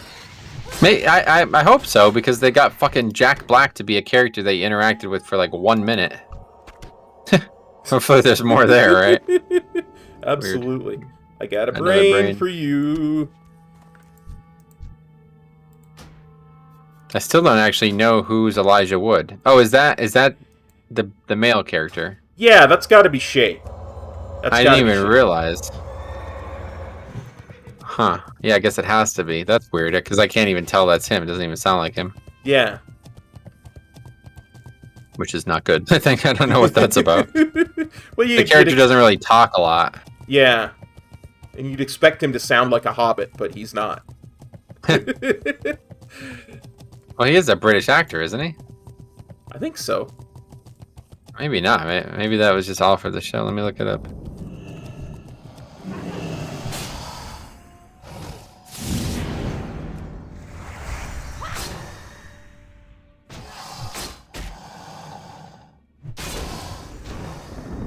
Oh no, he's an American. Wow. Oh, okay. There you go. No wonder why I don't recognize him. Well, that was a decent accent then in Lord of the Rings. Holy shit. Yeah. Absolutely. From fucking Iowa.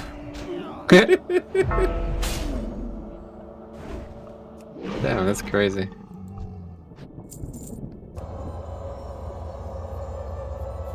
God, that film, like, come on, man. Man, I gotta watch that film. Like, too. Made that dude's life, right? Yeah. I mean, like, it's kind of crazy. Acting is such a weird thing, because he was an actor for 10 years. This is what's crazy to me. This dude's IMDb, okay? Here's how it's broken down. 1988 to 1998. It's like 2 paragraphs. 10 years worth of acting, 2 paragraphs. Lord of the Rings. So 4 years worth of acting, 2 paragraphs. The same length as 10 years worth of acting. Wow. It's like, wow. That tells you everything you need to know, man. That dude's life had changed, a massive trajectory change after that film.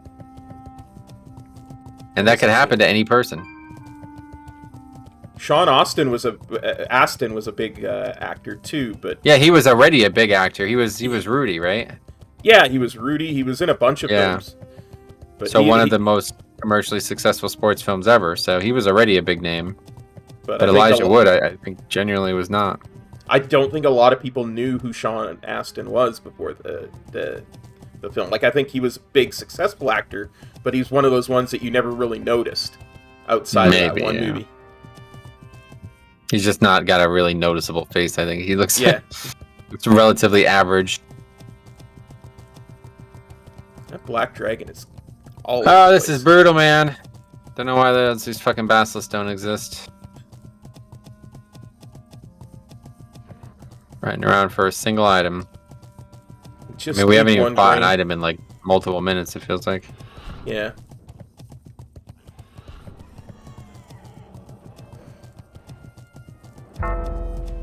Don't get slowed! Don't get slowed! Too late. Probably about to get dismounted, yep. Just run, dude, just run, just run, just run, just run. Oh my god. By now we're gonna fucking die, probably.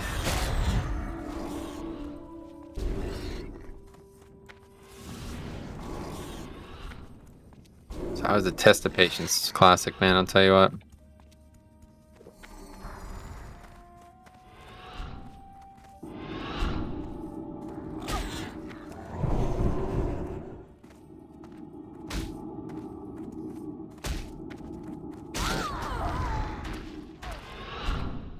I am dead. Yeah, that I don't know why did you do that, dude? Like, what the fuck? You just killed yourself. They were all aggroed on me and you just got off your mount or something? What was that about? I got dismounted. They weren't all on you. Oh. I did not dismount. Like, I got dismounted.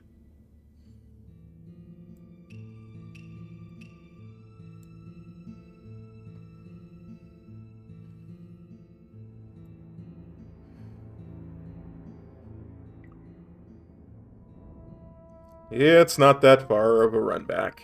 Dude, where the fuck are these basilisks? I don't understand what's going on here. There's literally none up right now. Like, this is such bullshit. This fucking game is so poorly made. It's unbelievable. It's like, it doesn't even take, like, any type of intellect at all to realize that this is poorly made. Yeah. How the fuck did this get released? I really don't understand it. Did they think, like, people were just complete idiots and they weren't going to care?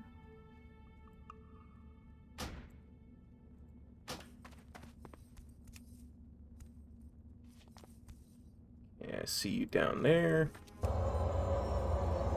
I'm just trying to find a goddamn basilisk, so just take your time getting here, honestly. No rush. Probably going to do another full loop of the zone before we see one. I will follow the triangle on my mini-map.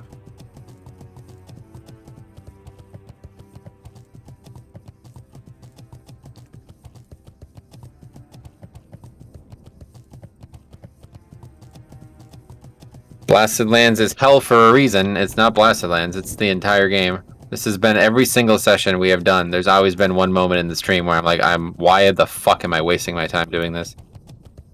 And then I remember it's because I'm enjoying playing with Cop, but like, God, this is such a pitiful fucking excuse for a quest. Agreed.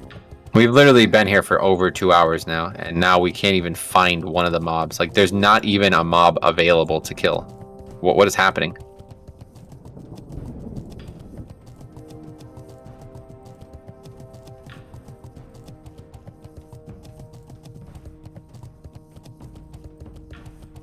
Oh, there you are. I see yous. Yeah, this is just back to where we died at. I don't know what to do.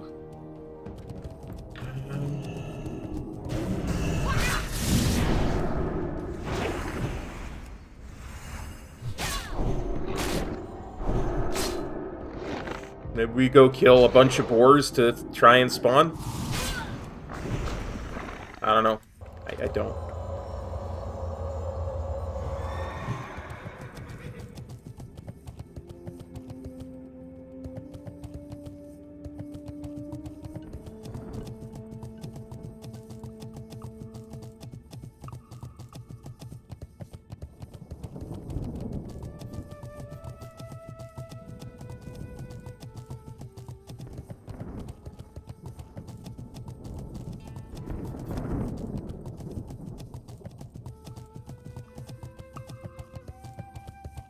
There might be one or two over here that I never looked for either. Oh yeah, up in that corner there. That might be a good place to look.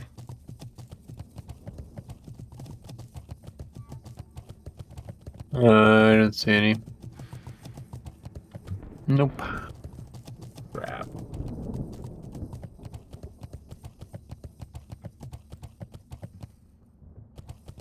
I guess it must just literally be we fucked ourselves here by doing them the way we did it, where now all the things that are respawning are things we don't need. I've never had this kind of trouble with this quest. Usually the only trouble is actually the flying creatures. I've never understood the philosophy behind tying one creature's respawn to another.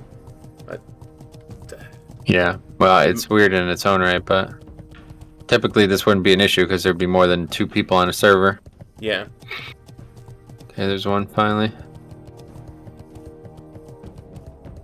2 actually. Okay, there's 3. All right, finally done here. Hopefully, these couple, and then that'll be it.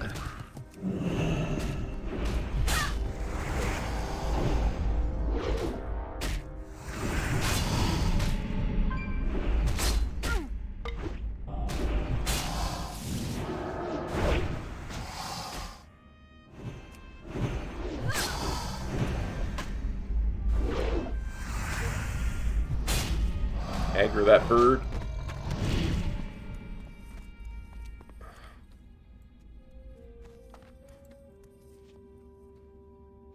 Yeah. Excellent. How does that? Try to loot a Adrenathus fragment from any of the mobs in Blasted Lands. Fuck you. Yeah, I was just gonna say. Thanks for the recommendation. Alright, so let's go turn all of those quests in now. That's going to be a lot of experience.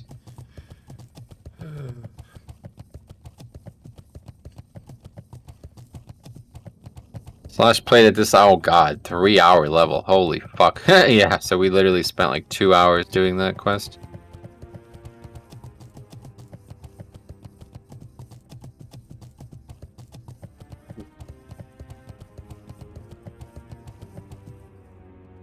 So I have a couple extra too of the different ones. Wait. Oh yeah, you only needed 11, okay. What brings you? Alright, the Basilisk Bites. Wait, what is everything counts in large amounts? What is that? I don't know why it wants us to do that first, but whatever. Okay, just turn these all in. I'm not reading any of this shit. I am listening. Make sure you don't turn in the wrong thing, I guess is the problem. Vulture's Vigor. I did Basilisk Bite, and then I do Vulture's Vigor. Hello. Yeah, just don't turn in the same quest twice, basically, because then you just need more items. Can I assist you? And then Snickerfang Jowls. Snickerfang Jowls, yeah, sure. Till next we meet, I am honored.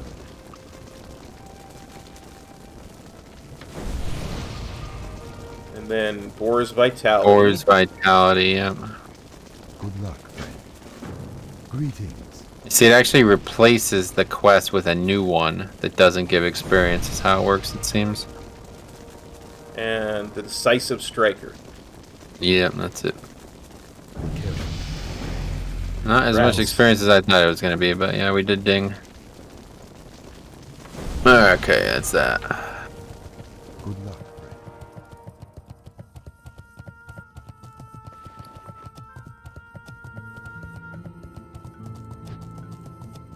52 though. Yeah, What boy. percentage of you? What percentage I'm of? 33 repeating, of course. Percent exactly. Okay. Glad to hear that.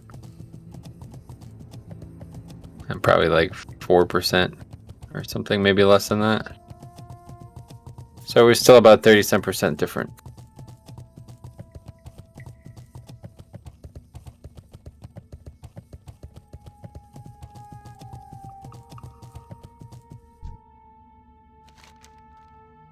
Although you may never find a flawless spear of Janthus, you will undoubtedly uncover various imperfect fragments. Yeah, oh yeah? I don't believe you. I don't know why it wants us to pick this up. Oh, because it assumes we have it, right? Which we Yeah, don't, so okay, which we we're don't, done with so. that. Alright, that's it for the zone. Somehow, I guess we got insanely unlucky on that front too, because that must have been That was probably like 3 times more mobs than we needed to kill for any individual to finish that quest on their own. Yeah. And the fact that we never saw what I assumed to be something that would drop that both of us would be able to pick up, meaning we effectively have twice the luck needed to get it. Not seeing that drop is hard to believe. Welcome to vanilla. Even with vanilla problems. Yeah. The Blizzard store is back. They relaunched it. Did you see that? No, I haven't looked at the Blizzard store in a long time, so. Oh, really? I did. I bought a shirt that took 3.5 months to arrive. Oof.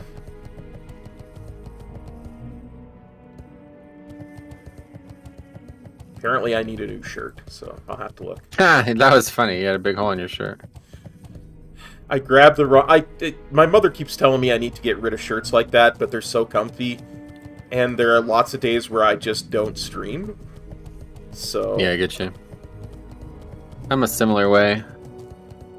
I wouldn't really say that I have shirts that are damaged, but I have shirts that I've had for years that I like too much and the companies don't exist anymore. Yeah. Okay, so fly to Redridge for some reason. Oh, I guess because we're gonna go to Burning Steps. Need help? Redridge. Duskwood. Redridge. Farewell. Well, I have 4 days of them updating the score needed for the Shadowlands Hero title, or the Tormented Hero title. And the Alliance has changed 1 point in 4 days. And the Horde has changed 2 points in 4 days. So, not a lot of activity on that. I don't exactly understand how that thing is calculated in the first place, but I will not a lot. Yes, I will not hazard to guess. So yeah,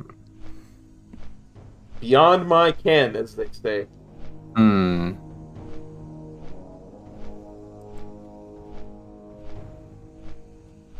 Beyond my Barbie as well. Good one.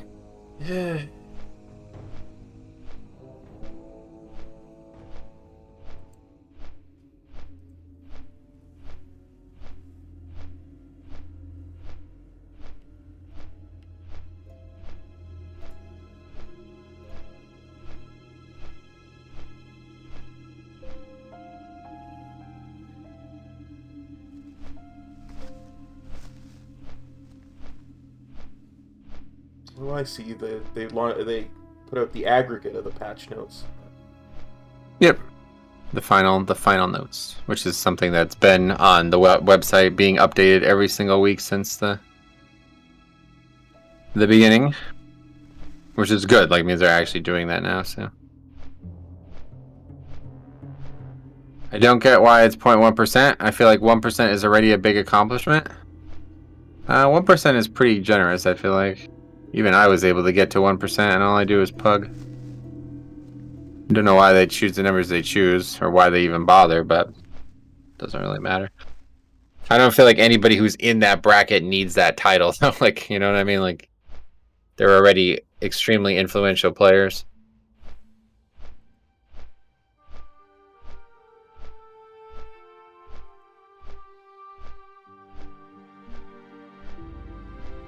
Redridge, man, I haven't been here in a long time. I know. Good to be back. Indeed.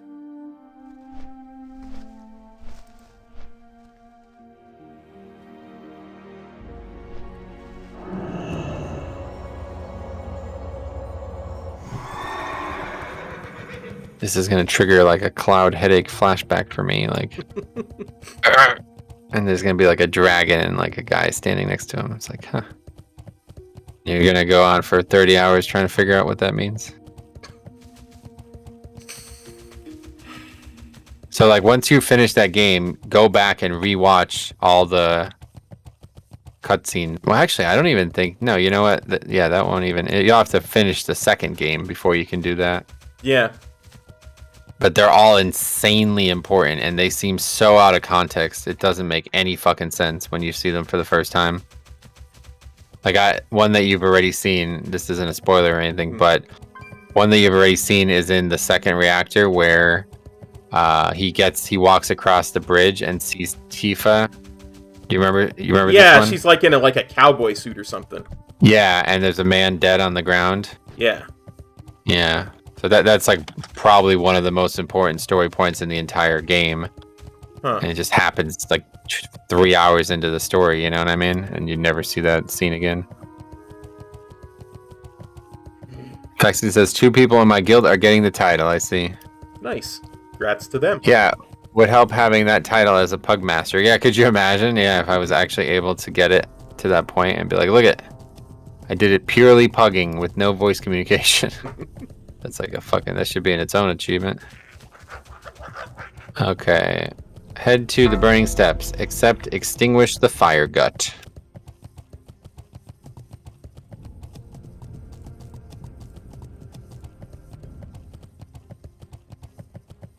I don't think I've ever done this zone in Classic.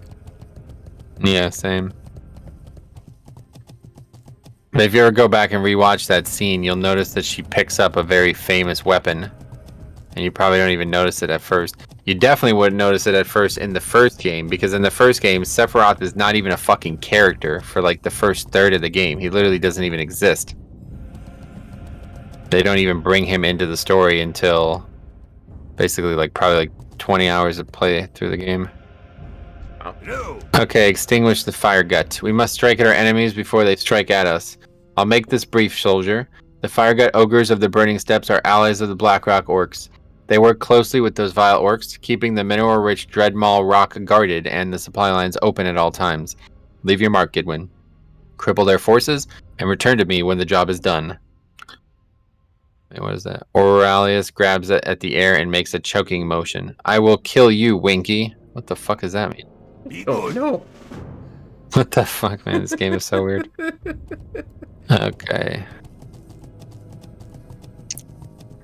Faxi says, I managed to get to 2704, met some nice people along the way. Couple tools, too, I can imagine. Alright, let's get to Fire Gut. This one's kind of a pain in the ass because they're all spread out along the mountain.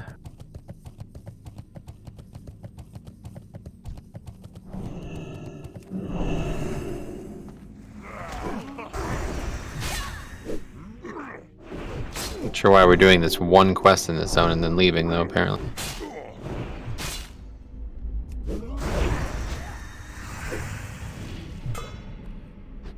At this point, it wants us to go around and do a bunch of cloth turn-in quests, which I bet would probably be pretty profitable, but I don't have enough cloth for that regardless. Yeah, I've been vendering cloth lately, so... Yeah.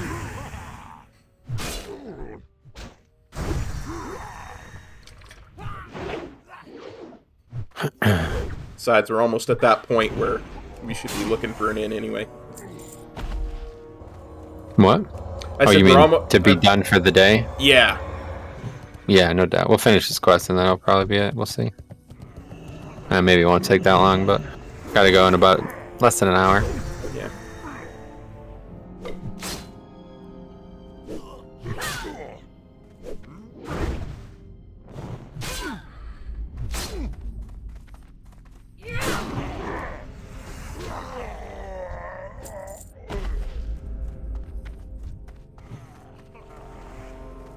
They're getting relatively high level though. Yeah. Ooh, they're actually one level above us. Yeah. Most of the stuff we were killing recently was like 6 levels below us. And this is, we're supposed to still be 51 at this point on this guide, so. So we really caught up, is what you're saying. Yeah, we've surpassed it. Yeah, at one point we were 3 levels behind the guide. Because we didn't grind out 2.5 levels from the one portion it wanted us to do. So in answer to the question, is it noticeable, the 100%? Yes. Indeed it is. Oh, well, yeah. The 40% was noticeable in that way as well. Yeah.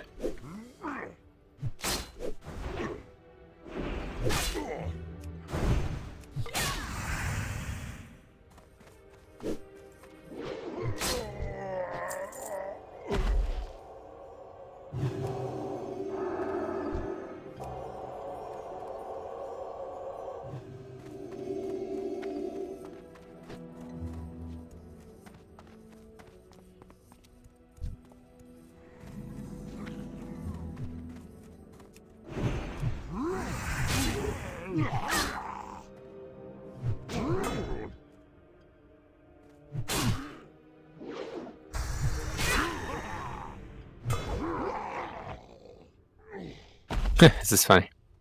Someone says, winter hasn't been winter in Michigan for a while now. When I was a kid, we had snow days all the time, and snow was piled up 15 feet high just from plowing the driveway. Now it's mostly freezing rain or 1 to 2 events of 6+ inch snow. Yesterday it was 48 degrees in February. Yeah. This guy says, well, the Weather Service says the average annual snowfall totals have actually increased significantly over the past 30 years in most places in northern Michigan. Average high temperatures have increased by about 1 degree over the last 100 years. I think your childhood memories are dramatized. Probably pretty common. I mean, it's true, but 1 degree is a lot more impactful than most people realize. No, his point was that this guy says like it's 48 degrees, like if there's some, 20, 30 degree swing. Yeah. And then he says like we don't ever get snow anymore, and this guy's like, well, no, by fact you're actually getting more snow than you got when you were a child.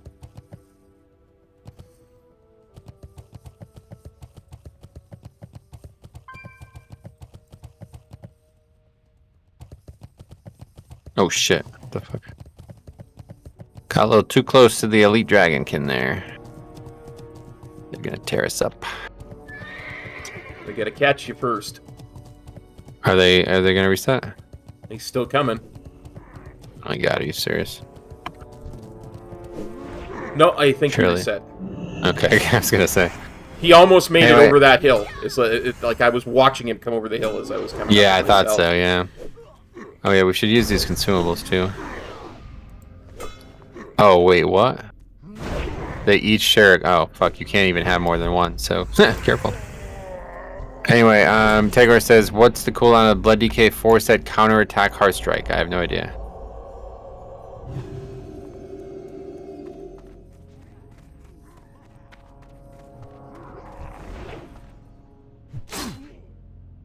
I don't know which one of these consumables I want to use. Maybe roids. Yeah, use some roids. Strength one, yeah.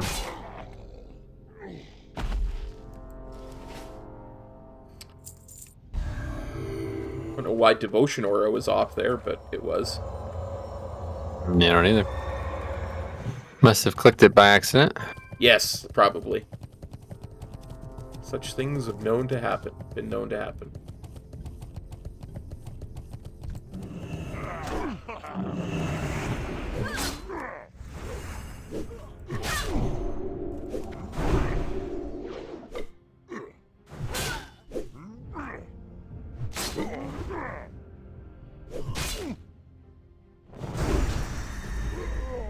Yeah, major golf course, clubhouse burned, or is burning right now. At least I don't know if it's what's going on with it, but Oh, it's in Michigan. And so I said, that's surprised. Like the pictures of it, there's no snow anywhere. I was like, no snow in Michigan? What's that about? Seems rare. I mean, there's snow here. Not been very cold. We haven't had snow in about a week and a half, but there's still snow on the ground. This showed this entire clubhouse without any snow anywhere near it. I was like, what the fuck? I thought Michigan was supposed to be like one of the worst lake effect snow places in the world. you would think with the Lake Michigan right there and all that. Well, they're literally surrounded by lakes, yeah, on all Yeah. four sides, or all three sides of the. It's basically a peninsula of the most of the state.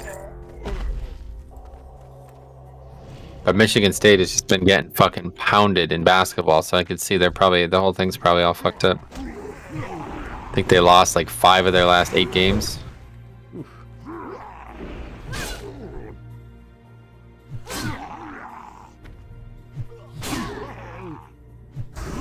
Good thing there's no Guild March Madness thing this year. I would have totally taken them. Yeah, they're still going to be a top, probably like a 4 or 5 seed, I'd imagine.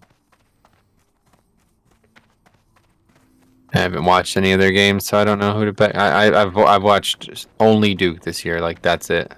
Yeah. And I can tell you, like always, don't pick Duke.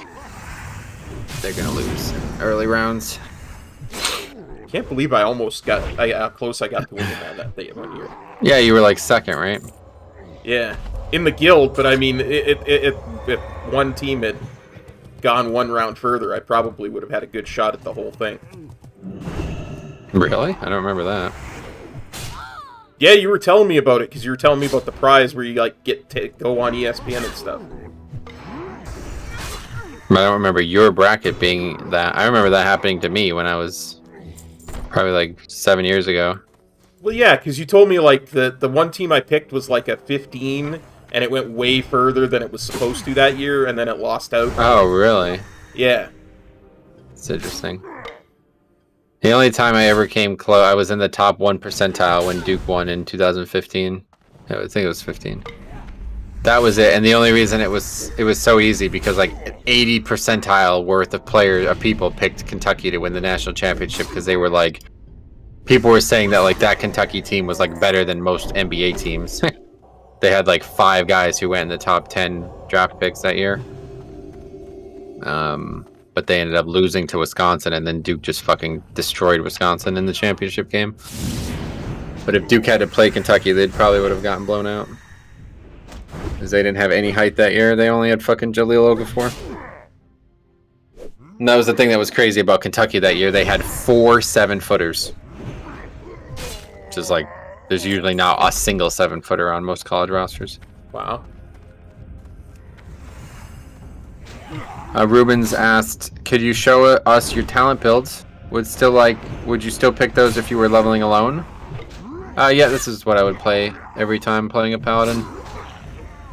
I mean, I don't know how much you want to hear about it, but basically just get to Seal of Command as fast as possible. I really like improved Ret Aura over Concentrate or Sanctity Aura, whatever that's called. It's all fairly, I mean, there's really not a lot of thought involved in it, unfortunately. Everybody always goes on about the classic talents, but they're honestly really shit.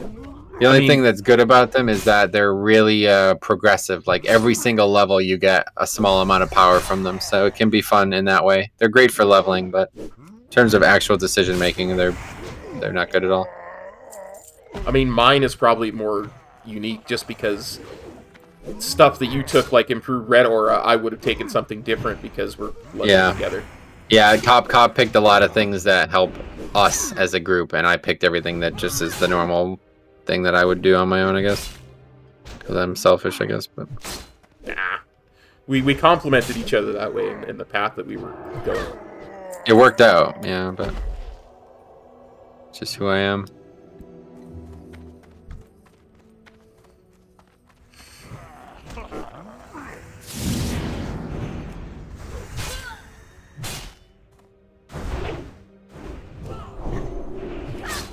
Is the nice thing about having 2 paladins, because you can have 2 auras and...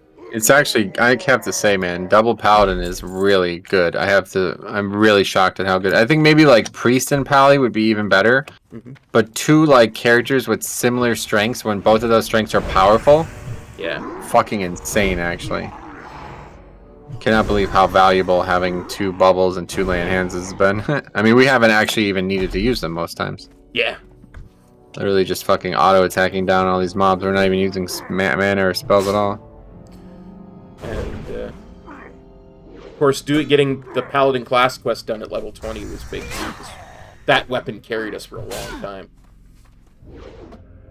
Yeah, that's true. That actually was a major thing. I wonder how it's like something like Druid would be with Paladin. Druid doesn't have as much access to healing as it sounds like it does, because it has to shift out of form constantly. I just mean because I know it's got buffs and stuff that it can put on. No, not really. It just got 1 buff. The main thing about the main synergy with Paladin would actually be Shaman. Oh. Because Paladin having Wind Fury as well as Seal of Command would be fucking nuts. Like you would just every once in a while you would just proc both in one shot, like 100% one shot people. Wow. Right, because they're basically the same spell, you know? Yeah. It's just Seal of Command is slightly worse, but it procs more. And Wind Fury is much stronger, but it procs much less. So they're basically very similar in how they output damage. They're actually extremely similar because they also both have like one that, you know, you put Sealed Crusader up and then you do more holy damage, and it's the same thing with Earthshock. Earthshock makes Storm Strike makes the next 2 Earthshocks do more damage, so it's just like very similar. They basically just designed the same class with 2 different flares, which is very, very, very strange because both Paladin and Shaman are massive in Warcraft 3, and they have very different playstyles. Yeah. Like, you know what I mean? Like, it couldn't be more dissimilar in Warcraft 3. The Farseer and the Paladin. Yeah, for sure, for sure. But somehow they managed to make them feel almost like identical classes in Classic. Yeah, I guess it was all in the name of balance. They wanted the Horde to have one and the Alliance to have the other. Yeah, I guess so. But it's weird because well, I guess Farsight is in the game in Classic, right? Yeah, that's probably in the game. Still in the game alive, but... Yeah, no, I was just talking about compared to Warcraft 3. Yeah. But Wolves and Earthquake are not existing in Classic WoW, but they're in Live WoW, right? Like they're major Classic, like major Shaman things that have been there from the get-go. Yeah, Wolves came in when? Burning Crusade? I think so. I don't actually know. It might not be. It might be Wrath. There's size. We hate work. Looking like Burning Steps got a lot more going on than Horde. Well, we're only doing 1 quest in this zone. I don't know what you mean by that. But yeah, we got this 1 quest that we're doing, and then we're leaving, I guess, going to somewhere else. I don't know what we're doing. Probably won't see that for an extremely long time, though, because this might be one of the last quests we do. If not the last quest we do for quite a while. Imperial Red Gloves. No, I don't want those. So, you know, okay, we actually literally only need mages. We've probably been killing a lot of mobs we didn't need. Yeah, I was gonna say, but we were talking about other stuff. And... I'm just like completely on autopilot. I've had like this happens like every single time we do these. I have like a break moment where I'm just like, if you weren't here, I would have just quit. Yeah, gotcha. And so now I'm just like completely disassociated with whatever it is we're doing. Trying to figure out where the fucking mages are. Oh, please don't tell me where they're gonna be like the basilisks, where they're just gone. Yeah, it's gonna be like that. Yeah, but I think one of these caves has a lot of them in it. I think it's this one up top. Here's a mage. I see you, mage.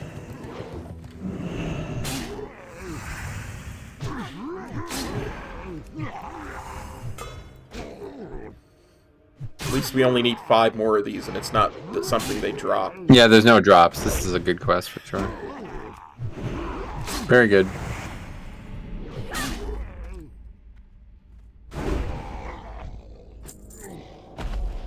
You find it weird that the mages do consecrate?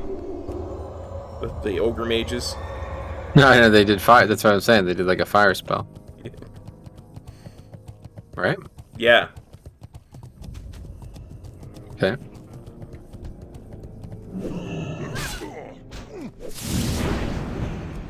Just meant it looks like consecrate.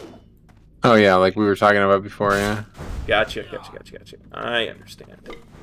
God, what do you mean? What are you talking about? You understand what? I don't know. My mind is on autopilot now, okay? Okay, I was gonna say you understand what? You're the one who made the point. I don't know anymore. Yeah, the fire. We talked about this in Searing Gorge area. That I'd said like, oh, it looks very similar to the blast wave spell mechanic, and that's exactly what they're doing here. They're doing like a blast wave looking fire spell.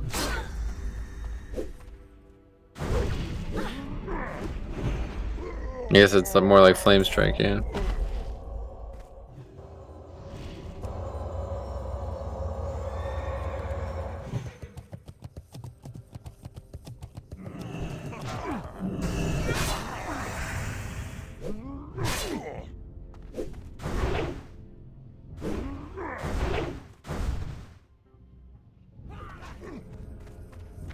It's weird because it's so like leveling is so not taxing, like compared to TB or compared to Mythic Plus. It's like very different, but it's still like at the end I'm still just completely done. Like I'm just like I don't want to fucking do this anymore.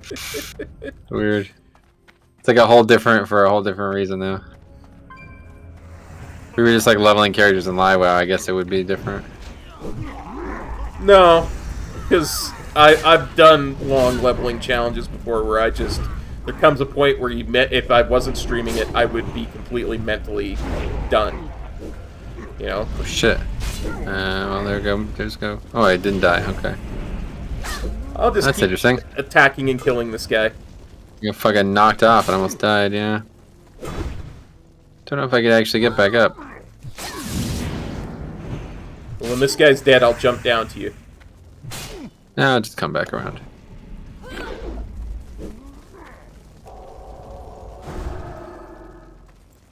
Almost knocked me off there.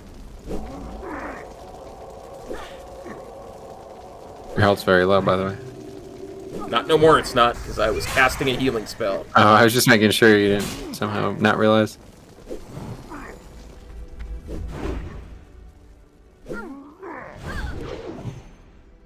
Once again, almost got knocked off. You just turn around so your back's not facing there. Well, that's Didn't why I know didn't they get did it. knocked off, because I was Oh, facing good. a rock. My back was to a rock. Okay, should I jump down? Just come back the way I'm coming back to you now. Okay. This doesn't seem like the right place to be anyway. Oh, there's a rare here. Yeah, might as well kill the rare.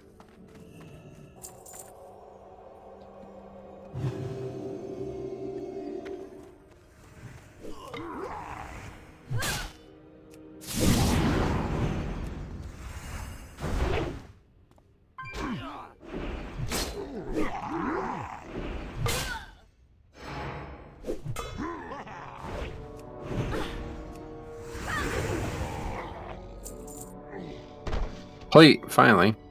Plate wrists. Those are nice. Very good. Yeah. Needing those. I will as well. You won them. No, I won them, yeah. Congrats me. Spirit and strength. That's nice stats. Yeah, for Paladin, absolutely. Mm-hmm.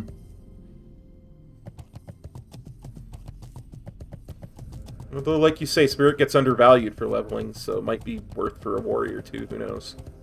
Yeah, Spirit is a really good stat for leveling in general. Warrior is probably the worst for it, but it's still really good for them just because they don't have any way to actually heal themselves. If you have like a high amount of Spirit as a warrior, you can go without having to eat or bandage at all, but it's not really gonna... It's eventually you're gonna have to stop usually. Never gonna have that much Spirit.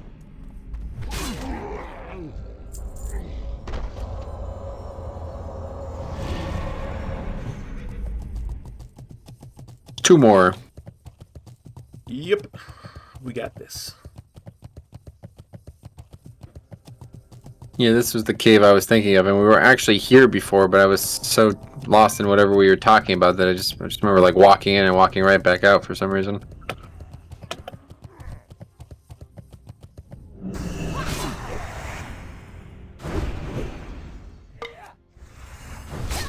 What an awful name. If you actually pick this name yourself, Fire Gut, as the name of your organization, that's a terrible name, right?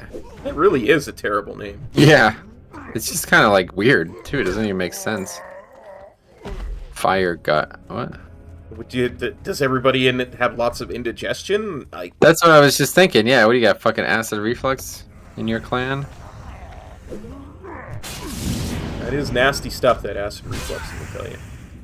Yeah.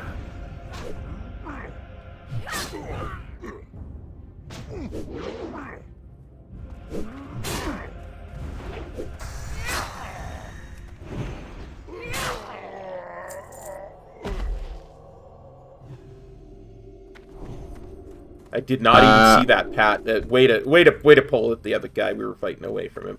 Oh, he didn't notice. He's asking, what is your stream? He's a cool dude. I would like to follow him, too. I'll get a link for you. Thank you. Take a look here. Okay, I'm linking it now. Thank you for the Cops link, my on friend. the... Yeah, no problem. Cops on the climb, guys. He's trying to get to 1,000 subscribers so he can get monetized, but it's been a long climb, which is completely understandable because I've actually lost subs in the time that he's been trying to get subs. It's not a very popular thing to subscribe to a YouTube channel anymore. I feel like I don't really know why they're still focused on that number. Seems kind of pointless. Yeah, for sure. Like, I would think watch hours is way more important. But... Yeah, I mean, they're focused on that too, but just I guess they needed 2 factors to make sure that you couldn't just cheese somehow and get 1 and beyond. But yeah, true. I really never subscribed to any channel. Like, I've only ever done it to channels that I care about helping get a certain number of subscribers, because I'm gonna watch the videos anyway. Like, you know, most of the channels that make content, they have some sort of regular pattern to them. So it's like, okay, Friday evening, this guy puts out a video. Friday evening, let's go check the video. But I think it was more like a thing a long time ago, back when YouTube was kind of new and Yeah. people were exploring how to best make content. But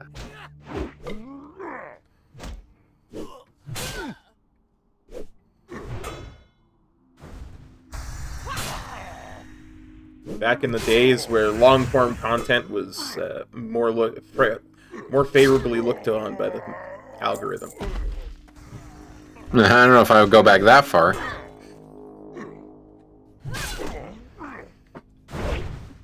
Or maybe I would go back even far. When do you think that was the case? Mid-2010s, 2014, 2015. Yeah. Okay. Yeah, I don't know about that part. Didn't make videos back then. What makes you say that? Well, as you know, I enjoy watching a certain Mr. Cox's videos, and a lot of his Let's Plays were from back then. Like his more long. Well, he still does videos like that, doesn't he? No. No? He almost never does a Let's Play anymore. Are you fucking serious? What does he do?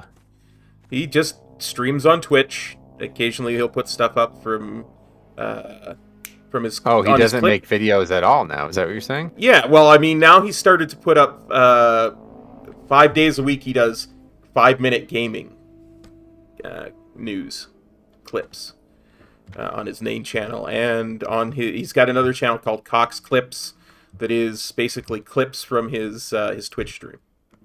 Wow, that is sad. Wow, that is really sad. Occasionally, he will do like a Let's Play of a game that's really kind of endemic of his channel. Like, he did a Final Fantasy VII Remake Let's Play. So... Oh, back on PlayStation? Yeah, PlayStation 4. Yeah. So... Damn, that is sad. But I think that's the last one I can recall that he did, off the top of my head. Oh, no, there's a lot, dude.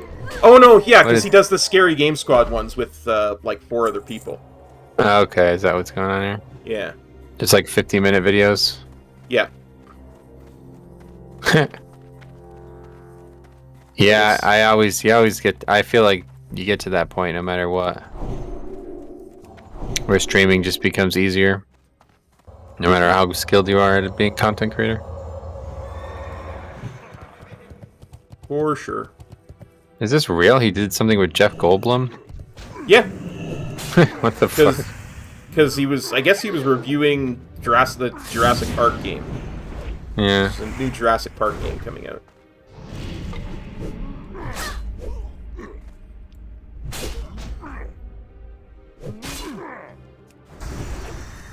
Oh, almost happened again. Wasn't paying attention. Alright, that's it. Let's get out of here. Let's Turn these in. Oh, it's only 4:30. I just don't know what's next, because on the list there's a bunch of shit that I know we're not going to end up doing, like turning in tons of cloth. So I'll have to figure that out. Snapshot of Gamma Rita. Did we do this? Yep. We turned it in already, right? Oh no, I have it in my inventory. Yeah, but that's that turtle one that we did up in the Hinterlands. Yeah, just making sure, because it says we should take it out of our That's a rare. Oh, Volchan? Deathmaw, the wolf. Oh, because there's also a rare over here, Volchan. That drops wow. a rare blacksmithing pattern, but that's a rare elite. So we're not killing that one. Drops a pretty important pattern, if I remember correctly. Oh. Nice.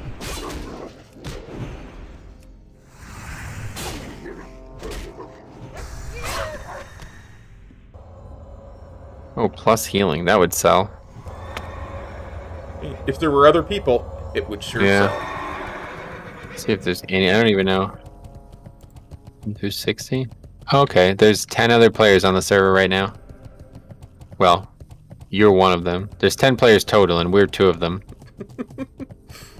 There's a level 60 Priest in Desolus, a level 15 Warlock in Dunmoreau, a level 1 Paladin in Elwyn, a level 12 Warlock in Stormwind, a level 60 Mage in Stormwind, a 52 Druid in the Barrens, a 60 Warlock in Hinterlands, and a 59 Priest in Winterspring.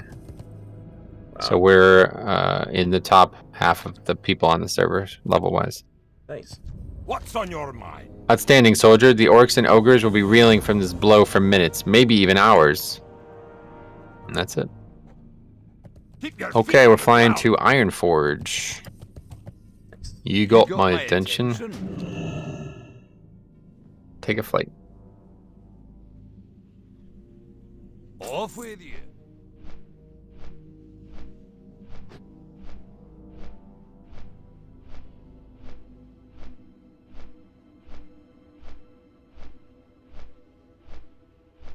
We've got that Loch Modan quest that turns in an Ironforge as well. That's probably part of it, yeah. Remember to get cloth from the bank if you stored it from earlier. Try to find the following items on the auction house for quests for later. 120 wool, 120 silk, and 120 mage weave. Plus 1 mithril casing. But I don't think we're doing any of that, so just skip on all that. The mithril casing, that's for Ungoro. That's for Amio. That's for the Amio quest. Ah, well, unfortunately, we're not going to be getting that because I doubt there's any on the auction house. Okay, we're definitely not doing any of these. This fucking add-on, man. Options, unlock. Okay, we're not doing any of the Gnomeregan cloth turn-ins or the Ironforge cloth turn-ins. We've withdrawn those things already, technically. Look for the courier that walks around Ironforge. Skip this quest if you can't find the courier. Why would you not be able to find it? What the fuck?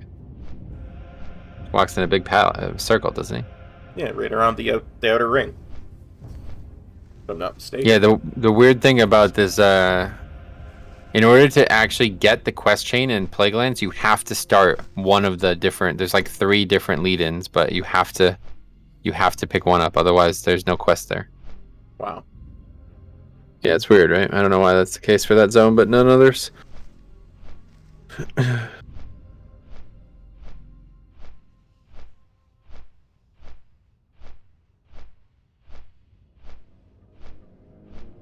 I know the Horde has something similar with, like, Warcaller Gorlak or whatever his name is. It's always in the Valley of Strength. What do you mean? I mean, he's got breadcrumb quests for some of the higher level zones. Oh, I was just commenting on the fact that the only way to do the zone is to get a breadcrumb, and you can't run there and do it. That's different than I don't think any other zone is like that, yeah.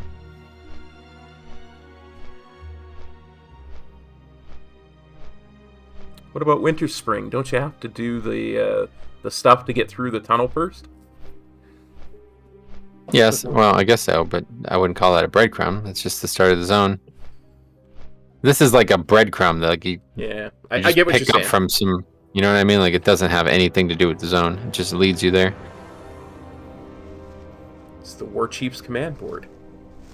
Right, yeah, like that, yeah.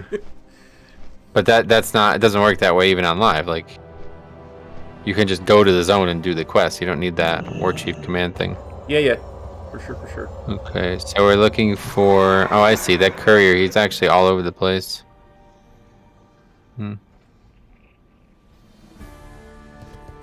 Well, oh, it's right there. What's up, can't find him, hey there, courier. Yeah, thanks for copping by. Give up. We'll never find him. Great to meet you. Here ye... Actually, maybe I shouldn't even...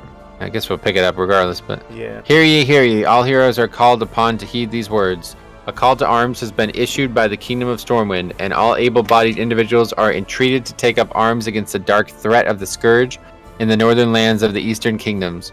Rumors fly of new threats rising from the ruins of the Plague Lands. Heroes of the realm, Seagull Commander Ashlam Valorfist, who has set up the base camp in Chillwind Camp, north of Alteric Mountains.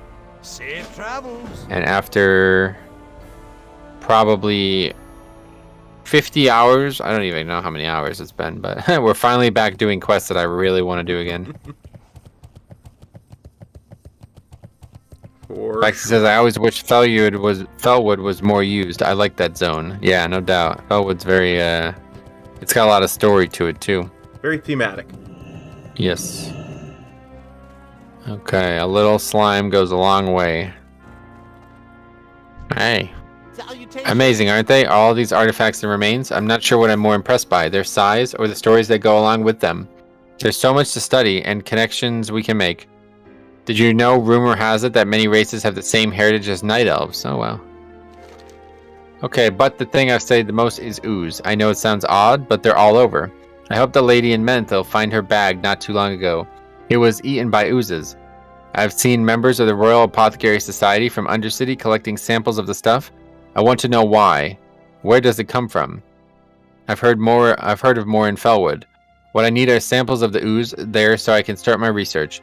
I'll give you containers, and you can use them to collect a sample from the deceased creatures. Daylight's burning. That quest is still there in LiveWow too, I'm pretty sure. Is it? Cool. I think so, yeah. There's like a random quest in this zone to go. I actually did it on my Nomad leveling challenge. Well, I picked it up, but I didn't do it. Hi. Okay, turn in proof of the deed.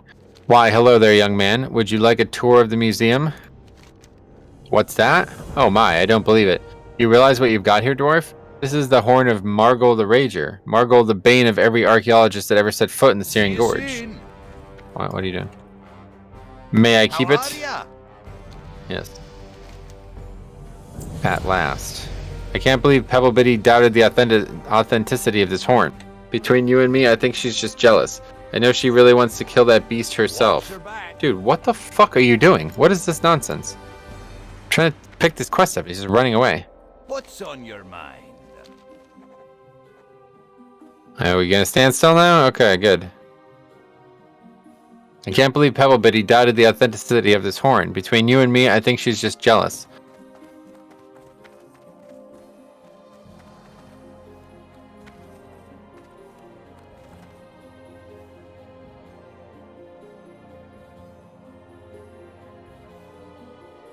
Okay, he's saying some things. I have just the spot for this horn. I must have been saving the spot for something special. I don't think it gets any more special than this. Oh, this is actually where the Dwarven heritage armor thing happens. Oh, yeah. Did you ever do that? You did that, right? Yeah. Or, yeah, this dude is... Yeah. I think same I guy, did. actually, probably. I did a video on that. It's really, really good. I know I did the gnomish one and the goblin one. Huh. I did the Dark Iron Dwarf one. Yeah, that's...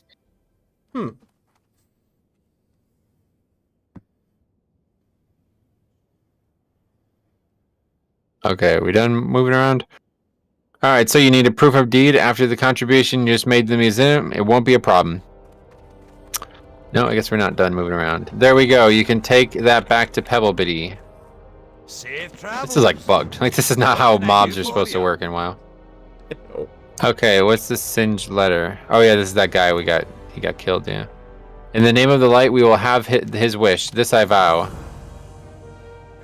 There is an empty, vacuous hole where my heart used to be, Gidwin. The loss of Dorius is one that I will not soon recover from. I must see his final wish, though, through, and the perpetrators of this cold-blooded murder must be brought to justice. Return to the Syrian Gorge and fulfill his last wish. Free his men. Watch your back. Poor Dorius, if I ever get my hands on those dark irons, so help me. And there's a lot of cool like stuff here. I never actually looked at these things. Horde catapult. There's a lot of quests in this little area too, this Hall of Explorers. Yeah, this is just here now for good, huh? Interesting. The fuck, like, is that phased or what? Like, what is that? I don't know. It's weird, isn't it? I didn't think they did phasing back into Finland. Yeah, well, I know they didn't, but, like, why was that not there before, but it is there for us now? I don't know. Okay, I've recently been handling the responsibility of investigating Ajara, a once beautiful area the elves called home. This would be back when they practiced magic. It's now a more dangerous place more dangerous place than it is beautiful, but that doesn't stop us from turning over every stone for answers to our past. A companion of mine named Timor offered to help me investigate the area since he takes a particular interest in such things. He owns a small place to the right of the Hall of Mysteries here in the city. Okay. Watch your back. A lot of quests in Ironforge too, man. Yeah. It's not just Stormwind, you know? They're pretty cool. There's a lot of quests, and we spent a lot of time in Ironforge. Yeah.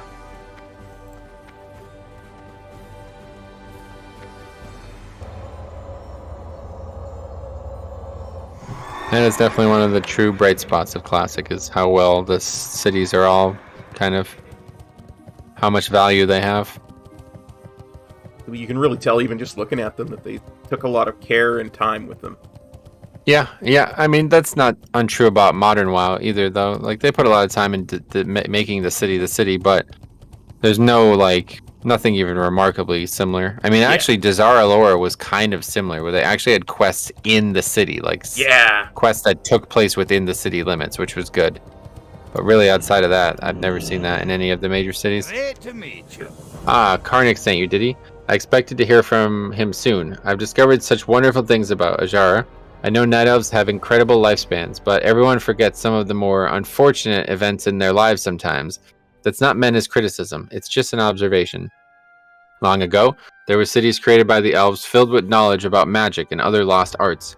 Being a student of such things, I started my investigation. What I found was quite thrilling.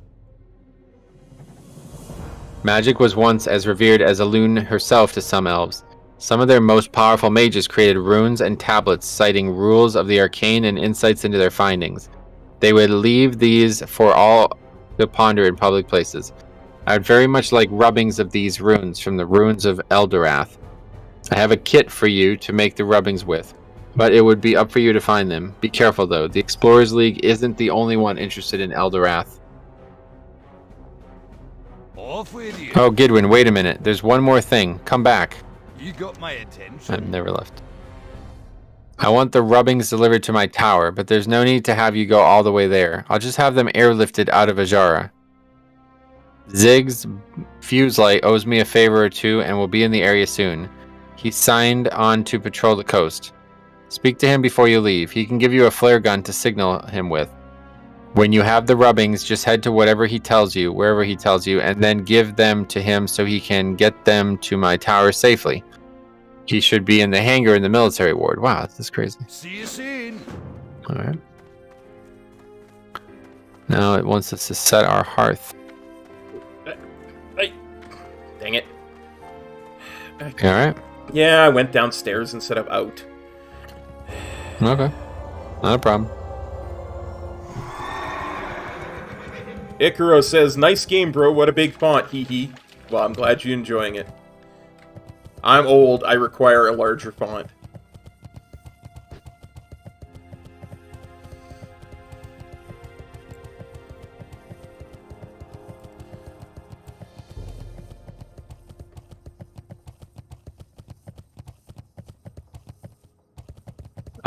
Is it this building? No, this is the reagent vendor. Let's This building over here. How are ya? Making this in our Safe home. travels. That was successful.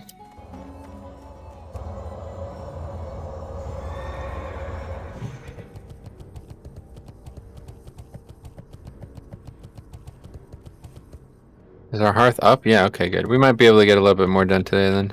Okay.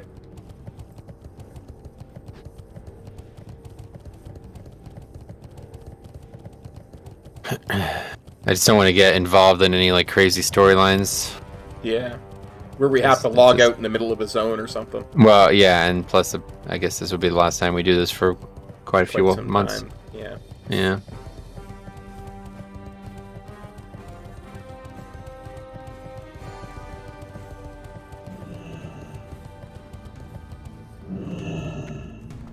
and before Blizzard delays the patch by a month. Yeah, that would be very strange of them to do that. Less than 4 days away. What can I do for you, Gidwin? Kinda busy at the moment preparing my ship for a long trip. I just came over to see some of the tank pilots. I need some Wendigo mains to line my cockpit, and they usually have extra. I can give you a minute if you're brief. One of the boys just took off to Steel Grill's depot to see if the pilots down there have extra mains for me. Ah, so Timor sent you? Huh. Yeah, I owe him a favor or two.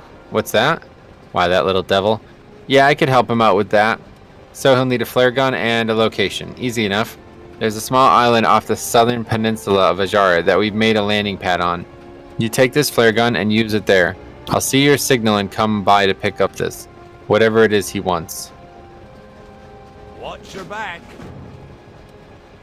Here's my standard issue flare gun, and be patient after you fire off the gun. There are only a couple charges in one of these, and it might take me a minute to get to you, depending on how far out to sea I am. Just look out for the sea. Just look out to the sea after you fire off that flare.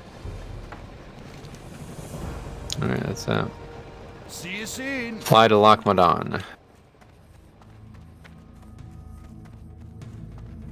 Yeah, Ikaro, I don't know anything about Lost Ark, so I can't comment on whether it's boring or not, but people I've talked to who have played it seem to be enjoying it for the most part. What was said? He says, I think Lost Ark is so boring, and I Oh. I have All not right, played it, thanks for, so thanks for letting me know, man. I haven't played it, so I can't comment on it. Okay, flying to Lochmadon. How are you? See you soon.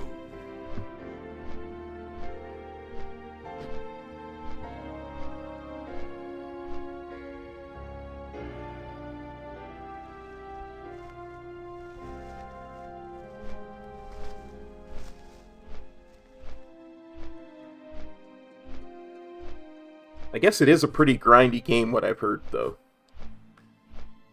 Yeah, I don't know anything about it. I try to look at some footage of it the first day, but I have to say, man, the fucking visuals of it just make me completely turned off. Yeah. Like I have no, so games that look like that, I just can't get involved in. Yeah, for sure, for sure. It's the top-down style. You know what I mean? Like, it's very Diablo-esque in that way. Oh, is it? I didn't even notice that part. Yeah. People are saying it's like a combination of Final Fantasy XIV, WoW, and Diablo in its style. So In the gameplay, yeah. Okay. yeah.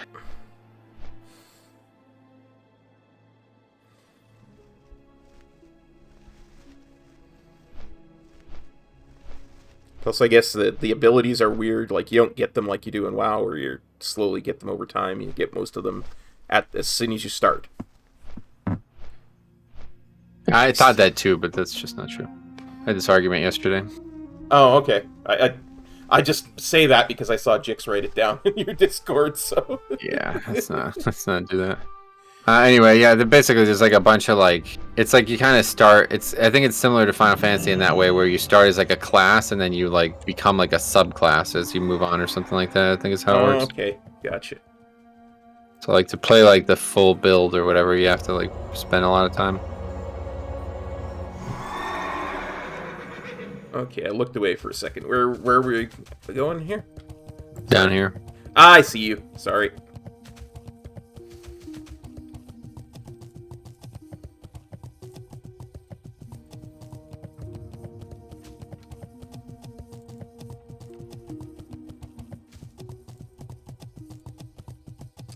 Rubens agrees that weeby games are weird. Well, that's not even what I would say about this. Well, the thing about that game's graphic style is like it's like has this very weird like proportional estimation of what a white male should look like. I think that's the only way I could put it. It sounds really strange, probably, but they make these like character, and it's always fucking Asian games. It's like they're like idolize like a Western male or something. Like it's very strange, but they make these characters look like fucking gods. Like they're just like chiseled out of fucking stone, and they're like massive and they're tall and their arms and shoulders are gigantic and shit. It's like That's just so unappealing to me, man. It just doesn't look like a real person. I can't play a human being who looks like that. It's just so strange. Sure. Oh yeah, so what is this proof of deed? Does it have a component that we could read? Oh, it does. This proof of deed is to verify that Gidwin slew Margol the Rager, Scourge of the Searing Gorge. The Ironforge Museum recognizes this achievement and thanks the bearer for their generous contribution. Great. Hello. Okay. I don't believe it. I don't know how someone as weak as you overcame Margol, but a deal is a deal. Here's the key. If anything happens to you after this, it will be your own fault. Safe travels. You have a lot of experience. So you're saying that that's actually the, Well met. that quest is in Live WoW? Is that what you're saying? No, not at all. No. That's open in Live WoW. Like that. No. Okay, hold on. Let's retrace our steps here. Before you said you remembered killing this monster because you remember doing a quest where the character didn't believe that you killed it. Yes. Yeah. But that character is like not there. It's a different character. Okay. It's in Searing Gorge. That character is in Searing Gorge in Live WoW. That makes sense. Yeah. Okay. Well, I guess that's it. Next is go to Western Plaguelands, which is where I want to eventually start the next time we get together. Sounds good. Let's go to an inn and log off. I'm very excited about doing Western Plaguelands. So, As am I. I think it's probably best to just hearth though. So I'm just gonna go ahead and vendor. Ooh, good idea. Wait. Why haven't we not turned in? Does it not want us to do that yet? I assumed it wanted us to take these things out of the bag because it wanted us to turn in all the quests in Hinterlands. I'd say let's just go do that because I don't have to go right yet, but I don't really want to do that again. Like now that we are at this level, I don't plan on following this guide anymore. So let's just go turn all those quests in since we. Oh, wait! No, they don't even get turned in Hinterlands, do they? Off with you. Oh, they get turned in fucking Teneris, probably. I think. Wait, I don't even know.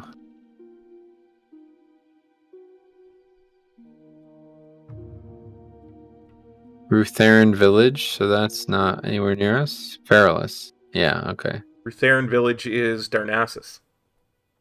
Well, let's try to get to Darnassus, I think. Okay, so... Menethil Harbor. Menethil Harbor, yeah. Watch your back. I'd like to empty out our inventory of quests so we can just get right to the Plaguelands next time. Sounds good. That one is done in Feralus. That's Darnassus. Yeah, most are Darnassus, so I don't think I won't probably won't have time to do the Feralus one too, but we'll see. Yeah, there's like 3 in Darnassus that we can get rid of. They're all green. Yeah, Darnassus will definitely be fine because we just take the flight from or the boat from here to Aberdeen and then fly over a small amount. Sounds good. I guess we could see. And we can always just hearth back, and that'll be that. It was a hell of a ride, man. If that's the last time we get together for any reason, I did enjoy it. And even though the game at times was not very interesting, it was very fun to explore a lot of these things that I feel like a lot of it that neither of us had seen, right? Yeah, absolutely. Honestly, as I said several times, the only reason I enjoy Classic more than, say, TBC for this kind of thing is because I got to explore it with you. So I really enjoyed this quite a bit myself. This is the last time. Thank you very much, my friend. It was great because seeing these storylines are, develop are like interesting on its own, but, getting to hear your thoughts on it and seeing, our thoughts together and how they combine, it's like, man, I actually will feel nostalgia about some of these quest lines if I ever do them again now, just because of our playthrough of them. Yeah, absolutely. I'm like, I have so much more of an attachment to the side of the balloon now, and before I had no real super interested. Because we did it together, it was so iconic, That was probably my favorite quest that we did together, honestly. Yeah. Really good. That was excellent, and I'm gonna redo that at some point and make a full video on just that quest because that was really, really good. What about you? What was your most favorite time in this? Honestly, I think if I had to put it down to one quest line, probably the Paladin class quest that we did at level 20, just because it was so, you know, we were like basically soloing a dungeon quest. And yeah, that was awesome because we both had to work like hard for that Yes. too. It wasn't just a quest; it was pretty difficult. we had to play our best game, both of us, and you brought Yep. your fiance with you, and Ah, I forgot about that. Jesus. never gonna let it go. That's a good one though. Yeah. That was awesome. We almost cleared that entire dungeon. We probably could have. Yeah. Yeah. Oh yeah. We tried to. We actually couldn't kill Van Cleef. I forgot Yeah. about that. Yeah, that's regrettable. I still think 1 or 2 more levels and we would have had him. Yeah, if we just waited for the next day, but everything was respawning. Forgot about that. Yeah, I'm never gonna look at leveling through vanilla the same way again, because I always looked at leveling. It's the way it's done in modern is the way I've always considered leveling. Right? It's, okay, I'm going to do this zone now. Okay, Yeah. I've run out of quests I can do. I'm going to go do the equivalent level zone on the other continent now. Oh, I see what you mean. Yeah, you mean like after following this guide, it really changed the way you looked at things, huh? Yeah, it really does, because now my mind is expanded and I'm trying to think, okay, I know that there are quests that I can do all over Hex Half Acre that would be a better use of my time than just trying to, okay, let's see how badly I can brute force this quest in Redridge. Dude, this guide was fun, honestly. I wanted to do like a whole leveling, like just level nothing with the guide, nothing but the guide, but I just ended up running out of time with all this stuff. I honestly thought we would have been done much sooner than this, Me too. real time wise. But our characters have traveled quickly through it. It's only 3 days played, and we're 52. That's quite good. But yeah, it just took more hours, more sessions than I expected. Yeah, even with me logging on to do some cooking off stream, I'm still only 4 days, 0 hours, 25 minutes total. So, Yeah, pretty good. Wait, what'd you say? How many extra? 4 days, 0 hours, 25 minutes, 6 seconds.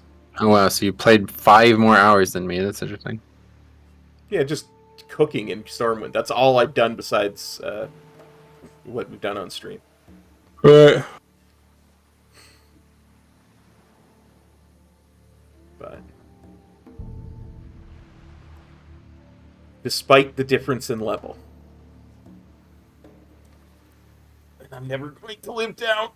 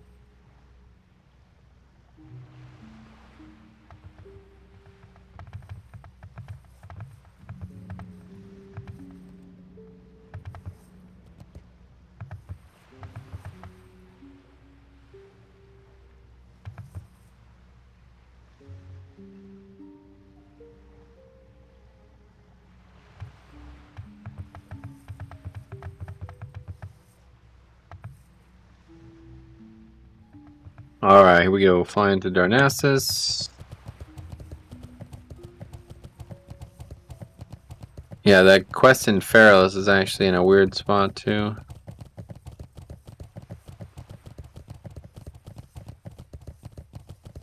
I mentioned it's like a 12-minute flight path.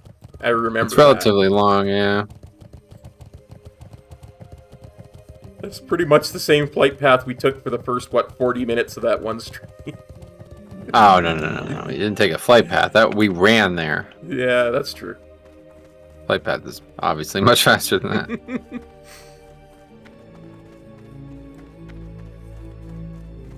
What brings you here? I don't actually know where these get turned in, but I'm pretty sure it's just in... Yeah, one's... Maybe two. Yeah, two in Rutheran Village and then one in actual Darnassus. Nice.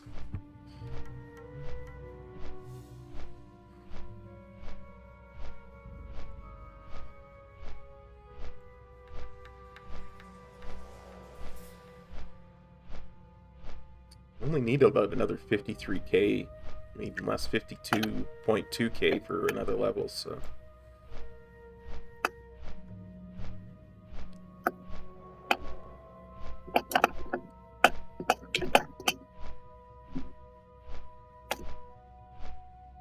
This should get me fairly close. Yeah, I'm probably going to be just under halfway through this level, which is ideal, I think. Yeah. I was thinking 52 at the start of Plaguelands would be perfect for us. Nice. I've done it in like 49 before, so I'd imagine 52 is perfect. We can do all of it in one sitting, kind of like we did with like Redridge and stuff. We didn't have to constantly go in between those zones. Just need a little bit of a cushion to start it so you don't end up behind.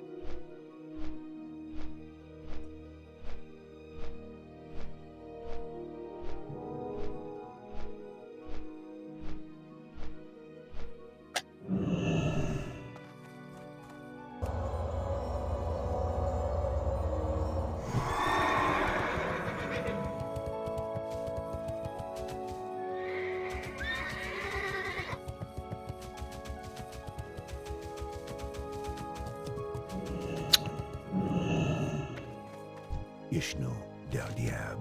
Try to avoid them if you can, Goodwin. The Wildkin may misread your interest as an intent to do them harm. Oh, I remember we had some trouble we had some trouble with that one, yeah. Thank you for bringing these to me, Goodwin. What did you learn of the Wildkin? Perhaps these feathers will tell us more. Ferocious monsters or simply misguided pets? One day I'd like to know the truth. I'm going to continue my research. Please come back and talk to me again after some time has passed. There's another quest. Oh, Winter Spring. I guess we should pick it up. I'm not going to read it, though. Pick it up just in case we need it in the future. Done and done. So you have finally returned, Goodwin, and you brought the contraption that Kurgle built for me? Perfect. Well, Kurgle's invention lived up to its expectations. Don't get too excited, but you know that I am pleased with your work, Goodwin. Now, where did I leave that book? Another quest. Feathermoon Stronghold. Here it is, Goodwin. Please take care of my book. Now hurry along. I'm sure Troyes is eager for your return. May the stars guide you. Maybe someday we'll do that too. Yeah, if you go back to Perilous. A book. Oh, you can't actually read it though. Fuck. That would have been a good book to read. And I guess we can just log out in Darnassus then. Yep. Yeah, so maybe next time I'll remember. We'll go to Perilous and turn those two quests in, and then that'll be it. Start on Western Plaguelands. But I mean, I'm thinking that it might be 3 or 4 years before we get back to these characters, so I might be an old man by then. You never What'd you know. You never know, old man. We might be getting back sooner than you think. Maybe. Oh, was that a pirate at the end there? What was that? I don't know. I was trying to do an old man voice there for a long time, but I think... Yeah, you kind of went into like a pirate-sounding voice. Yarr! I was no pirate voice, matey. Oh, that's a pirate, definitely, yeah. You think that sounds like an old man? No, I think the first one. The first one sounded like I'm an old pirate. man. I'm an old pirate. I really can't stand pirates, honestly. I think they're one of the most Yes. I mean, they're literally fucking criminals at the basest of levels, and people like celebrate them so severely. It's weird, isn't it? Yes. Thank you. Okay, you agree with that? I so agree with that. It would seem that the Silithid's intent, nay, reason for being, is to devour everything in their path that is not of their ecology. Their focus is singular, and it is for this reason that they are a grave threat to all life on Azeroth. What we've seen today is but the first stages. I suspect that their strength comes from deeper in Kalimdor. On Goro Crater, go to Gadgetzan and Teneris Desert and speak to Alchemist Petzelzug. Tell him of my theory. He will surely aid us in fighting the Silithid. Be careful. How may I help? Peace and... Oh, that was a different quest. Why did I not get experience? Peace and tranquility will be on you, stranger. Why have you sought me out this day? This report. We Night Elves know of the terror mentioned here. Bizzle was wise to send this to you, and you to me. These creatures will consume the Tenaris desert rapidly. They are nothing short of one of the greatest menaces we will all ever face. Familiarize yourself with this name, Gidwin. Silithid. The insects mentioned here are the Silithid, and they are the tools of one of the greatest threats that both the Horde and Alliance face. If only we were smart enough to see that before.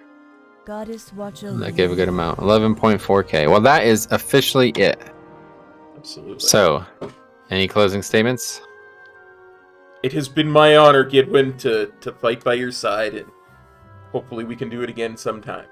Yeah, we definitely will. I'm actually really looking forward to the Plaguelands, and that's why I don't want to do it again for a while, because I don't want to rush it, and don't want to feel like I'm not getting the footage and stuff I need, because this zone is honestly one of my favorite zones ever. The Plaguelands and the storyline between like Tyrion and the Scarlet stuff in those two zones, fucking the best stuff in the classics. So I'm really looking forward to. I actually replayed it in TBC. That's how much I like it. Instead of taking the characters of the Burning Crusade, I took them back at 60 back to Western and Eastern Plaguelands. So that's how much I like these zones, and I cannot wait to do that again. So that'll be in the future. I mean, the playlist is here, so maybe you're in the future watching this somehow. Check it out. It's probably there. But for now, it'll probably be a few months before we get back to this. Between the patch and then golf, we'll have to find some time for it when we're both around. So Sounds good, buddy. Anyway, thanks for watching, guys, and we'll see you in the next one. Peace.